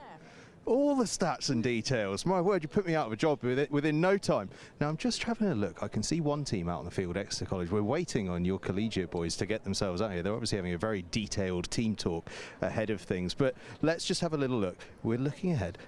Glantaf against Kingswood. You must have come across a couple of them before. Kingswood, yes. Kingswood. Kingswood, yes. Are we predicting them for the win? Yes. There we go. Kingswood are going to claim the title. Who's doing it from your point of view? Glantaf, definitely. They had a very, very strong performance at Christ College 7, so I'd go with the Welsh schools for the win today.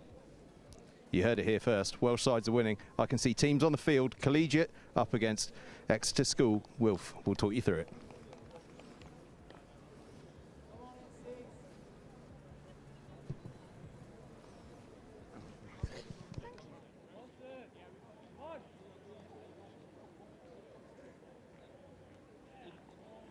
Well, the action resumes here then at the West of England Sevens here at Taunton School. We're in the semi-final of the bowl competition, and well, the cruelest of fates for Collegiate, who were one game away from potentially making the cup, have in fact fallen into the bowl.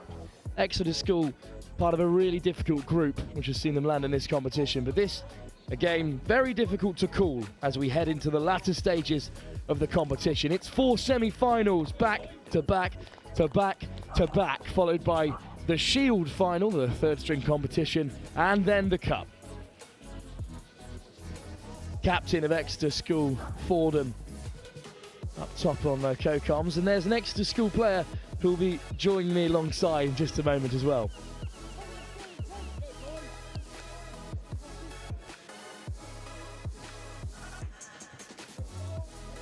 Oscar from Exeter Schools alongside me. How have you found the day so far? Yeah, it's been a good day for the boys. good experience on the way to Roslyn Park, but it's all a good learning curve for the boys.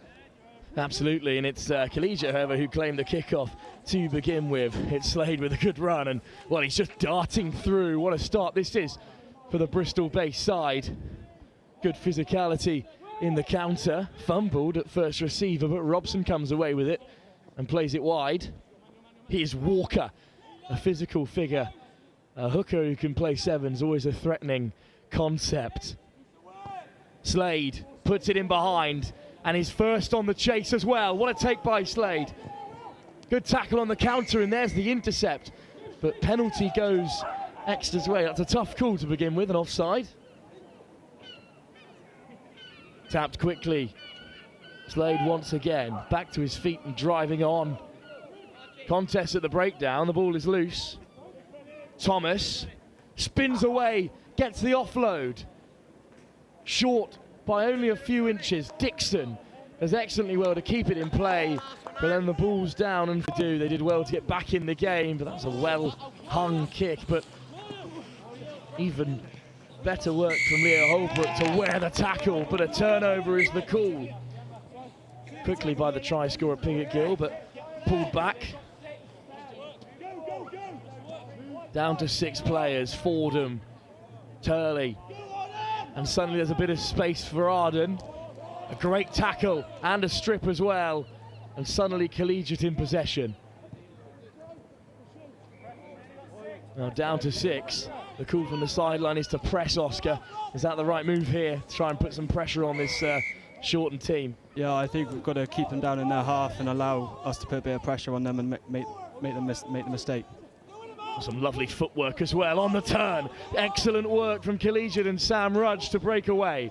Rudge brought down in the end, but it's going to be another yellow card here. Well, it's an accumulation of penalties that's led to the yellow card. How will that change the dynamic, Oscar? Well, it will even things up, and I don't know how long they've got left on theirs, but it will definitely make the boys work a bit and see how much their fitness is. Well, immediately there's the breakaway once again from Collegiate, who offload it off the deck. Great covering tackle, and right away over the ball. Go Exeter School, and they have affected the turnover. And Turley wastes no time. Puts in the fend, searching for the offload. The ball is loose. Dropped onto it by Paget. But the penalty goes Collegiate's way. And here is Rudge. Excellent footwork. Rudge stays on his feet. What balance from the Collegiate man, and he will score. And that is excellent running from Sam Rudge. We've seen quite a bit of it so far today, and he does look like an impressive sevens player, Oscar. Yeah, once he gets going, he's obviously got a good top speed, and he finds the gap well. And on the stroke of arm time, Rudge himself could level things up here. Well, we've got a real semi-final on our hands here, as at the break we're all square at 14 apiece. See Dixon just pointing to Rudge. He knows he's the option. Excellent footwork to beat the skipper of Exeter School and to dot down. Well, half-time, Oscar, a really even game. Yeah, it's been a good watch so far. Both teams are giving it a bit of an arm wrestle here, but it's just going to be a couple of tries which have been well worked, running in from about 40 metres out from both teams. What kind of messages are being imparted at the moment, do you think, in the Exeter School camp? I think it'll be about don't blitz and make sure you work on the inside, because that's where the gaps are being found. They're being found in the middle, not on the edges. So in sevens, you really want to be trying to make them work out to the wide channels to find that space, but they're finding it in the middle. So. And looking ahead to Roslyn Park, a big occasion for all of these teams, but a long way for you to go from Exeter. What do you make of your group and the occasion itself? Yeah, obviously we're in quite a competitive group, but if we stick to our guns and do what we do best, hopefully we'll get a good chance to make it through to the second day and compete for that trophy. Well, Next Gen will be down at Roslyn Park for coverage of all 5 days, starting next Monday. The biggest occasion in schoolboy sevens. Well, there's a big second half ahead.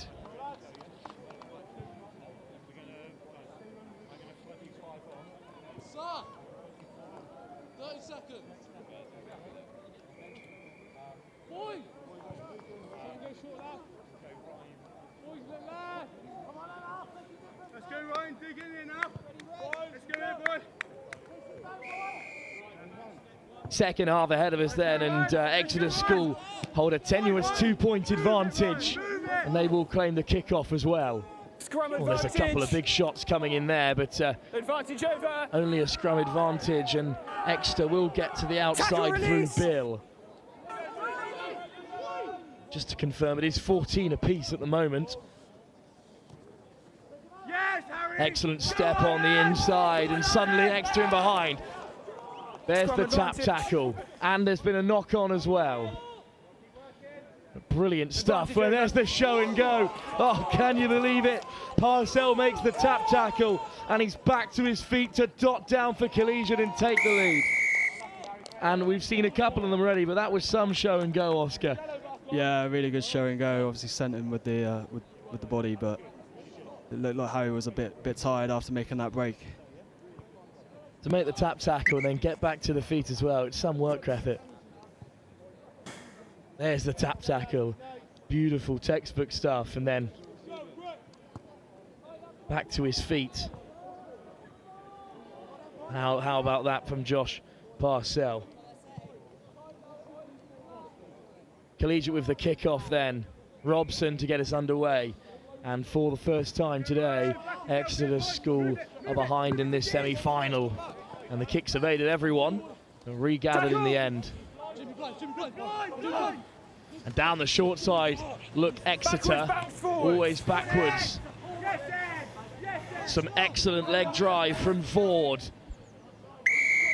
Penalty goes against Collegiate School.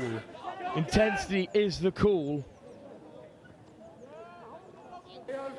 Almost through the first tackle, but there's Never lifted, never lifted. a hand in there for Collegiate, but never lifted, so we'll wave play on.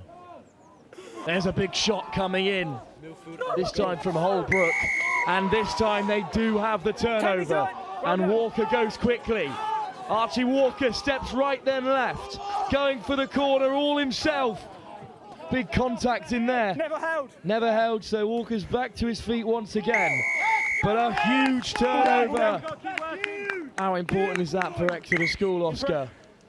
Yeah, that was a really important turnover that, because Collegiate had a good bit of front foot ball there, and if they got quick rug speed, they would have been walking on the far side. But a huge intervention from one of the boys, and it's really got given them a get out of jail free card there. Well, unfortunately though, there's a knock on. So Exeter School ring in the changes. Boys, keep the ball, keep the ball. Now the sun threatens to shine as we head into the latter stages of this competition. What? Ahead of us, the Shield semi-final up next on pitch 1. He's fine. 5 metre line, please, White. Time is Looks on. like Blundell's will be in action. Crouch. Whitchurch also warming up on the other side of the field, but for now, huge opportunity for Collegiate to go 2 tries out in front. Semi-finalists in the cup competition, but it's been a turnover, and suddenly Turley might be away on the outside, and Turley's got plenty of players for company. Slade is the one making the tackle, eventually marshalled into touch. And gold ball, although it could have come off the Collegiate player there, Oscar. White, you're marked there. Yeah, good break from Charlie Turtley. I thought he might have given a bit of a chip over into the outside, but he decided to back himself, which is good. But yeah, well done to Collegiate for stopping that attack. You're fine there on knee, please. Line out then for Collegiate, who lead by 7 points. But playing in the right areas at the moment, Exeter having broken out of their own 22. 3 minutes to go in this semi-final. And it's a loose ball at the line out. And it's fallen the way of Exeter School. Away goal, thank you. Well, they take it to the line themselves. A lovely line by Turley. Steps on the inside. Frees up the hands. Surely now Exeter School will tumble over. Knock on in the And a field knock on is the call. Piggott Gill inches away, and that is unfortunate, Oscar. Yeah, the boys found the space, but 3 unfortunately a minutes. good bit of a cover tackle there from one of the Collegiate boys. Looked like it just went forward over the try line. Well, it will be a scrum, though, in a dangerous area for Collegiate. Certainly not out of the woods yet. They lead by just a solitary try. Mark's here. Time on. Crouch. Bind. Set. Hold. Well, the scrum's collapsed, but Collegiate do come away with it. Knocked on behind the goal line. Exeter School the quickest to react. Scrum. And so unfortunate not to dot down there. But it will be a scrum, and Exeter back in possession. Yeah, good quick reaction there from Jamie McMurray. He dived on that. It was on close to being a try, that, but good reactions, and now we've got a good attacking scrum. McMurray with the feed. Right under the post. Set. They trail by 7. And it will come Exeter's way. There's the short line. Turley for the corner. And well, there's shouts from the sideline, Oscar, to speed up this play, because you know that unless Turley can slot this conversion, which he can't, you need another score. Yeah, we'll look to try and get this ball back quickly and try and get another try. Got 90 seconds left. 21-19. Okay. Yeah. Exeter School with a kick-off. Gotta let you go onside. And they get it underway while the Collegiate substitutes are still attempting to gather their thoughts, but there's the big don't argue. And another. Through the contact they go. What a run that is from Holbrook. But at the breakdown, it's come Exeter's way, but a knock-on, unfortunately, by Turley. Still a minute to go here, Oscar. Yeah, the boys will still have plenty of belief out there, thinking it's not over till it's over, so we've got 60 seconds left to try and get the pivotal try. Sam Rudge in no rush whatsoever to feed this drum. Crouch. A try here for either side will decide the game with a minute on the clock. Great pressure at the breakdown. And it's excellently won by McMurray. And it could be on wide here. Into the tram lines they go. Exeter School are over. Danwood's got it. He's got the pace to finish it off. Well worked by Exeter School. It's an excellent try. Opportunistic stuff from McMurray. But Exeter School will certainly slow down the taking of this kick and surely win this game. Wide from Turley. Yeah, because the nice touch the ball, you can be tackled. But there is not long to go here at all, Oscar. Nervous moments for Exeter School. Yeah, I'd imagine the boys should put this one long and hope for hope to keep them down in this side so they don't score again. Well, McMurray did well, but as did Turley, who could have gone himself. Instead, handed it off to the man he knows has all the pace in Ward. Well, we're into the final play. A reclaimable kick, but it's been gathered by Holbrook, who looks to lift it off the desk, but it's loose. Rudge gets it away, lofted to Walker, who looked to take him on the outside, brought down short. But Collegiate squirm the ball away. It's loose on the deck, but still in Collegiate possession. Flung wide, spilt by Rudge. What can he create from here? Rudge finds the wide channel, and Collegiate could be in behind. Turley into touch. Exeter College take the win. What a big result that is to come from behind. Oscar, you must be pleased with that performance. Yeah, really pleased with that performance. Obviously, Collegiate had the bragging rights in the 15s this season, but it's good to see the boys put that to the back of their minds and got on with the job in hand. Really good effort from the boys to show the grit and determination to come back in that final 60 seconds as well. Well, perhaps the game of the day here on pitch one, a nail-biting semi-final that means Exeter School will be on to the next round of competition, the bowl final, where they'll take on Bryanston or Bristol Grammar School, with that result yet to be determined. Up next, the Shield final between Blundell and Whitchurch. Thank you very much, Oscar, for being with us today. And I'll hand you over to Angus, who's pitch side. Very much, Will. Joined by Joe from Exeter School. A tough morning, but wow, what an afternoon. Yeah, it was a tough morning. We had a good group stage. All the Welsh teams, fair play to them. Top notch rugby. Today, we just managed to come out with that in the semi-final. good shift from the boys. Shout out to Ryan Paget, absolutely outstanding today. From all the boys, good stuff, absolutely love it. And talk me through the composure, obviously, behind going into the last couple of plays and then 2 late scores to get that victory. Sensational. Yeah, sevens is a game of just like constant changes. I think you've got to be on your toes at all times, ready to make a tackle absolutely anywhere.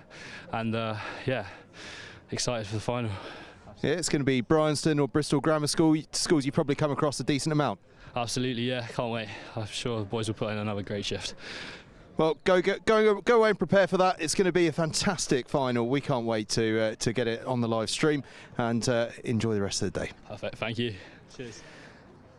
Up next, we've got the Shield, Whitchurch High School against Blundell. You can see them behind me, ready to go. We've got Shield, then Plate, then Cup, but it's this Shield semi-final. Whitchurch High School against Blundell. With you in a second.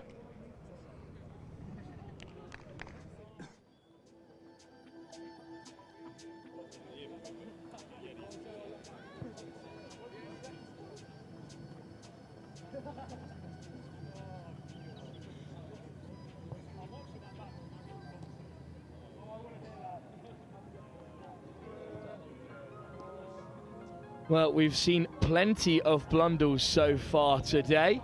They've had a mixed bag of a morning session, but they are through to the Shield semi-final here. The final will be live with you on Next Gen later, but they take on Whitchurch, who we saw in our very first game of the day. Things didn't go to plan for them up against Glantaf, but how many sides have fallen to them in the 7th season already? Free kick, though, to begin with. But it's been turned over and it's Blundell's in possession.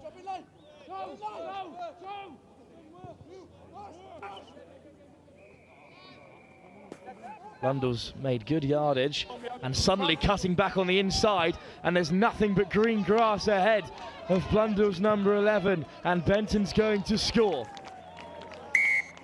The gap just opened up and there was a flood of grass ahead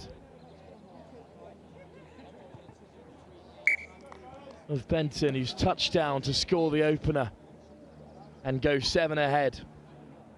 Well, Harry Hand made some good yardage and then just pops it on the inside. All of a sudden, there were no Whitchurch players there. So close to the tap tackle, but instead, the opening try of this semi-final.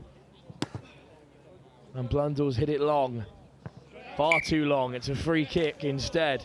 And Whitchurch are back where they started this first half.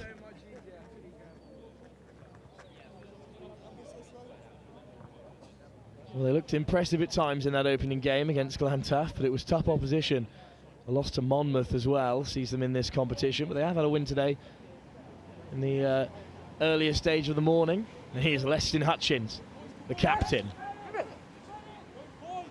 Just assessing their options at the moment, Whitchurch. Patient play, Paisley at 15. Does take contact. Morris flings it back inside to Rutley, who evades the first defender. And flicks it out the back as well to Paisley to keep the ball alive. Hutchins wide once more to Thomas. And Thomas will go himself. Thomas with 1 to beat. Excellent covering tackle this time from Metzen. Scored twice in their final group game, Metzen, and has forced the error.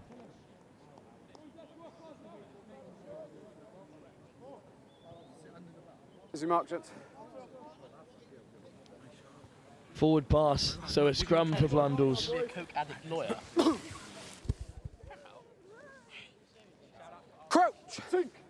they'll look to force a mistake here, Whitchurch. They're playing in the right area. Clean scrum for Blundell's, who look to run it from their own 5. Players on the wraparound. Hutchins making the tackle and forcing the player to ground. There's no offload there. Maul is formed and Whitchurch look to kill the ball. It pops out for Leston Hutchins. Rutley goes inside and out. It's been nicked by Metzen, who's everywhere for Blundell's today. So close to crashing off the the post, but instead it's Harry Hand looking to take on Williams, who flicks it back inside. Blundell still looking to exit their 22, and away they go. Arthur Guyart brought down by Hutchins, and the offload goes to floor. So still Whitchurch play. A frantic assembly of phases. Eventually Thomas puts it down, but it will be a scrum for Whitchurch.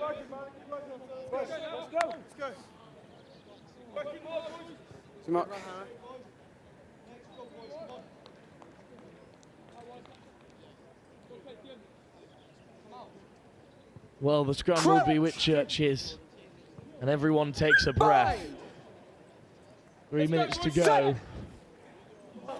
And Rutley has it. Paisley. Hutchins on the switch. Looks to take them all on. Draws in 3 defenders and frees it up to Paisley. And it's just been spilt by Moore. And away come Blundell's with possession.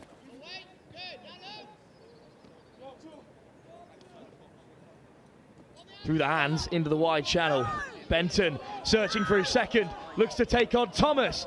And what a tackle that is from Thomas. Benton back to his feet, gets the offload in once again, and Cross will go over. Cross scores Blundell's second.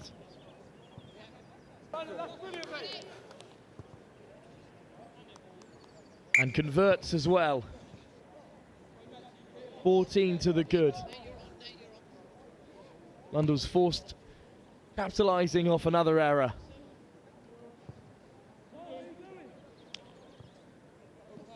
Now Benton thought he might be in for his second.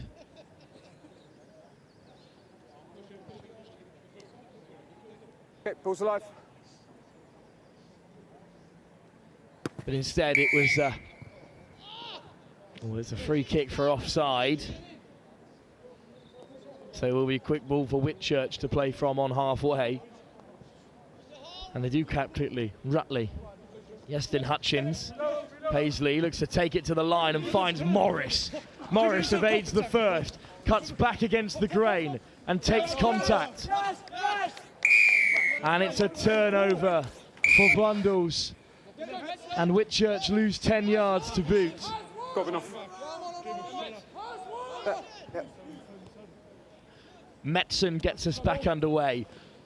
Inside line, but a good tackle. Hutchins. Roll! And Moore. Advantage! Penalty advantage for not rolling away. Not rolling, I shouted roll 4 times. Metzen again on the tap. You need to have your ears tested then. Blundell's through the hands. Swiftly they go. And all the way wide to Carr. Back inside. Searching for options. Hutchins up in the line. But it's a good short ball and Blundell's are away for another.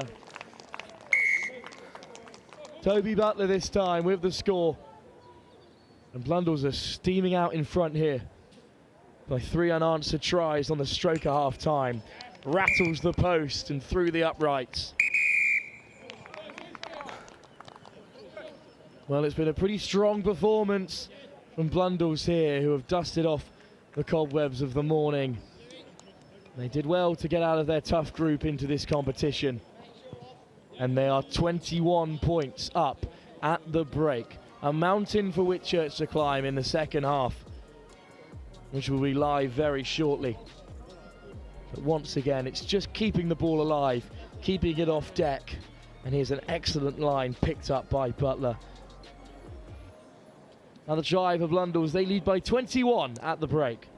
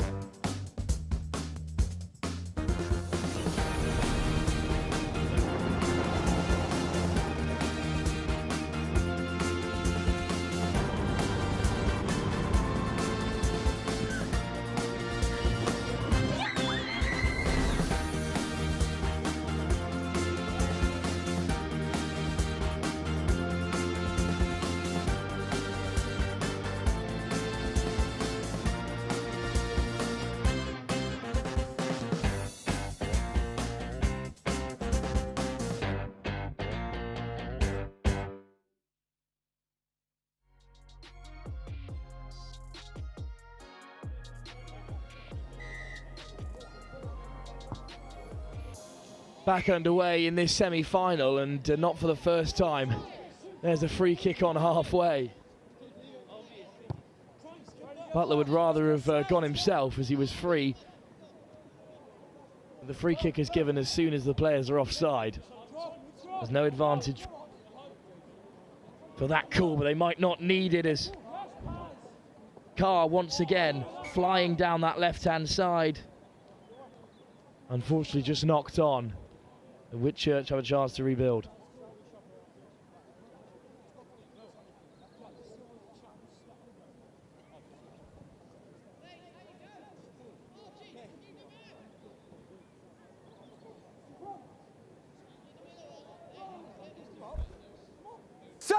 Scrum to be fed by Ellis.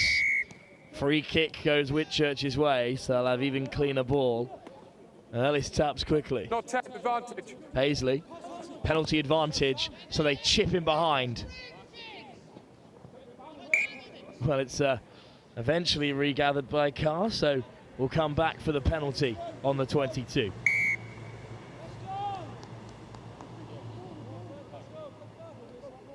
Sorry? Good day.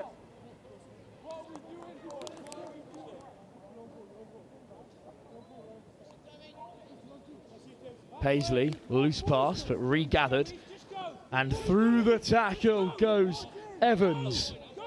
Evans with company, skips through another. Evans will go all the way. Ethan Evans with a great finish from a long way out. Great pace as well. Beat the first defender, skipped past the covering tackle, and Whitchurch are on the board.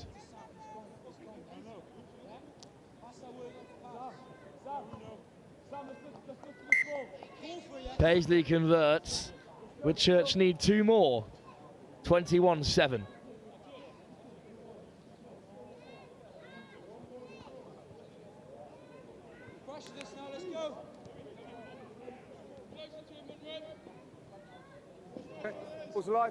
Beat a couple of defenders on the way through. Ethan Evans. Another contestable kickoff, claimed in the air as well by Highway. Highway to ground, plenty in support. Paisley looking to create a 2-on-1. Goes himself, brought down by Carr. Ellis at 9. Highway wrapped up in midfield. Looks to break the tackle of Benton. Still teasing this defence. Assessing their options. High press once again from Blundell as they drag Whitchurch to ground. Highway once again caught at first receiver.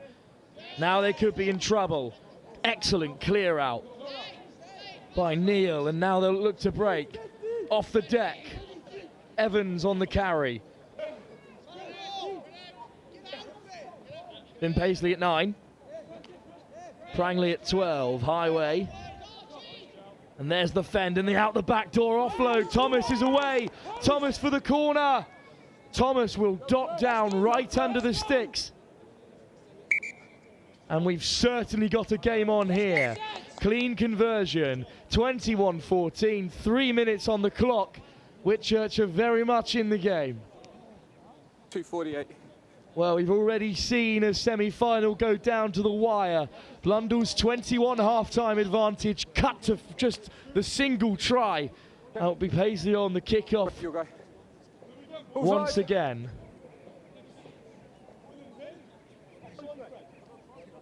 Fantastic offload to set up that try.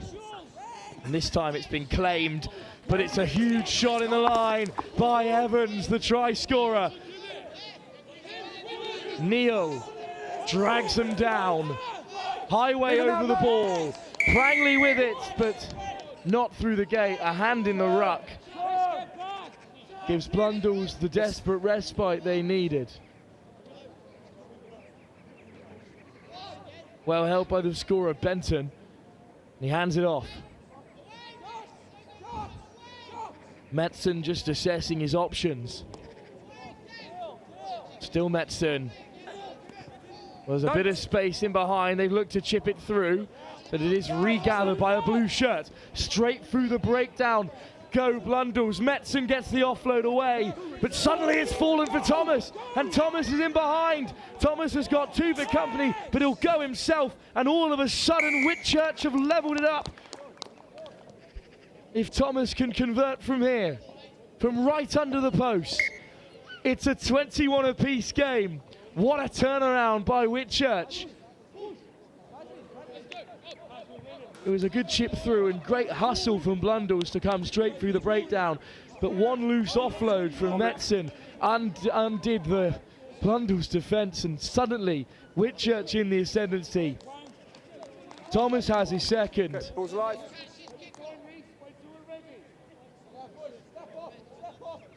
Well, they're no longer playing the clock, Whitchurch.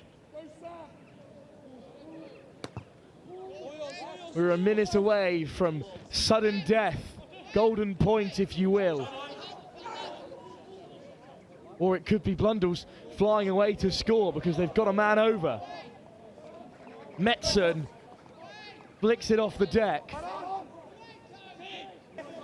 Cutting back across the grain and breaking through the line. Great run from Butler on the wraparound. Low, searching for the corner. Cuts back inside, but draws the penalty. What a moment this for Blundell's, whose 21-point lead evaporated in the second half. They could win it at the last. What an excellent line. Away they go. Arthur Guyon has won the game for Blundell's at the very last. And all that Whitchurch fight back has been for naught unless they reclaim and score from this very next kickoff. Well, the referees called it, and it's a fourth try of the game for Blundell's. 28-21. 28-21, the final score. Blundell's through to the Shield final, which will be live here on Next Gen at the West of England Sevens in Taunton. What a game, and what a turnaround it was, almost for Whitchurch, before heartbreak on the very last play. And here it is. Well, an excellent break by Lowe to get them this far up the field, and look at the pace injected into the attack. Highway, who'd had an excellent second half, just didn't have the legs. But what a game. These semi-finals are absolutely excellent, aren't they? Well, we move swiftly on to the plate competition, where it looks like Sherborne came through up against Monmouth, who of course taken apart by Glantaf, but otherwise had a strong morning here in Taunton. We'll go live with Angus Savage, who's pitch side. Thank you very much, Wilf. I'm here with Blundell's try-scoring sensation, Arthur from France. What a fantastic way to finish that game. How does that feel? Very good. I'm very happy. It's a good way for us to finish a bad start in this tournament, but we're going up level by level, going on to the next round. Very happy. Thank you very much. Beating a Welsh side, Frenchman scoring the winning try. There's a certain game going on this afternoon. Yeah. Bode well for that as well. Looking forward for this game. Vive la France. Vive la France indeed. And vive Blundell's as well. You've got a final coming up.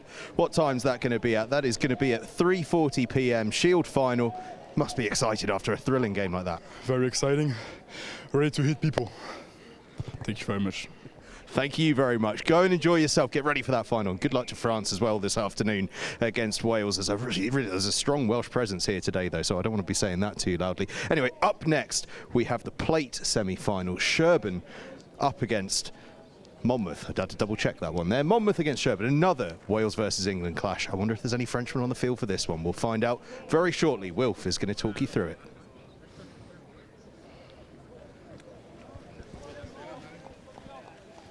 Same as last year.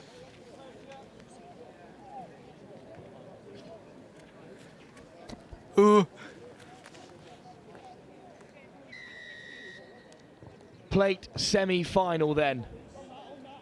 Monmouth take on Sherborne. Monmouth, of course, who came out of a difficult group, including of Whitchurch, as well as Glantaf. They're through to this plate for their 2 other victories. Sherborne, of course, a great story of how they've ended up to this plate.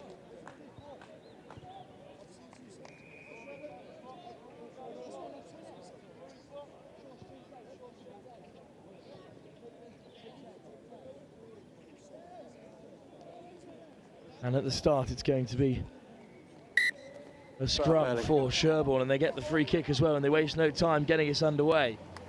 Let go.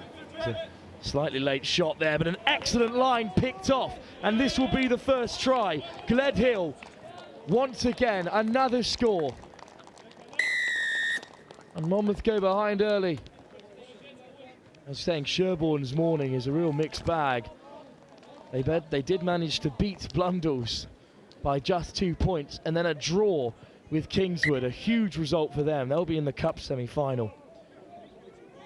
And suddenly Monmouth are behind.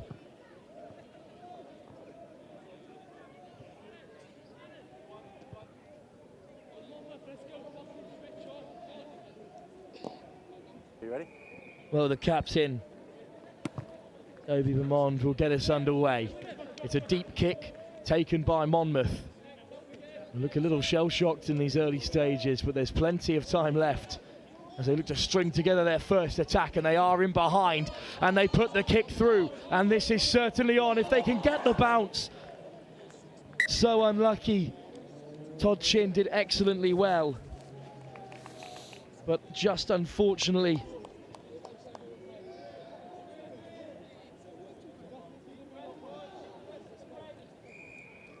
spilled at the very last. But okay, foot stays down, please. A threatening attack, and there's certainly more for Monmouth to give here.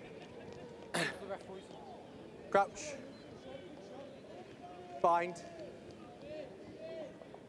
Set. Spits out the breakdown of the scrum. And on the wraparound, there's a show and go. Once again, Sherborne through the hole.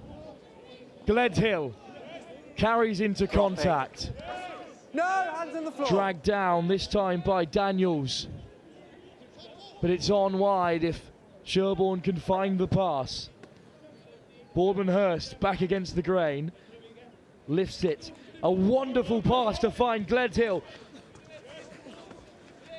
Brought down by Dorr. Wilson to the captain, Beaumont. Looks to chip it through and regather. Oh, and on the turn, he will score.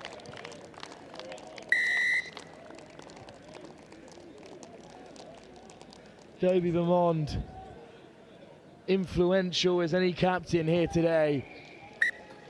And he has Sherborne's second try.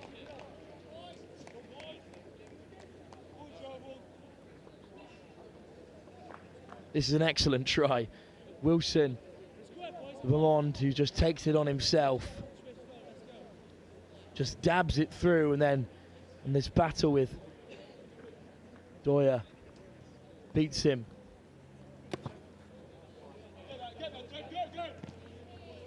Once again, a contested kickoff, but this time forward in the air. Off a light blue shirt.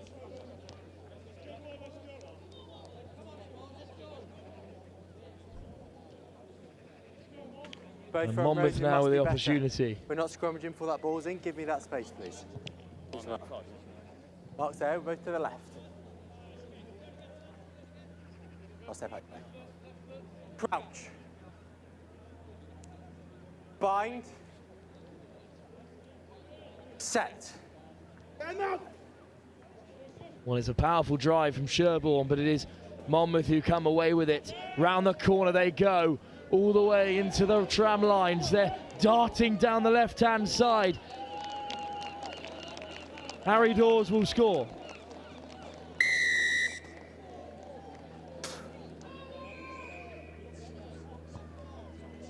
Great pace from the Monmouth wide man, and they are on the board in this first half. They still trail by a try.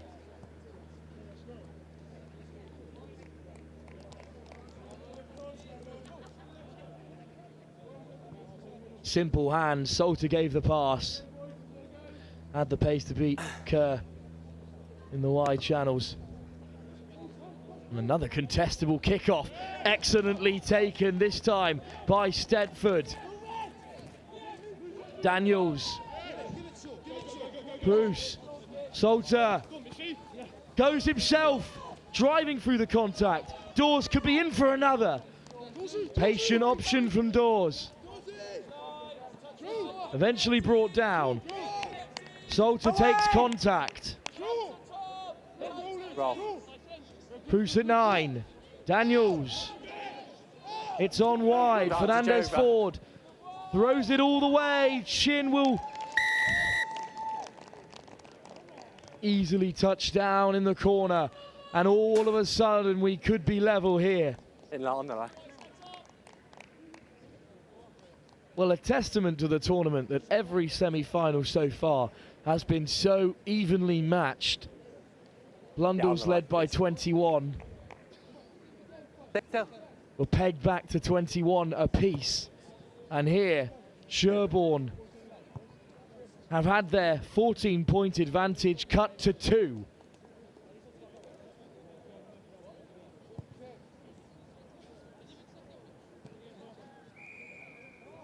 Monmouth still trail by 2 points in this first half, but they have turned it around well and truly.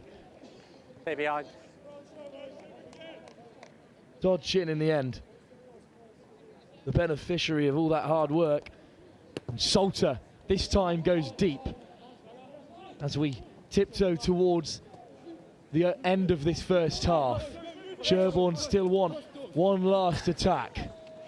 And there's the fend, but great cover by Bruce. Release. Here is Kerr.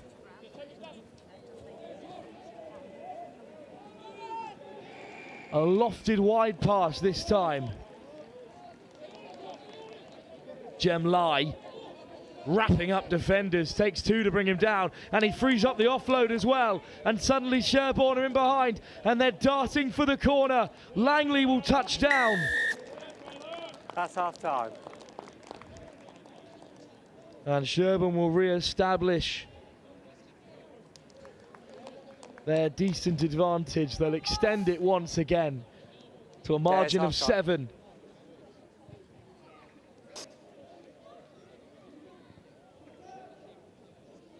Here comes the attempted conversion right on half time.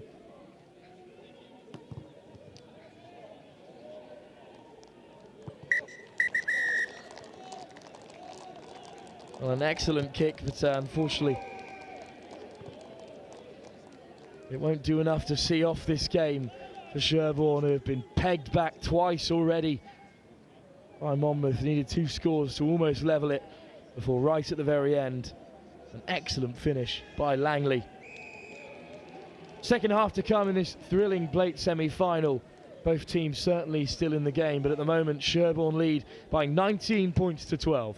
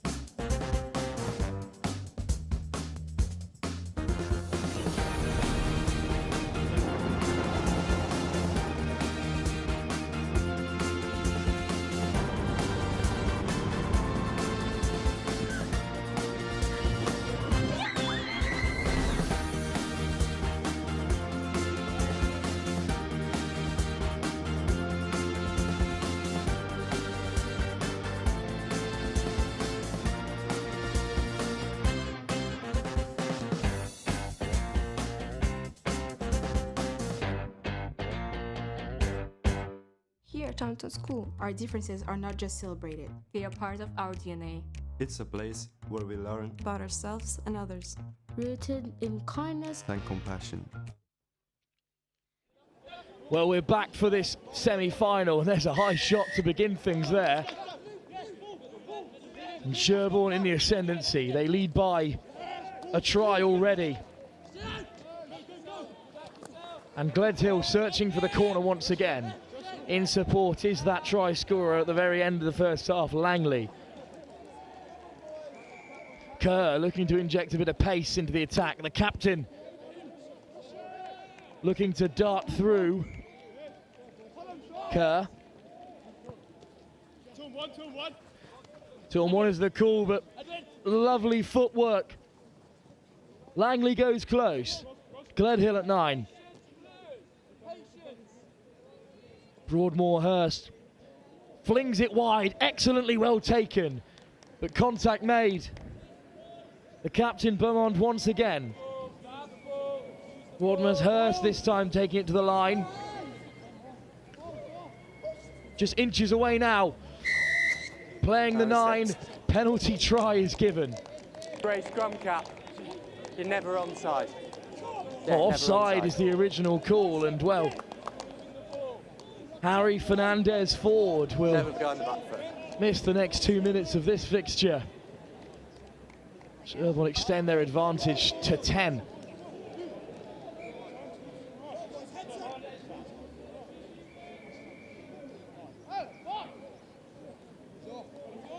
He never got behind the back foot. He stopped that attack.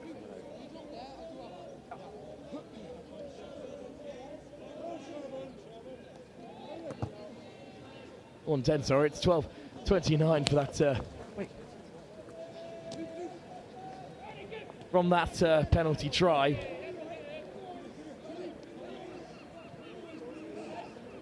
(12:26) the current score.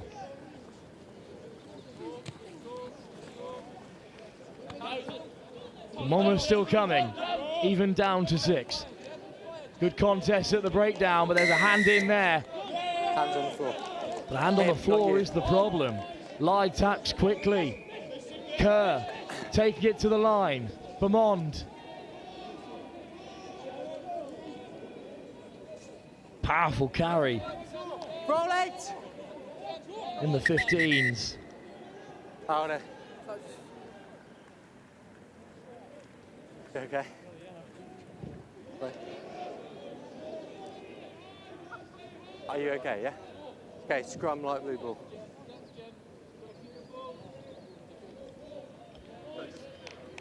Yeah, nothing in it for me. Stopped for a potential head injury. Play allowed to continue. We'll start with a scrum. Sherborne, a great opportunity for them.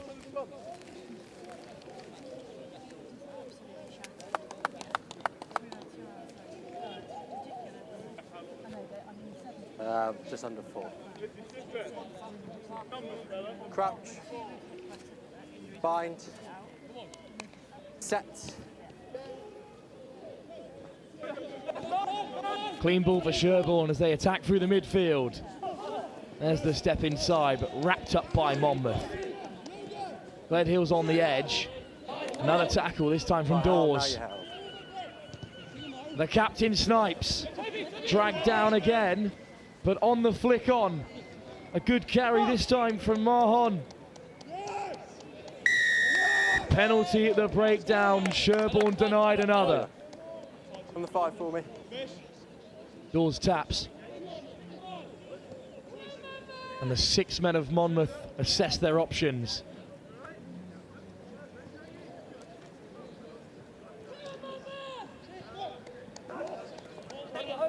Over the ball goes Sherborne. There you go.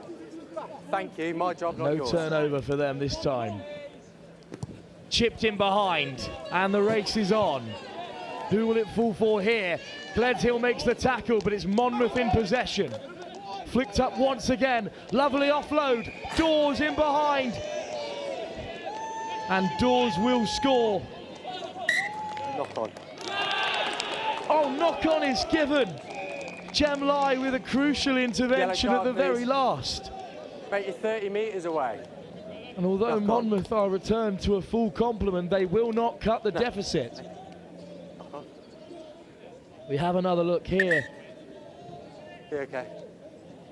And it is in fact a knock on. Lai gets his hand in at the very last moment. Give An me a excellent cut, yeah. call by the referee.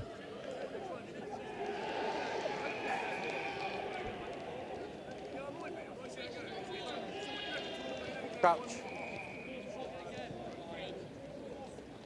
Well, a penalty try over on the other field as well. And a penalty at scrum time in favour of Monmouth, who tap quickly. Fernandez forward back on the field. Backwards is the call this time. And surely now they'll touch down in the corner. Props, you must stay up. We can't go straight to the floor. Unless they nail this conversion, they will remain 2 scores behind. It's a great strike. No. But unfortunately just wide. And Bruce in the backfield wastes no time in hammering the ball back down to halfway.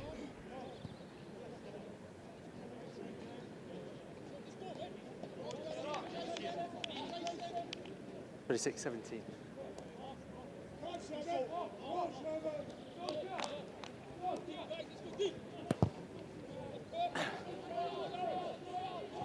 It's a long looping kick. It does stay in field. And over the ball go Monmouth. Penalty, Monmouth. They have turned it over at the breakdown. Here is Fernandez forward. Enacts the offload. Could be on wide here for Stentford. Back against the grain. Dawes, Fernandez forward. One man over. To the corner they go. Try given. They now trail by just 4. With 30 seconds left on the clock. Sherborne in danger of being caught here.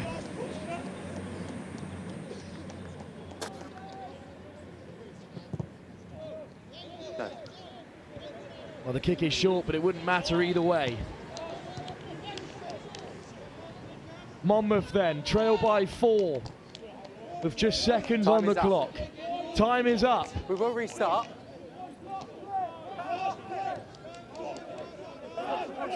Stay behind.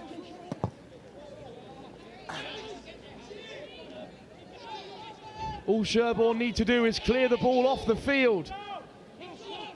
But still they play. Time is uphill. And if this rolls off field, Sherborne will win. But it's been kept in play by Monmouth. And all of a sudden, the game is still live. Sherborne have done it.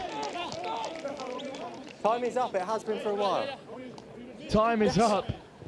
And still Sherborne finally now will take the victory. Well, there are a few nervy moments there. But in the end, Sherborne did enough to hold on.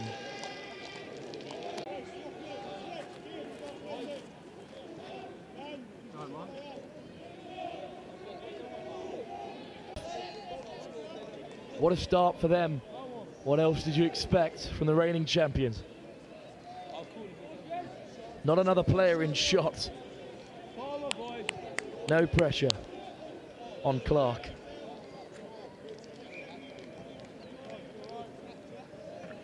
Glantaf then with their testing kickoffs. Looking to reclaim another.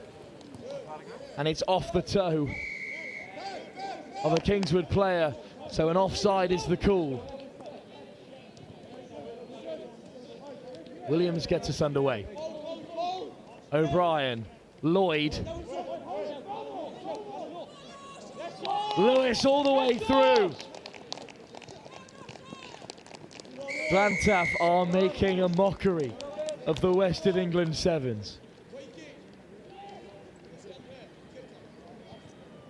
Been a tough day for Kingswood. They came out of a difficult group, a physical group, but they've been scythed through by Glantaf with ease. And this time, Marston Lewis, the beneficiary.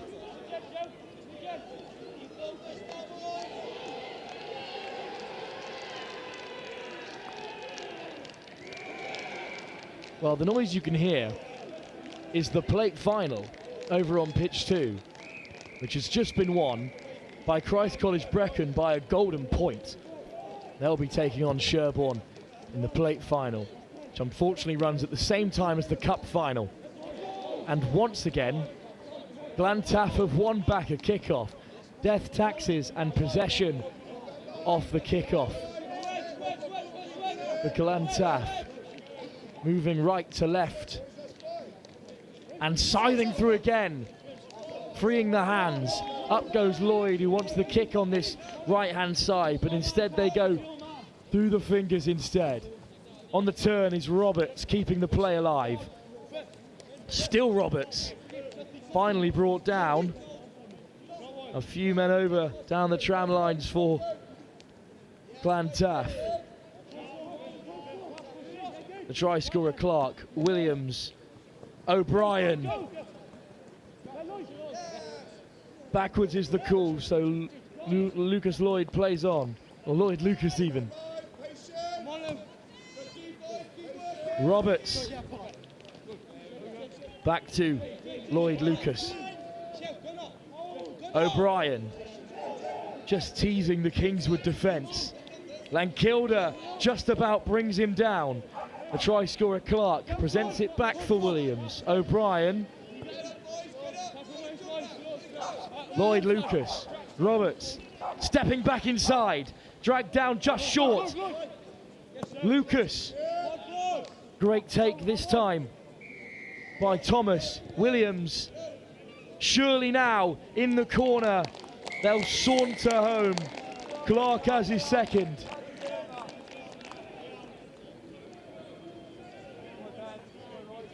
And you just can't see anyone challenging Glantaf this afternoon. Such maturity about their play. And they walk it in against one of the best defensive sides in the competition. Millfield in action against Cheltenham College is the other cup semi-final.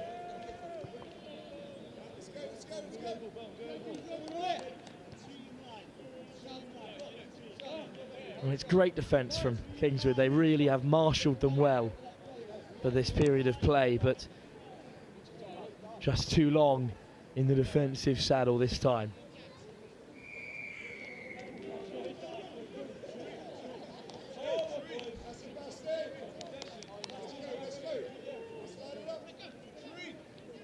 Well, Glantaf have really taken the sting out of this, and once again the ingenuity, they claim the kickoff. Roberts is away, beating defenders at each time of asking.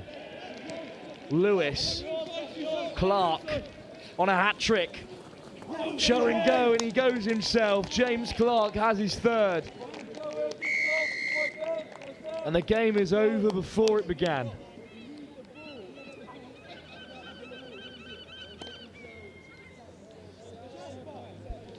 It's pretty difficult to cover Glantaf at the moment because they're so good at sevens, it's almost not that interesting. Their rugby is genuinely wonderful, and yet they perform with such rhythm.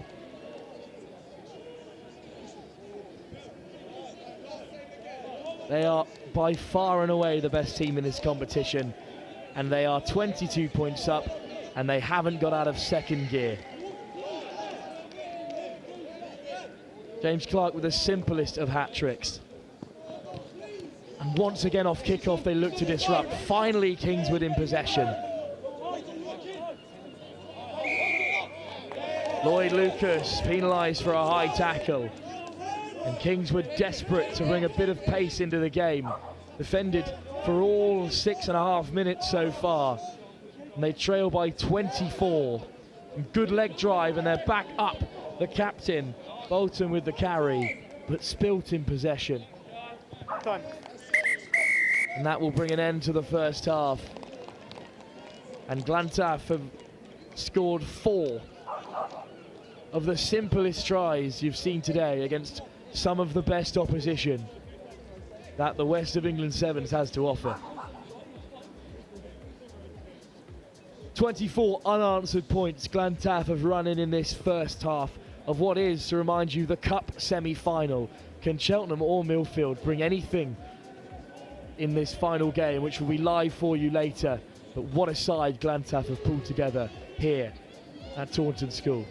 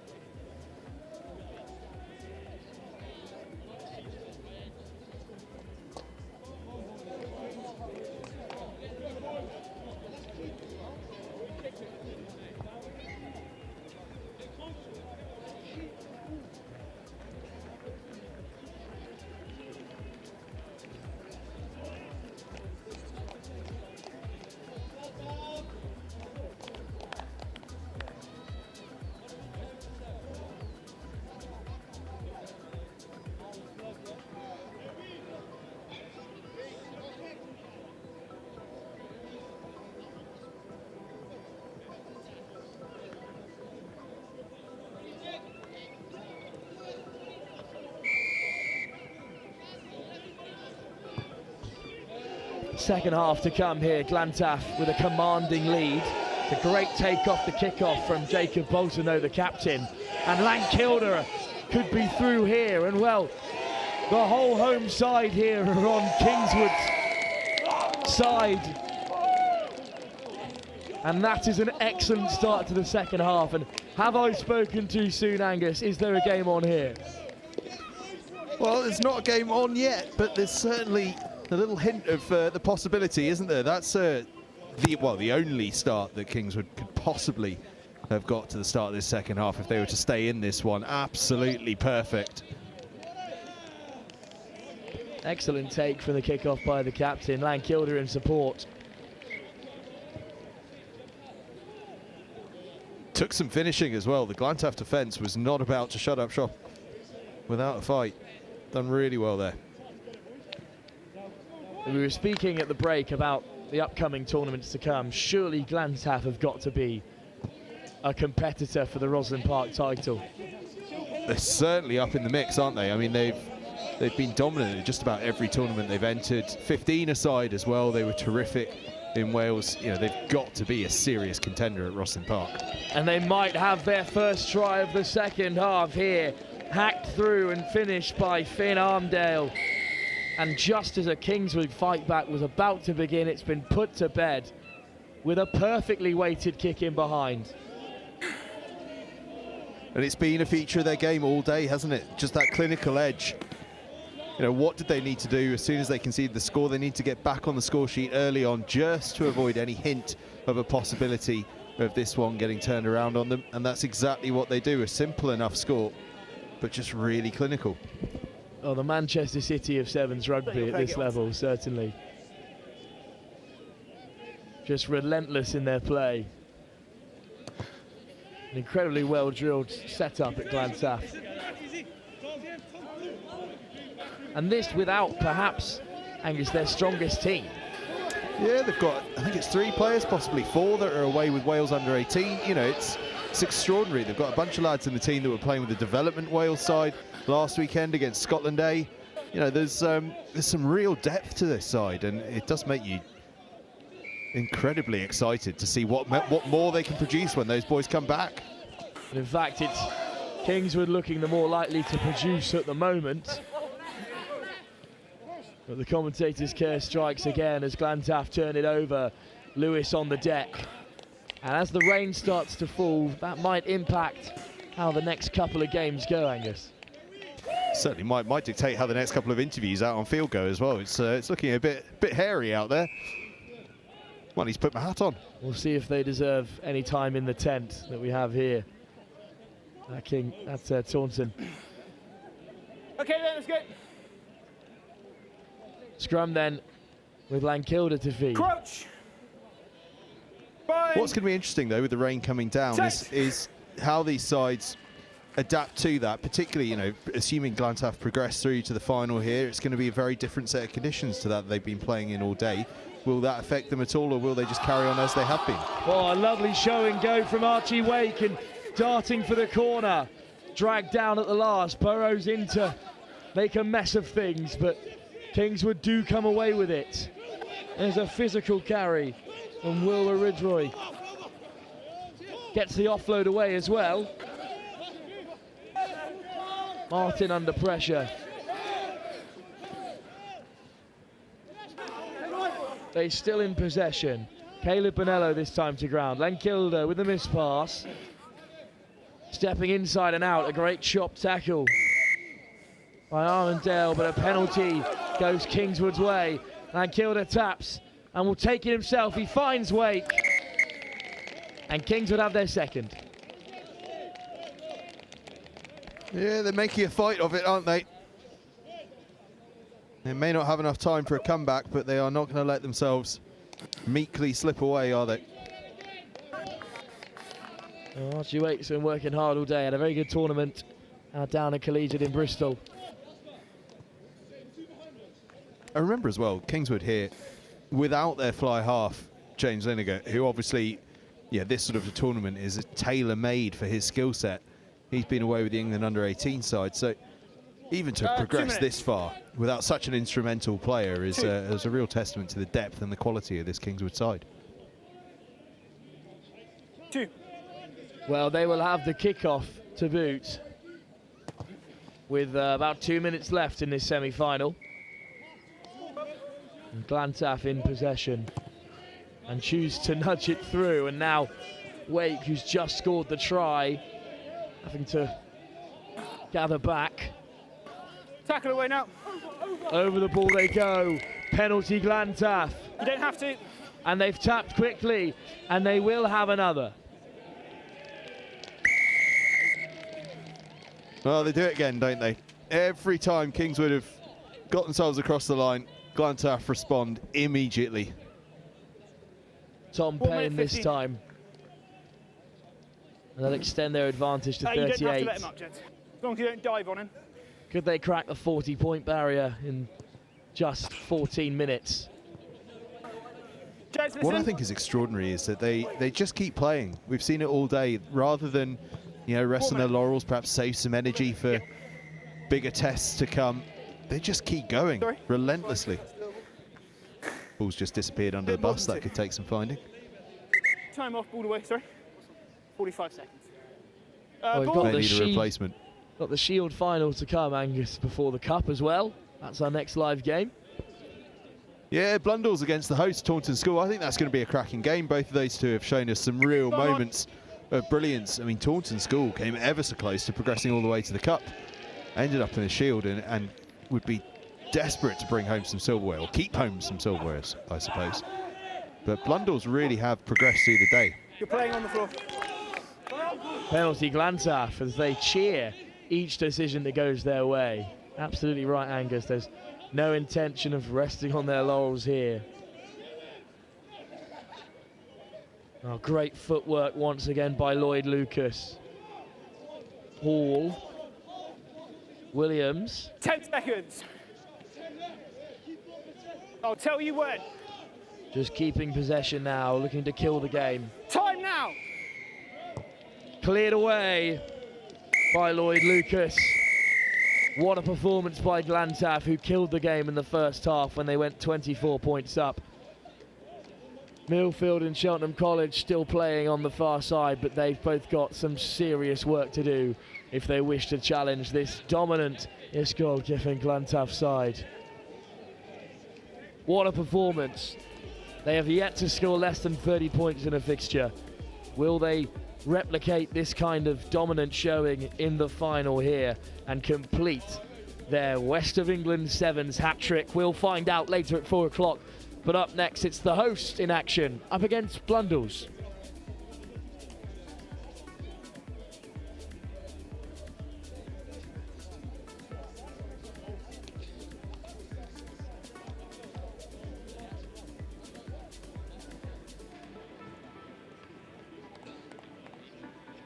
Well, another sensational performance from Glantaf. I'm joined by Gabe. You boys have been brilliant all day. Into another final. Is the hat-trick on? Hopefully, if things go well. We're not sure who won on the other game, but hopefully we can win.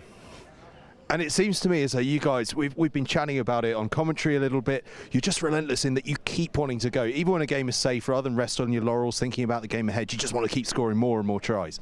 Yeah, we have a big thing about just keep wanting to play, keep the ball alive, just play until the whistle blows, really. And it looks to me, I'm just looking over my shoulder to see it's still going on over on that other field, Millfield and King's College Taunton. You boys must feel confident no matter who you get, though. Yeah, we do, but obviously we don't want to go into cocky, really, and just play what's in front of us. Well, I have to say, you boys are doing a fantastic job of it. Go get yourself dry, because it's wet, and we're about to have another final here. We've got Taunton School against Blundell in the Shield final coming right up. The hosts up against Devon's finest. Should be a cracker.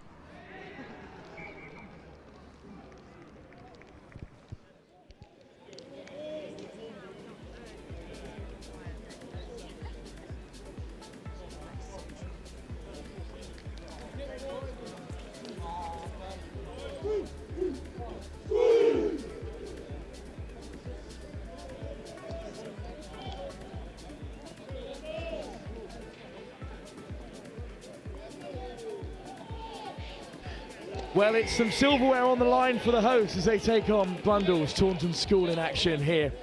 Live with Next Gen. The hosts are up for the Shield, and Jack's joining alongside me. Jack, how are you doing? How have you found the day so far? Yeah, it's all good, thanks very much. The boys have had a bit of a struggle this morning with some tough fixtures up ahead, but we've had a nice long break over the lunch period, but I'm hoping for a good game now. Big rivalry, Blundell, as always. Played them 3 times in the 15 season, and you know, let's see what they're made about right now. And how did it go during the 15 season? What is the form looking like coming into this contest? Obviously, Blundell's a very renowned rugby school, but I'm very, you know, they beat us 3 times, but we definitely had the front foot a lot of the time, so it'll be interesting to see what they can cook up this time. So. Well, we'll see how the rain, as well as the home form, plays into this contest. But it's Taunton at the moment, keeping possession, interception. Away go Blundell, but a huge tackle comes in. Blake Peed was almost away as the rain really tumbles here. Hacked clear, Metzen onto it.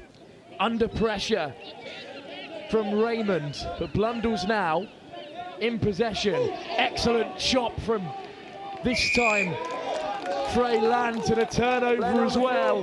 What a tackle that was from Land. Yeah, he loves tackling everyone, doesn't really care about himself probably, he doesn't really, you know, he loves it. Well, here's Cox. Viljean. Almost that final pass for James Pittman just beyond him. And Blundell's quick to take it and keep the game flowing.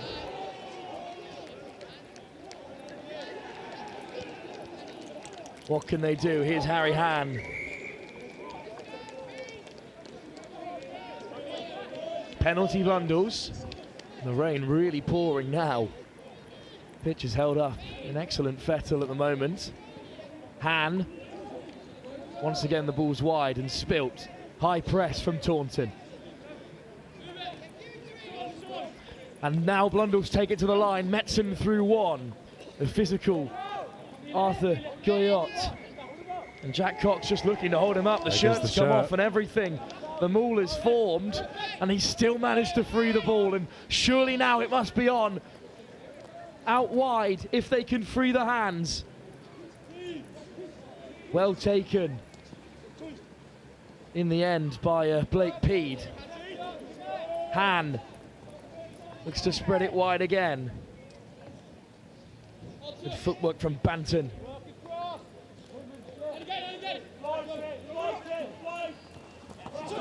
Great tackle. Excellent tackle, but still Blundell's in possession. They fling it to the right-hand side. Another good tackle, this time from Clifton Griffith. Blundell's with a long period of possession, yet to make it count. Guillot. Cox looking to rip it away.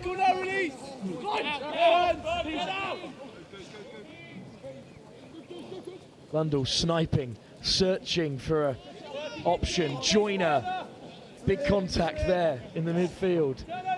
And finally a turnover. Jack, what a defensive set. Yeah, I mean, that was brilliant defence from Taunton there. I mean, it didn't really... Blundell's was kind of struggling to find a hole there, but honestly, great work rate from the boys out there, so... But Leclerc's loose pass has ended in red and white possession once again. A great tackle. Over the ball they go. The ball is out. On the turn. Fergus Raymond now. Clifton Griffith could wheel away. Metzen makes the tackle. There's Cox in support. It does fall unkindly to Cox, who steps off the left and is through the hole. Does he have the legs? Blundell's on the cover, flicks out the back and just hacked on in the end by Cross. But a big shot comes in from Lant, and suddenly Blundell's pushed all the way back to their 22. Still looking to break. Raymond just getting a body in the way. Yeah, it's all about the teams who have the best work rate now. Some tired bodies out on field in this incredibly long period of play. And there could be something on out wide. But it's an excellent tackle at the very last from Lant. But still we play. Advantage. Knock on advantage. Viljean gives the ball through the middle goes Pittman. Great and line. Pittman will score. And Taunton have turned it around. Oh my God. What an excellent try, an incredible period of play. Yeah, I mean, that's gone on for about 4.5 minutes there. I mean, without much break. I mean, that's some serious work rate and turnover from both sides, so... It's a serious amount of work rate this late in the competition, but with the shield on the line, Taunton draw first blood. So many changes of possession. It really is a mindset thing at this point, Jack. Yeah, no, 100%. I mean, the fatigue will start to kick in from both sides. Imagine subs will start to roll on, but now it's definitely in these harsh conditions. It's who can work the hardest off the ball now, so... Well, Metzen claims the kick-off, and Blundell's look to play down the left-hand side, looking to exploit some space. Great footwork, but they'll join in with a tackle.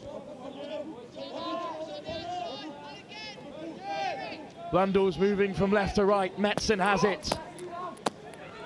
It's some excellent pace from Goyot. Goyot's one-on-one with Leclerc. And Goyot will dot down for another try. Yeah, he's been playing well all day, hasn't he? Big unit. A seriously powerful player to have in the game of sevens. And as you can see, Jack, plenty of tired bodies out there. Yeah, I mean, you know, both these teams are going to feel the fatigue now. As I say, it's just always about who's going to work the hardest off the ball. You know, skill obviously came into a big factor, but you've got both sides, subs coming on and off, panting, but let's just see who's got the grit now, really. Well, certainly with silverware on the line, the host, Taunton School, lead by 2. Blundell's wasting no time. Blake Peed to get us back underway. Leclerc taken down by Goyer, but back to his feet. And unfortunately held is the call from the referee. So they'll tap and they'll play. Joyner beats another. Great Joyner step. beats 2. Didiek back to make the tackle. There's the offload. It's been put down. Knocked on by Orem Evnut. Yeah, you can just start to see Blundell's getting their momentum back now, and you can see that Taunton are struggling a lot from this, so someone's got to make a big decision, a big hit to change their gameplay over really now. And it will be a scrum, but Taunton's certainly not out of trouble just yet.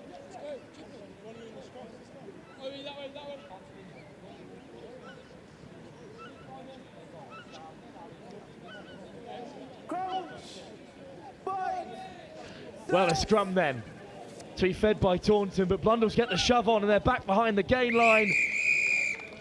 And some really decent game management to make it half-time. Jack, a really tight game of rugby, exactly what Angus Savage predicted in the build-up. How do you think it's gone so far? Yeah, definitely. I mean, you know, these two sides are looking pretty competitive. I can't really see a dominant side at the moment. But let's just hope one of the sides can, well, really find that deep, dark place, and let's see who comes out better on the other side. So, well, at half-time then, between local rivals Blundell School and Taunton, it remains 7-5 in favour of the hosts. We'll be back shortly for the second half to see who's taking home the shield.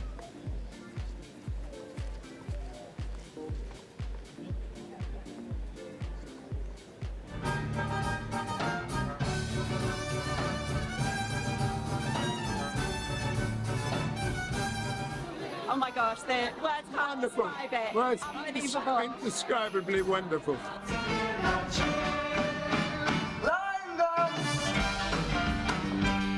Really fun, and it's really, really funny. We used to, but we let them all go.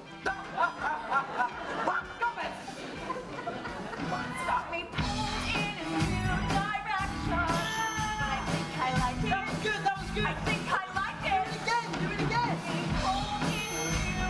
11 out of 10. All of them. 10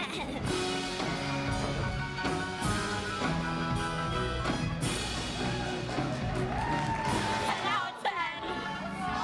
I'd say it's better than the West End. You can't do better than Adam's family in Taunton.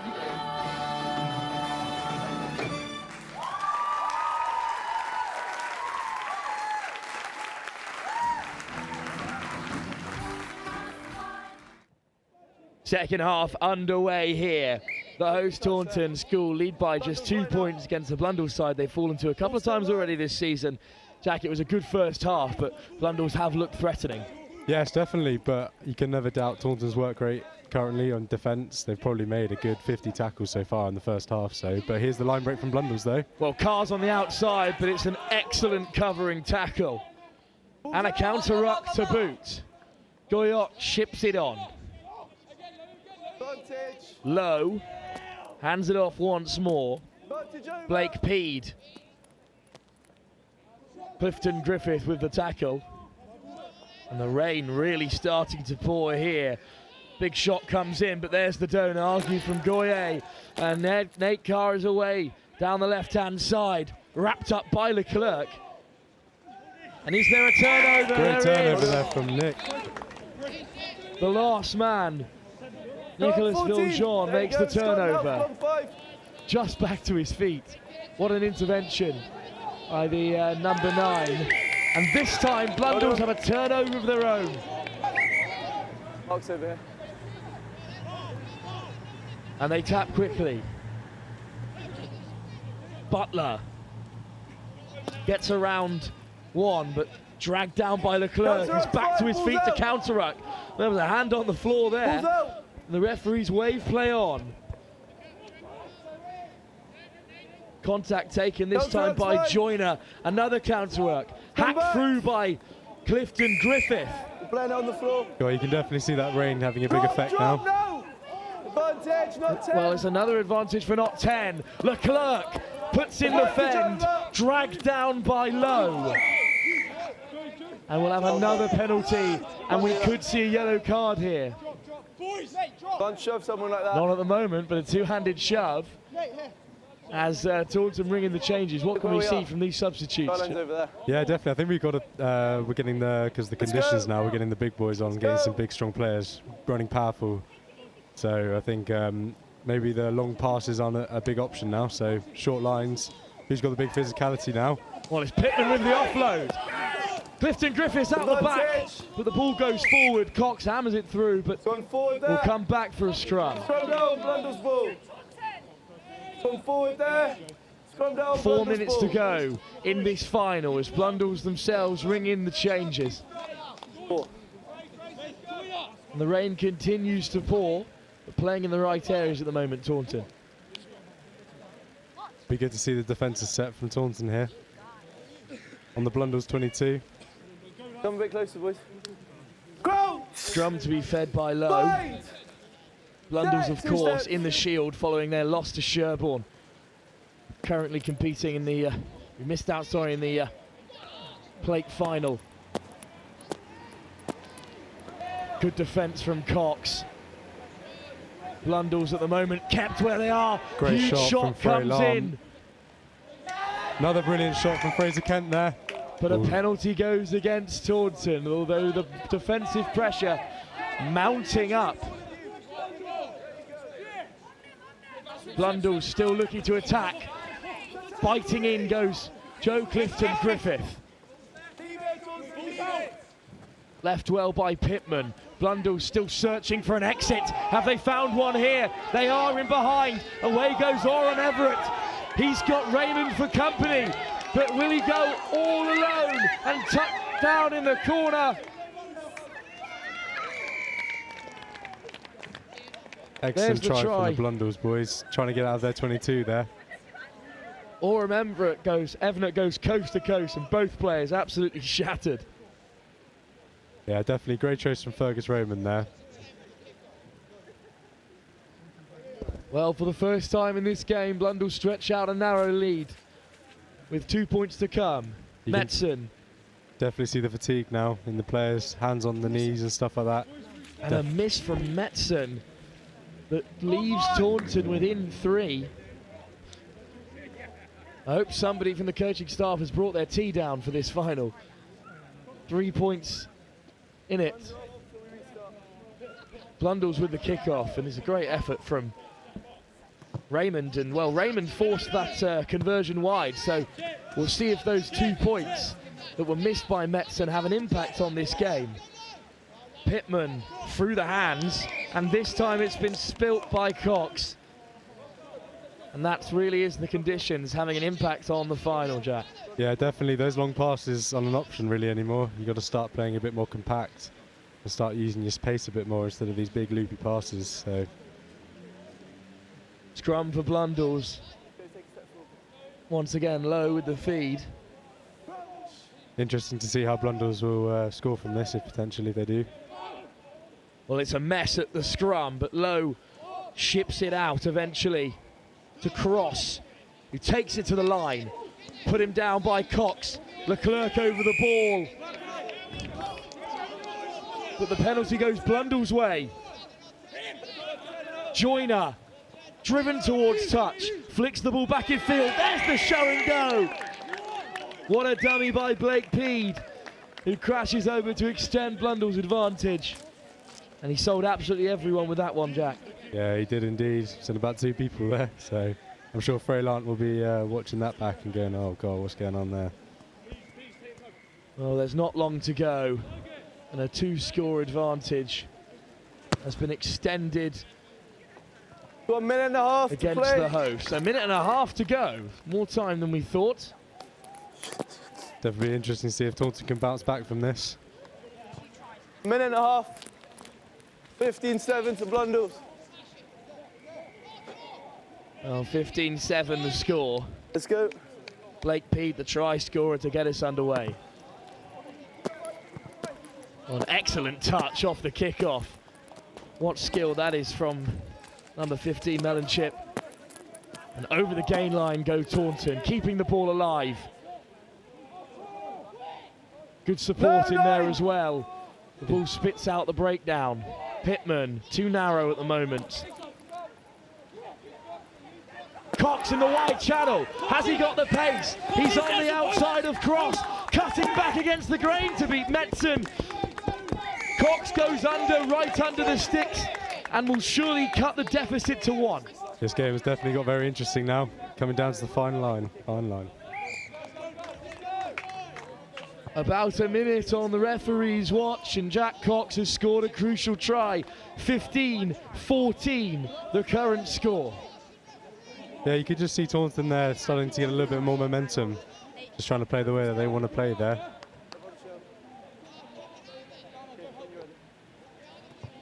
A short kick-off. Well taken! And Metzen's through the hole. What a catch! Does he have the legs?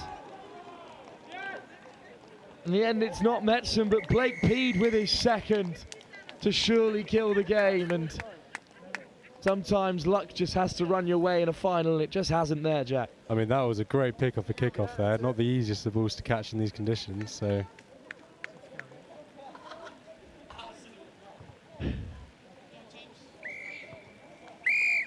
Conversion made, but it will not matter. At the end, Blundell's just had a touch more in the tank than the host. Taunton School with a great game on their hands, but they do lose in the end by a scoreline of 22-14. A difficult loss to take, but a really good performance. Yes, definitely indeed. I think Taunton will be very upset by that. Blundell's are one of our local schools that we like to beat, definitely, and you know, tough score, especially at home. Well, thank you very much for joining us, Jack. Really appreciated having you with us. That's the last we'll see of the home side, who unfortunately can't keep any silverware in the locker here at Taunton. However, we look ahead to our final with the question on everyone's lips: can anyone stop Glantaf in this competition? Yet to score less than 30 points in a fixture, they come into a final in red-hot form. I'll hand you over to Angus Savage, who's pitch side. Wigan. Right, I'm joined by Archie, the Blundell skipper. Congratulations, what a fantastic victory. Yeah, no, that was good. Great way to end it as well. All the way down the pitch, yeah, it was brilliant but tiring. Yeah. I'll bet it was. And completely different conditions to how we started off the day. Did you have to adapt? Yeah, we tightened it up a bit, but I mean, we've got some big boys here, so it worked out all right. But yeah, it's not quite what it started like, but yeah, it's all right. It certainly has changed, and of course you boys have, it's been a busy week and a half or so at Blundell's. You've had all sorts going on, but it's a really nice way to finish off the week. Yeah, it's nice to get some silverware finally after a couple defeats, but yeah, it's nice to come away with something. And now you look ahead to a tough Rosslyn Park group, but you've got to be excited about that after a good day. So it's a good challenge. Sedbergh, Denston, Eton. Hopefully we come out on top. So yeah, looking forward to it. Absolutely. Well, congrats. Go and get dry, because it is starting to hammer down.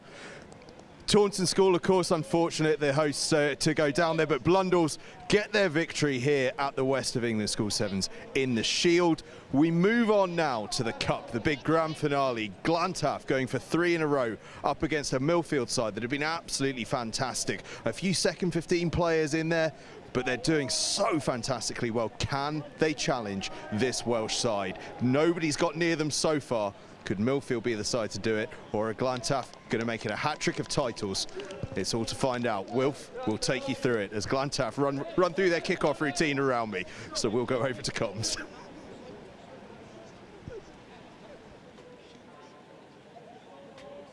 Well, what a final we have for you. Two unstoppable forces at the schoolboy level. Millfield up against Glantaf in the final of the West of England Sevens.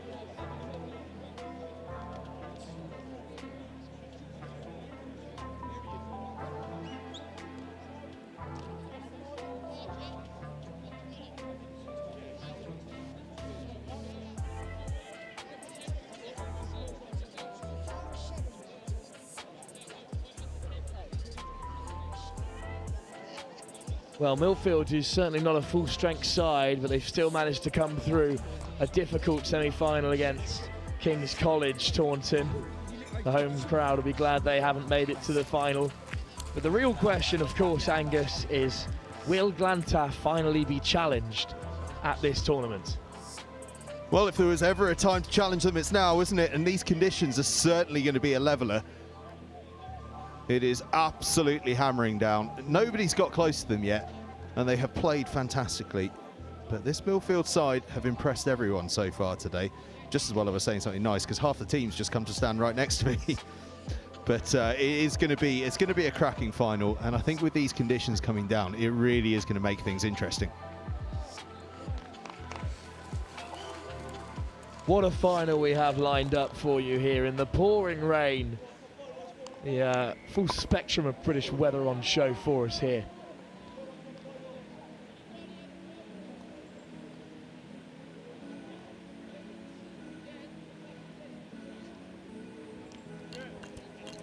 Ronan Naylor, the captain, up top on screen with Dewey Thomas.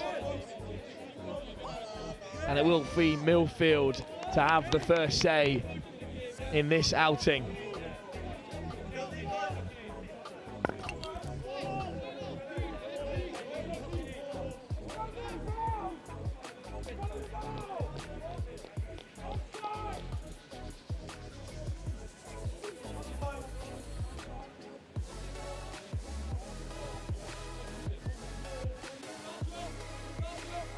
Well, kick off here then. Ysgol, Gyfun, Glantaf up against Millfield School in the pouring rain down in Taunton.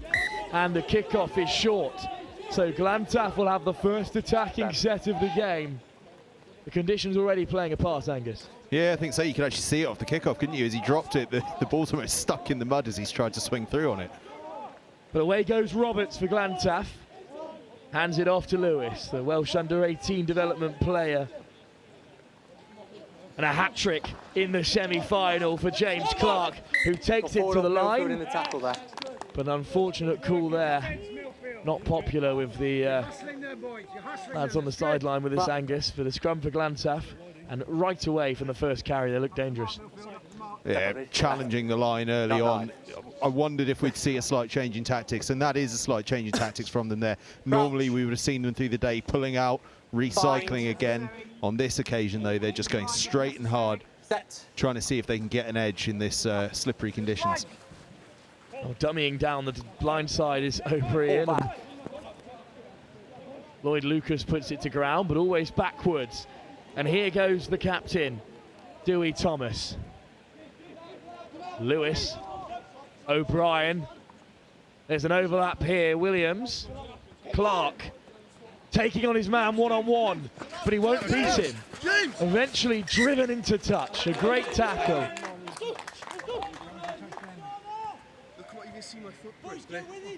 Good defensive set from Millfield there, and one of the first times we've seen Glantaf be denied in the 22. Yeah, it is. It's again, though, it's another example of the way that they're just subtly changing what they're doing. Very rarely would we see them looking to go round the outside, but they're just thinking that perhaps they're going to have to just change it up, be more of a sort of running side rather than a slow, patient side. Well, can you believe it? They've picked off the line out, and Roberts might touch down out wide. The loose ball. What a touch. Ben Roberts scores the first in this final, and that is some serious skill from Ben Roberts. True footballing skill, that from Roberts. A try born of this rain, really. Scrappy as you like, and then Roberts just goes, "Do you know what? Get a foot on this ball, turn it into a foot race, and I might just win."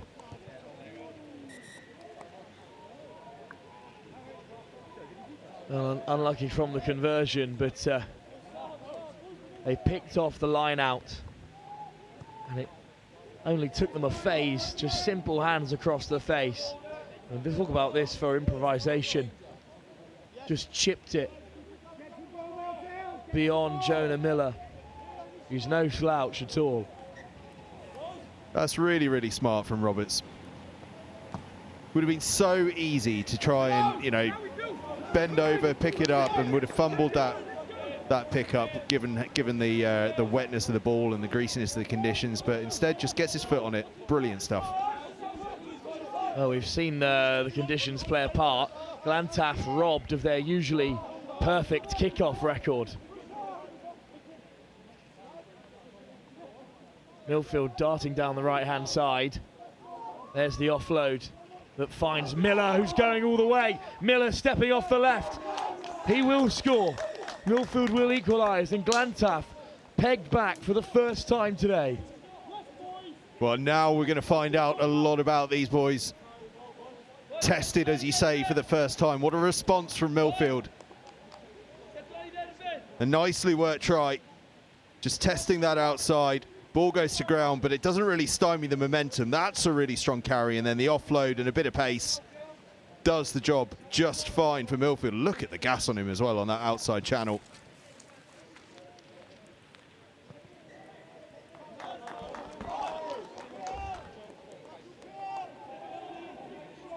Well, it's the perfect response for Millfield. The ball went to ground, but they just kept playing on, and then this great offload through the contact. And there's no substitute for raw pace in the game of sevens. Time's up. Big comms issue.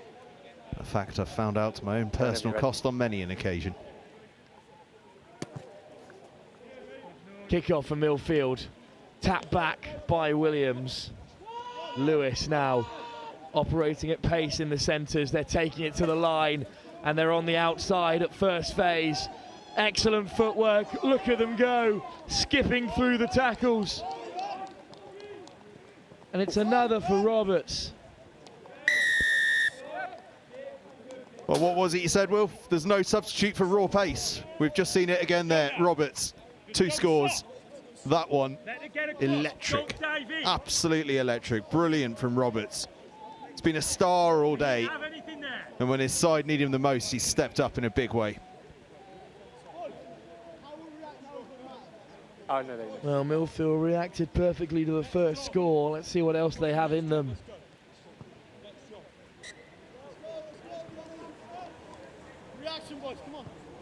Added extras for Glantaf. Just look at this. It's the initial pace, but then it's the ability to move off that left foot.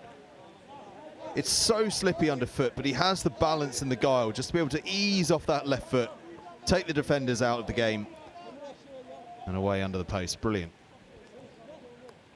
O'Brien to get us underway.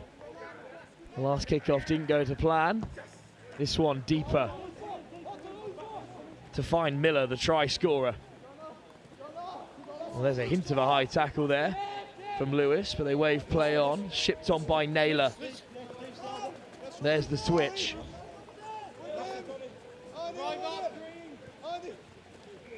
Naylor again, looking for Miller in that wide channel, but they play patiently instead. And now a bit of contact. Lewis makes the tackle on the captain, Naylor. Suddenly perhaps a bit of space on either wings, but tired legs driving to the line, looking to free the hands. Another phase for Millfield. Naylor this time skips away from contact, but just spilt as he tried to enact the offload. There'll be no advantage from the knock-on. Good defence from Glantaf, but they are being tested here. They really are being tested. And you're just seeing, because of the wetness of the legs, the slippiness of the shorts and all sorts, if you're making tackles with arms rather than shoulders, it is so easy to slip off them now because everything is just so greasy. It's quite incredible how quickly this weather has turned, although I can see a glimmer of sunlight coming through on the right-hand side. Even a bit of cramp on field at the moment.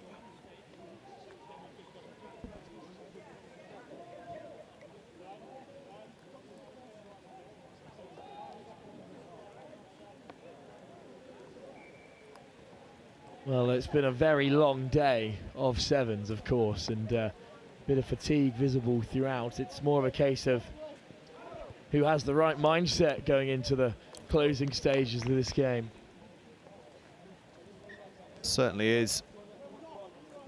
Both sides have already shown levels of guts in just this final alone. What have they got over the course of the next 7 minutes?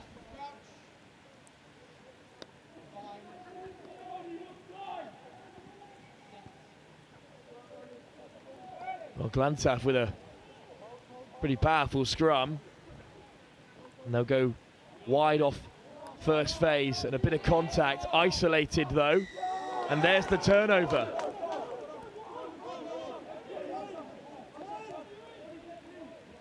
It's the quick tap from Miller. Skips away from one. And then the offload. Roberts over the ball. Another penalty against Glantaf. Millfield in the ascendancy. Naylor dragged down by Lewis, who's over the ball himself. No love this time from the referee. Still Millfield play. Miller ships it on. Behind the gain line. There's the big fend.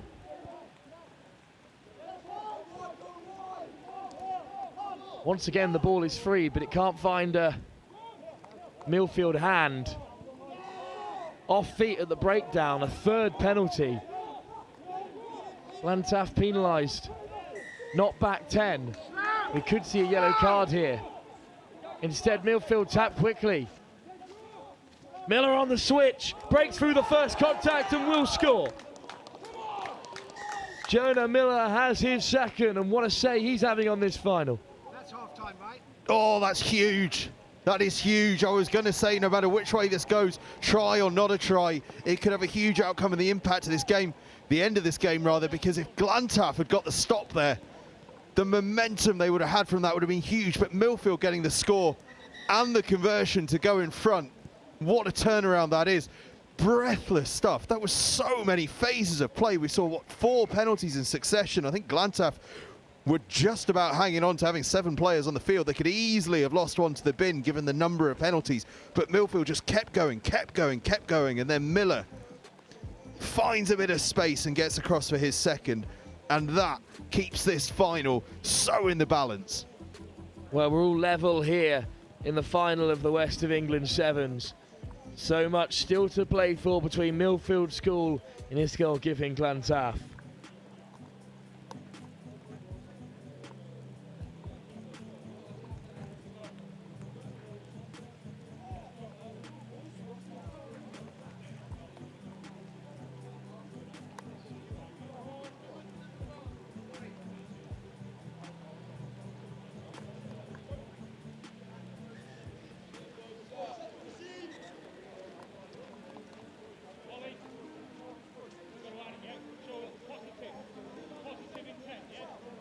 Well, Angus, once again, considering it's a rotated side, Millfield are going to have something pretty impressive to bring to Roslyn. They're going to have some serious depth. They might as well submit 2 teams. Well, it's funny you should say that, Wilf. They've got one side entered into the Cup and they've got one side entered into the Vase. Could they be in at a tilt on both tournaments? It certainly feels possible. Has there ever been a Vase and Cup double? There hasn't. Never in our lifetimes. Well, it's Millfield who claim it off the kickoff as well. Just cutting back against the grain, but dragged down by Lewis. Counter-ruck from Glantaf. Lewis back to his feet to disrupt. Do you know what? I tell a lie. Ampleforth College did the double back in the 80s. There you go. Oh, not in your lifetime. No, let's see if Millfield can repeat the same feat. Lewis with some serious work rate in this final. That's 3 tackles on the bounce he's just made. He looks to be feeling it. Go, you go. Out the back door from Miller, the try scorer. Speaking to the mic. Clark just hunting him down. They opt to clear. There is cover in the backfield, but there's a serious race on here. What a tackle that is by Miller, the try scorer. But Dewey Thomas just gets away. Williams, there's plenty open for Glantaf on this right-hand side. Roberts on a hat-trick. Back inside to Lloyd Lucas, and through the hole they go. Clark could have another. A hat-trick in the semi-final and a try in the final. It's a great score. What a try. What a try. All born of really smart defensive play as well. Not that many teams have been playing with a sweeper in, but with the rain coming down, Glantaf stick a sweeper in. Millfield haven't spotted it. They put the kick in, and Glantaf able to react to that counter up the field. They find that space down the right-hand side and get away for the score. It's had Blundell's coming past. Arthur Goyer keen to get back on the microphone. But we'll stick with the final for now. An unsuccessful conversion, but Glantaf up by 5. Another score for James Clark. This is clever from Roberts as well. In another world, you might say draw and give, but he realises that given the way that the game is at the moment, it's so slippy. He's going to draw defenders in, and they're going to be off balance when he gives that pass off back on the inside, and that just allows all that extra space. Really smart try from Glantaf. Well, it's a deeper kickoff than we're used to as well. Millfield teasing with possession in hand. Here is Murphy on the switch. And Millfield take it to the line and almost break away. Murphy put down and hacked away by Millfield. But Glantaf will look to play with an advantage. It'll be a scrum, and the conditions once again influencing this final. 17. Proper final this though, isn't it? Proper final. It is absolutely the tightest game that Glantaf have been a part of today. Balls in, please, fellas. Crouch. Just admiring Charlie Gavitas's wellies. Roll down ankle-high wellies. That's a new one. A serious look as this scrum is disrupted by Millfield. But Lloyd Lucas does come away with it. He finds Roberts on the switch. Williams. A deeper pass this time. Quick hands for Lewis, who's remarkably still on the field after the amount of work he put in. Clark slips off a tackle. Clark could be on for his second. Look at the pace. Miller on the back to make the tackle. Held up. Held Scrum. up is the Scrum call. 5, held up. What a moment. He's held up, he's over the line. Scrum. Jonah Miller has scored twice in this No, final, line in sevens. and Held then up. held up the flying Clark as well. No, there's no. Harry, Bunting, are you good or not? What a moment that is in this final, Angus. Huge moment. Okay. Two of the most Can't quite influential second, not players doing in this anything before I say final it, please, okay? Let's go. going at it pace for pace. Crouch. Could that be significant in the shake-up? Millfield now Set. with a scrum 5 metres out, and there is clean ball, and they will kick clear. And it's a touch finder. Okay. Just rolls underneath our upright here. Now here's the question. I've been giving Glantaf praise when we've been chatting to them afterwards about the fact that they keep playing, relentlessly keep playing. In these conditions, with what, 2.5 minutes left to go, 2 minutes left to go, really. Do they slow this one down? Williams takes it in the air. Lloyd Lucas fired across to Roberts, who's hunted down relentlessly by Miller. Millfield with the high press that we've seen from some of the top sides today, but Thomas evades it for now. Crossfield we go. Now you're on. But unfortunately, it's been touched, you can't go. It's been really touched, you can't unfortunate go. moment there, because Clark was Well, listen, offside. They were searching for him from the crossfield. The referee told him to leave it, so instead, just a Millfield line-out. It's really intelligent though from Clark, because I don't know that he would have heard the referee's call. He just understood where he was on the field, understood he couldn't compete for that. Yes, thank the you. amount of players that would have just been tempted into having a nibble there is longer than the list of players that are here today, Backwards. to be honest. Really clever. Well, it was backwards off the line-out. Can't play the ball on the But floor. You Glantaf can't came kick away it. with it. Williams kicked it on the deck, You're on the however. floor, you're out the Penalty game. Millfield. They trail, but only by 3 points. Strong carry from Naylor up over the gain line.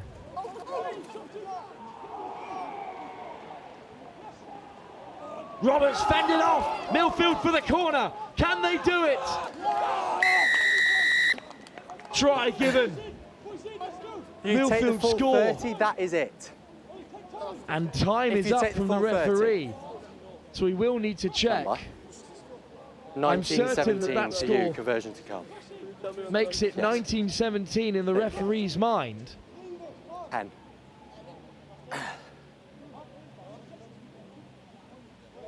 Oh, the conversion's to come anyway, but time is off regardless. Stay still, stay still.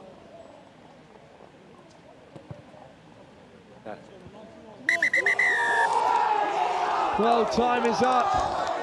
And according to the referee's watch and his book, 17. Millfield have won the game by 19 points to 17. A huge result for this Millfield side.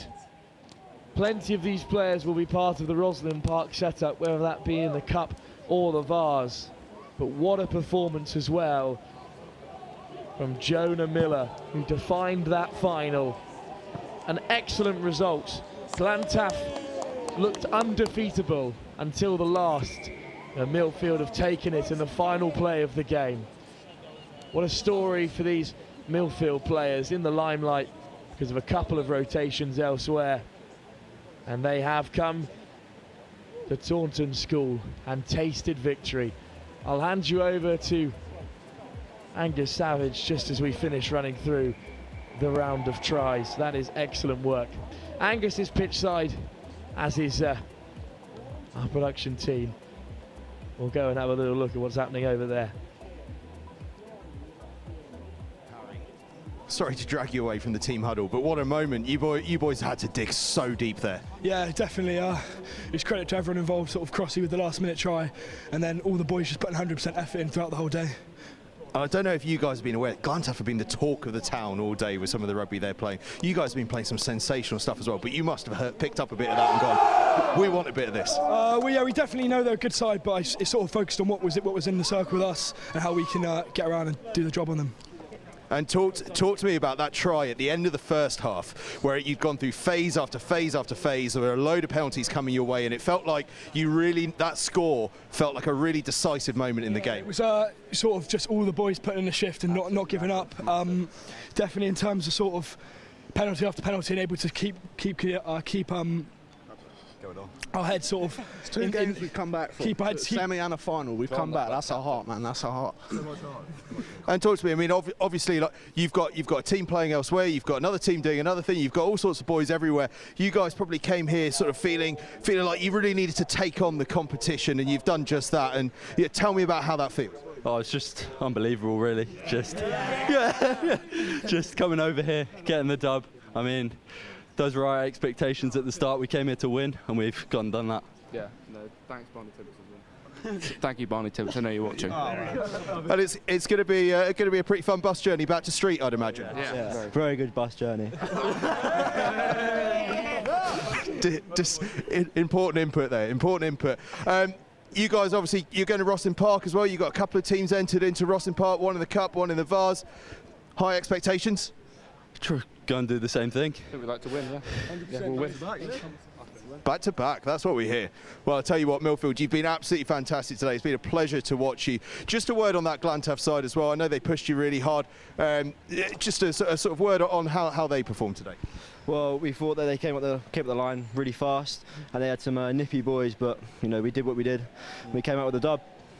And more importantly, a word on you boys. Tell me about that one. How does it feel to be the champions? Perfect. They won last year, we won this year. Yeah. Summarised perfectly. Glantaf won last year, Millfield win this year at the West of England under 18 school sevens here at Taunton School. It's been an absolutely fantastic day. We've seen some terrific performances, not least of course in that final from Millfield, who were absolutely fantastic, and let me tell you, they will have a very enjoyable bus journey back to Street, not least because it's not too far. They haven't got too far to go. Somerset is where it stays. Somerset is where we've been today, and Somerset is where the trophy is going, as we see Millfield celebrating still next to us. We've got much more rugby coming up though in a week's time, well, just over a week. 8 days, we're off to Rosslyn Park. Monday, Tuesday, Wednesday, Thursday, Friday for the Howden Rosslyn Park National School Sevens. A full week of excitement. Caldecott Prep School Sevens on Saturday of next week. And then Sunday, Monday at the end of March, we've got the Sedberth Super 10s and then a bit of university rugby. It just does not stop here live on Next Gen 15. But from all of us here today at the West of England Under 18 School Sevens, from Taunton School, who have been fantastic hosts, it is goodbye and enjoy the rest of your weekends. It has been sensational, and congratulations to Millfield.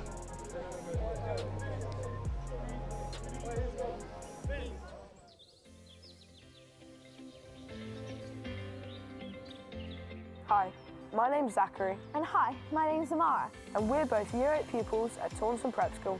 Today, we're going to give you a quick tour around campus to show you what life is really like at Taunton School.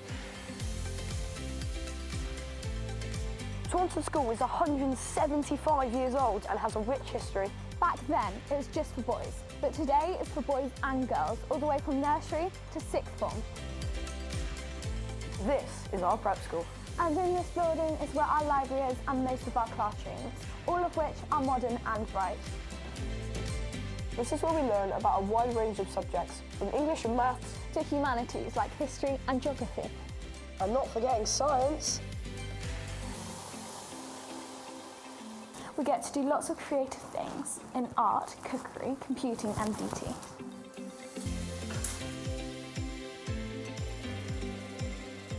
Here in Centenary Hall is where we do our music and drama performances.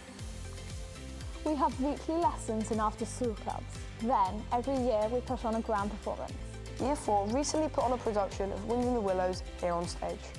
We have many dance groups you can join, including ballet, jazz, street and tap. And if you're a musician, there are plenty of practice rooms and studios to rehearse in. We also have a wide range of choirs, ensembles and a school orchestra you can get involved with. And if you don't play an instrument but are interested in learning one, well, we can help with that too. We have our assemblies here in the chapel. PSHE and wellbeing is very important to us here at Taunton School, and we often have talks from our teachers, the school chaplain and guest speakers on important topics. This is our main dining hall. It was opened in 2020 by Her Royal Highness Princess Anne. This is where we eat breakfast, lunch and dinner and have a bunch of healthy and delicious food choices. Outside, we're surrounded by lots of green space. In fact, our campus is 56 acres in size. We have lots of playing fields and sports facilities. This includes 2 full-size AstroTurf pitches, cricket, rugby and football pitches, 2 swimming pools, 2 sports halls, and lots of indoor facilities. We also get the chance to play against other schools as part of the team. As well as sports teams, we have lots of different clubs you can join in break or after school. From debating to model making, performing arts to martial arts. Our prep boarders, like Josie, live here in Thone House with their house parents. Hi! Hello, my name's Josie and I'm in Year 7. The house is really comfortable and friendly. You will settle in really quickly here if you're a boarder. There's lots of space to work, relax and socialise with our friends. We have lots of different dorms with the girls and boys on different floors. In fact, all of our dorms have just been redecorated with brand new furniture.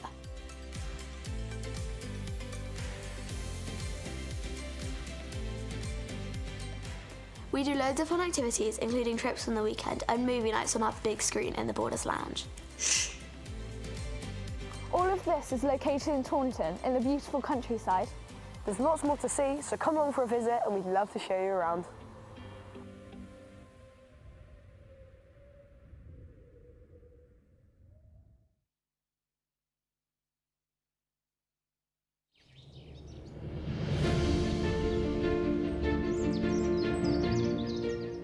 Our history is visible everywhere you look. Since 1847, we've come a long way, and we're proud of all that we've achieved.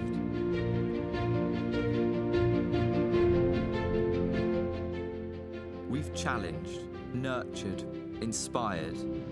We've dared to break boundaries, to lead the way, and today is no different. We still have that same pioneering spirit. Taunton School has really helped me to turn into the person I am today. You just wake up in the morning and then you know that you're going to be like doing something fun. The feeling of belonging is what really makes Taunton School a special place. There are a lot of options available at sixth form, A-levels, IB and the 2B techs. Our community is the beating heart of our school. We've worked hard over 175 years to create a place our students can call home. A place where they can truly thrive, from the beginning of their journey, right to the very end. Boarding at Thone House is really fun and I really like it. My house parents are really nice, they're always there to support you. Taunton School has greatly supported me all the way through, from nursery to year 11 now, and especially in the prep school where I discovered my passion for science. When it comes to learning, we believe it shouldn't just be limited to the classroom.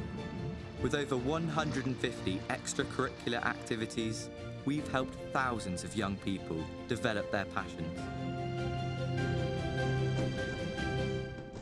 From the largest CCF unit in the Southwest to some of the best sports teams in the country. The thing that makes Taunton School special is the range of opportunities, and where else could you swim the channel? There's a load of clubs and opportunities that everyone can do, such as eco clubs to building race cars. I find CCF the most rewarding part of my school experience overall. When I was appointed as first Sea Lord Cadet in December, I was amazed, to be honest. Back in 1996, we were the first school in the UK to open an international school on site. Today, we welcome young people from across the globe, with students from over 45 different countries. It's a multicultural community. You get to meet a lot of people who are also international and learn about many other cultures. Here at Taunton School, we're committed to making a difference and developing skills for life. We believe that affordability shouldn't be a barrier to entry, which is why we offer life-changing opportunities through our scholarships and assisted places. The scholarship has really rounded me off as a performer and as a person. Taunton just showed me what I didn't know about myself. I won a sports scholarship and it's really helped me, supported me. I think it's great that sports is noticed, and I think that to have your talent recognised, I think is also great. There's no stigmas or preconceived ideas of what you should or shouldn't be. It's just what you can be.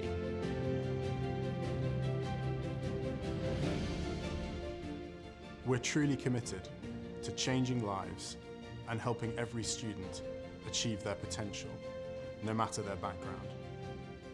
We want every child to succeed. Our breadth of opportunity and holistic support allows them to do just that.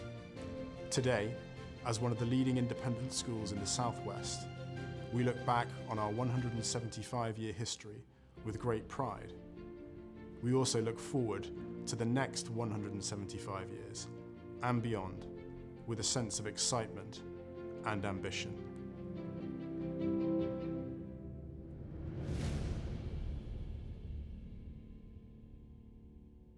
Here at Taunton School, our differences are not just celebrated. They are part of our DNA. It's a place where we learn About ourselves and others. Rooted in kindness and compassion, creating a new generation of global citizens. Taunton School, a truly global community.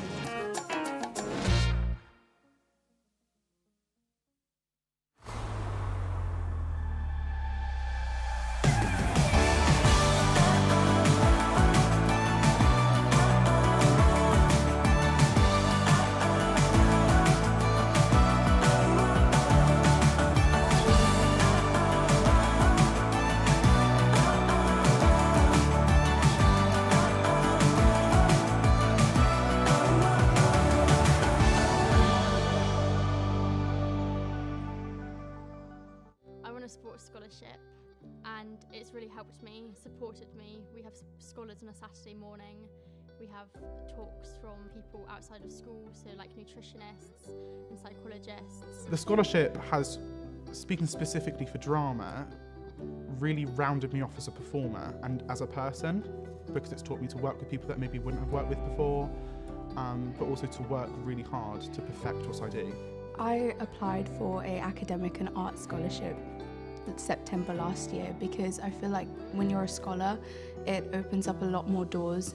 I've been really lucky to be selected onto the Great British Talent Programme for Modern Pentathlon. So I've been on it for the past year at school, and school's really helped me to stay on that track and to make sure that my PBs and training's going to plan.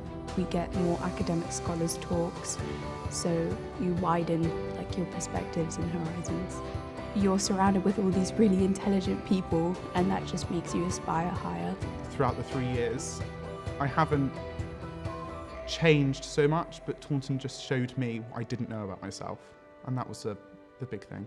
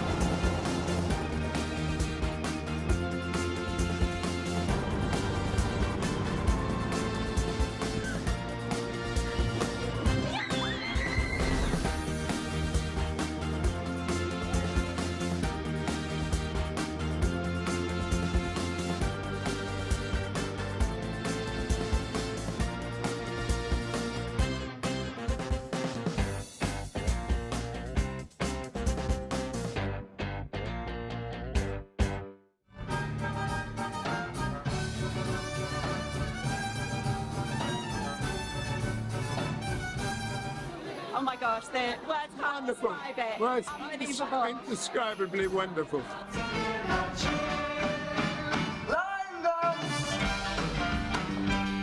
Really fun, and it's really, really funny. We used to, but we let them all go. We pulled in a new direction. I think I like it. That was good, that was good. I think I like it. Do it again, do it again. 11 out of 10. All of them. 10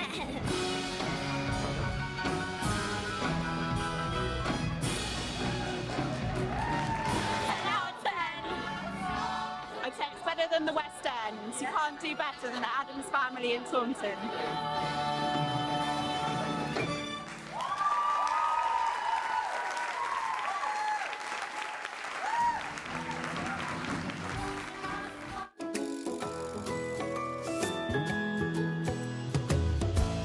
We feel that we strike the right balance between learning and play. The opportunities that the children get here are amazing. We do writing, colouring. Being able to go swimming, play PE, have specialist French teachers and music teachers that come in.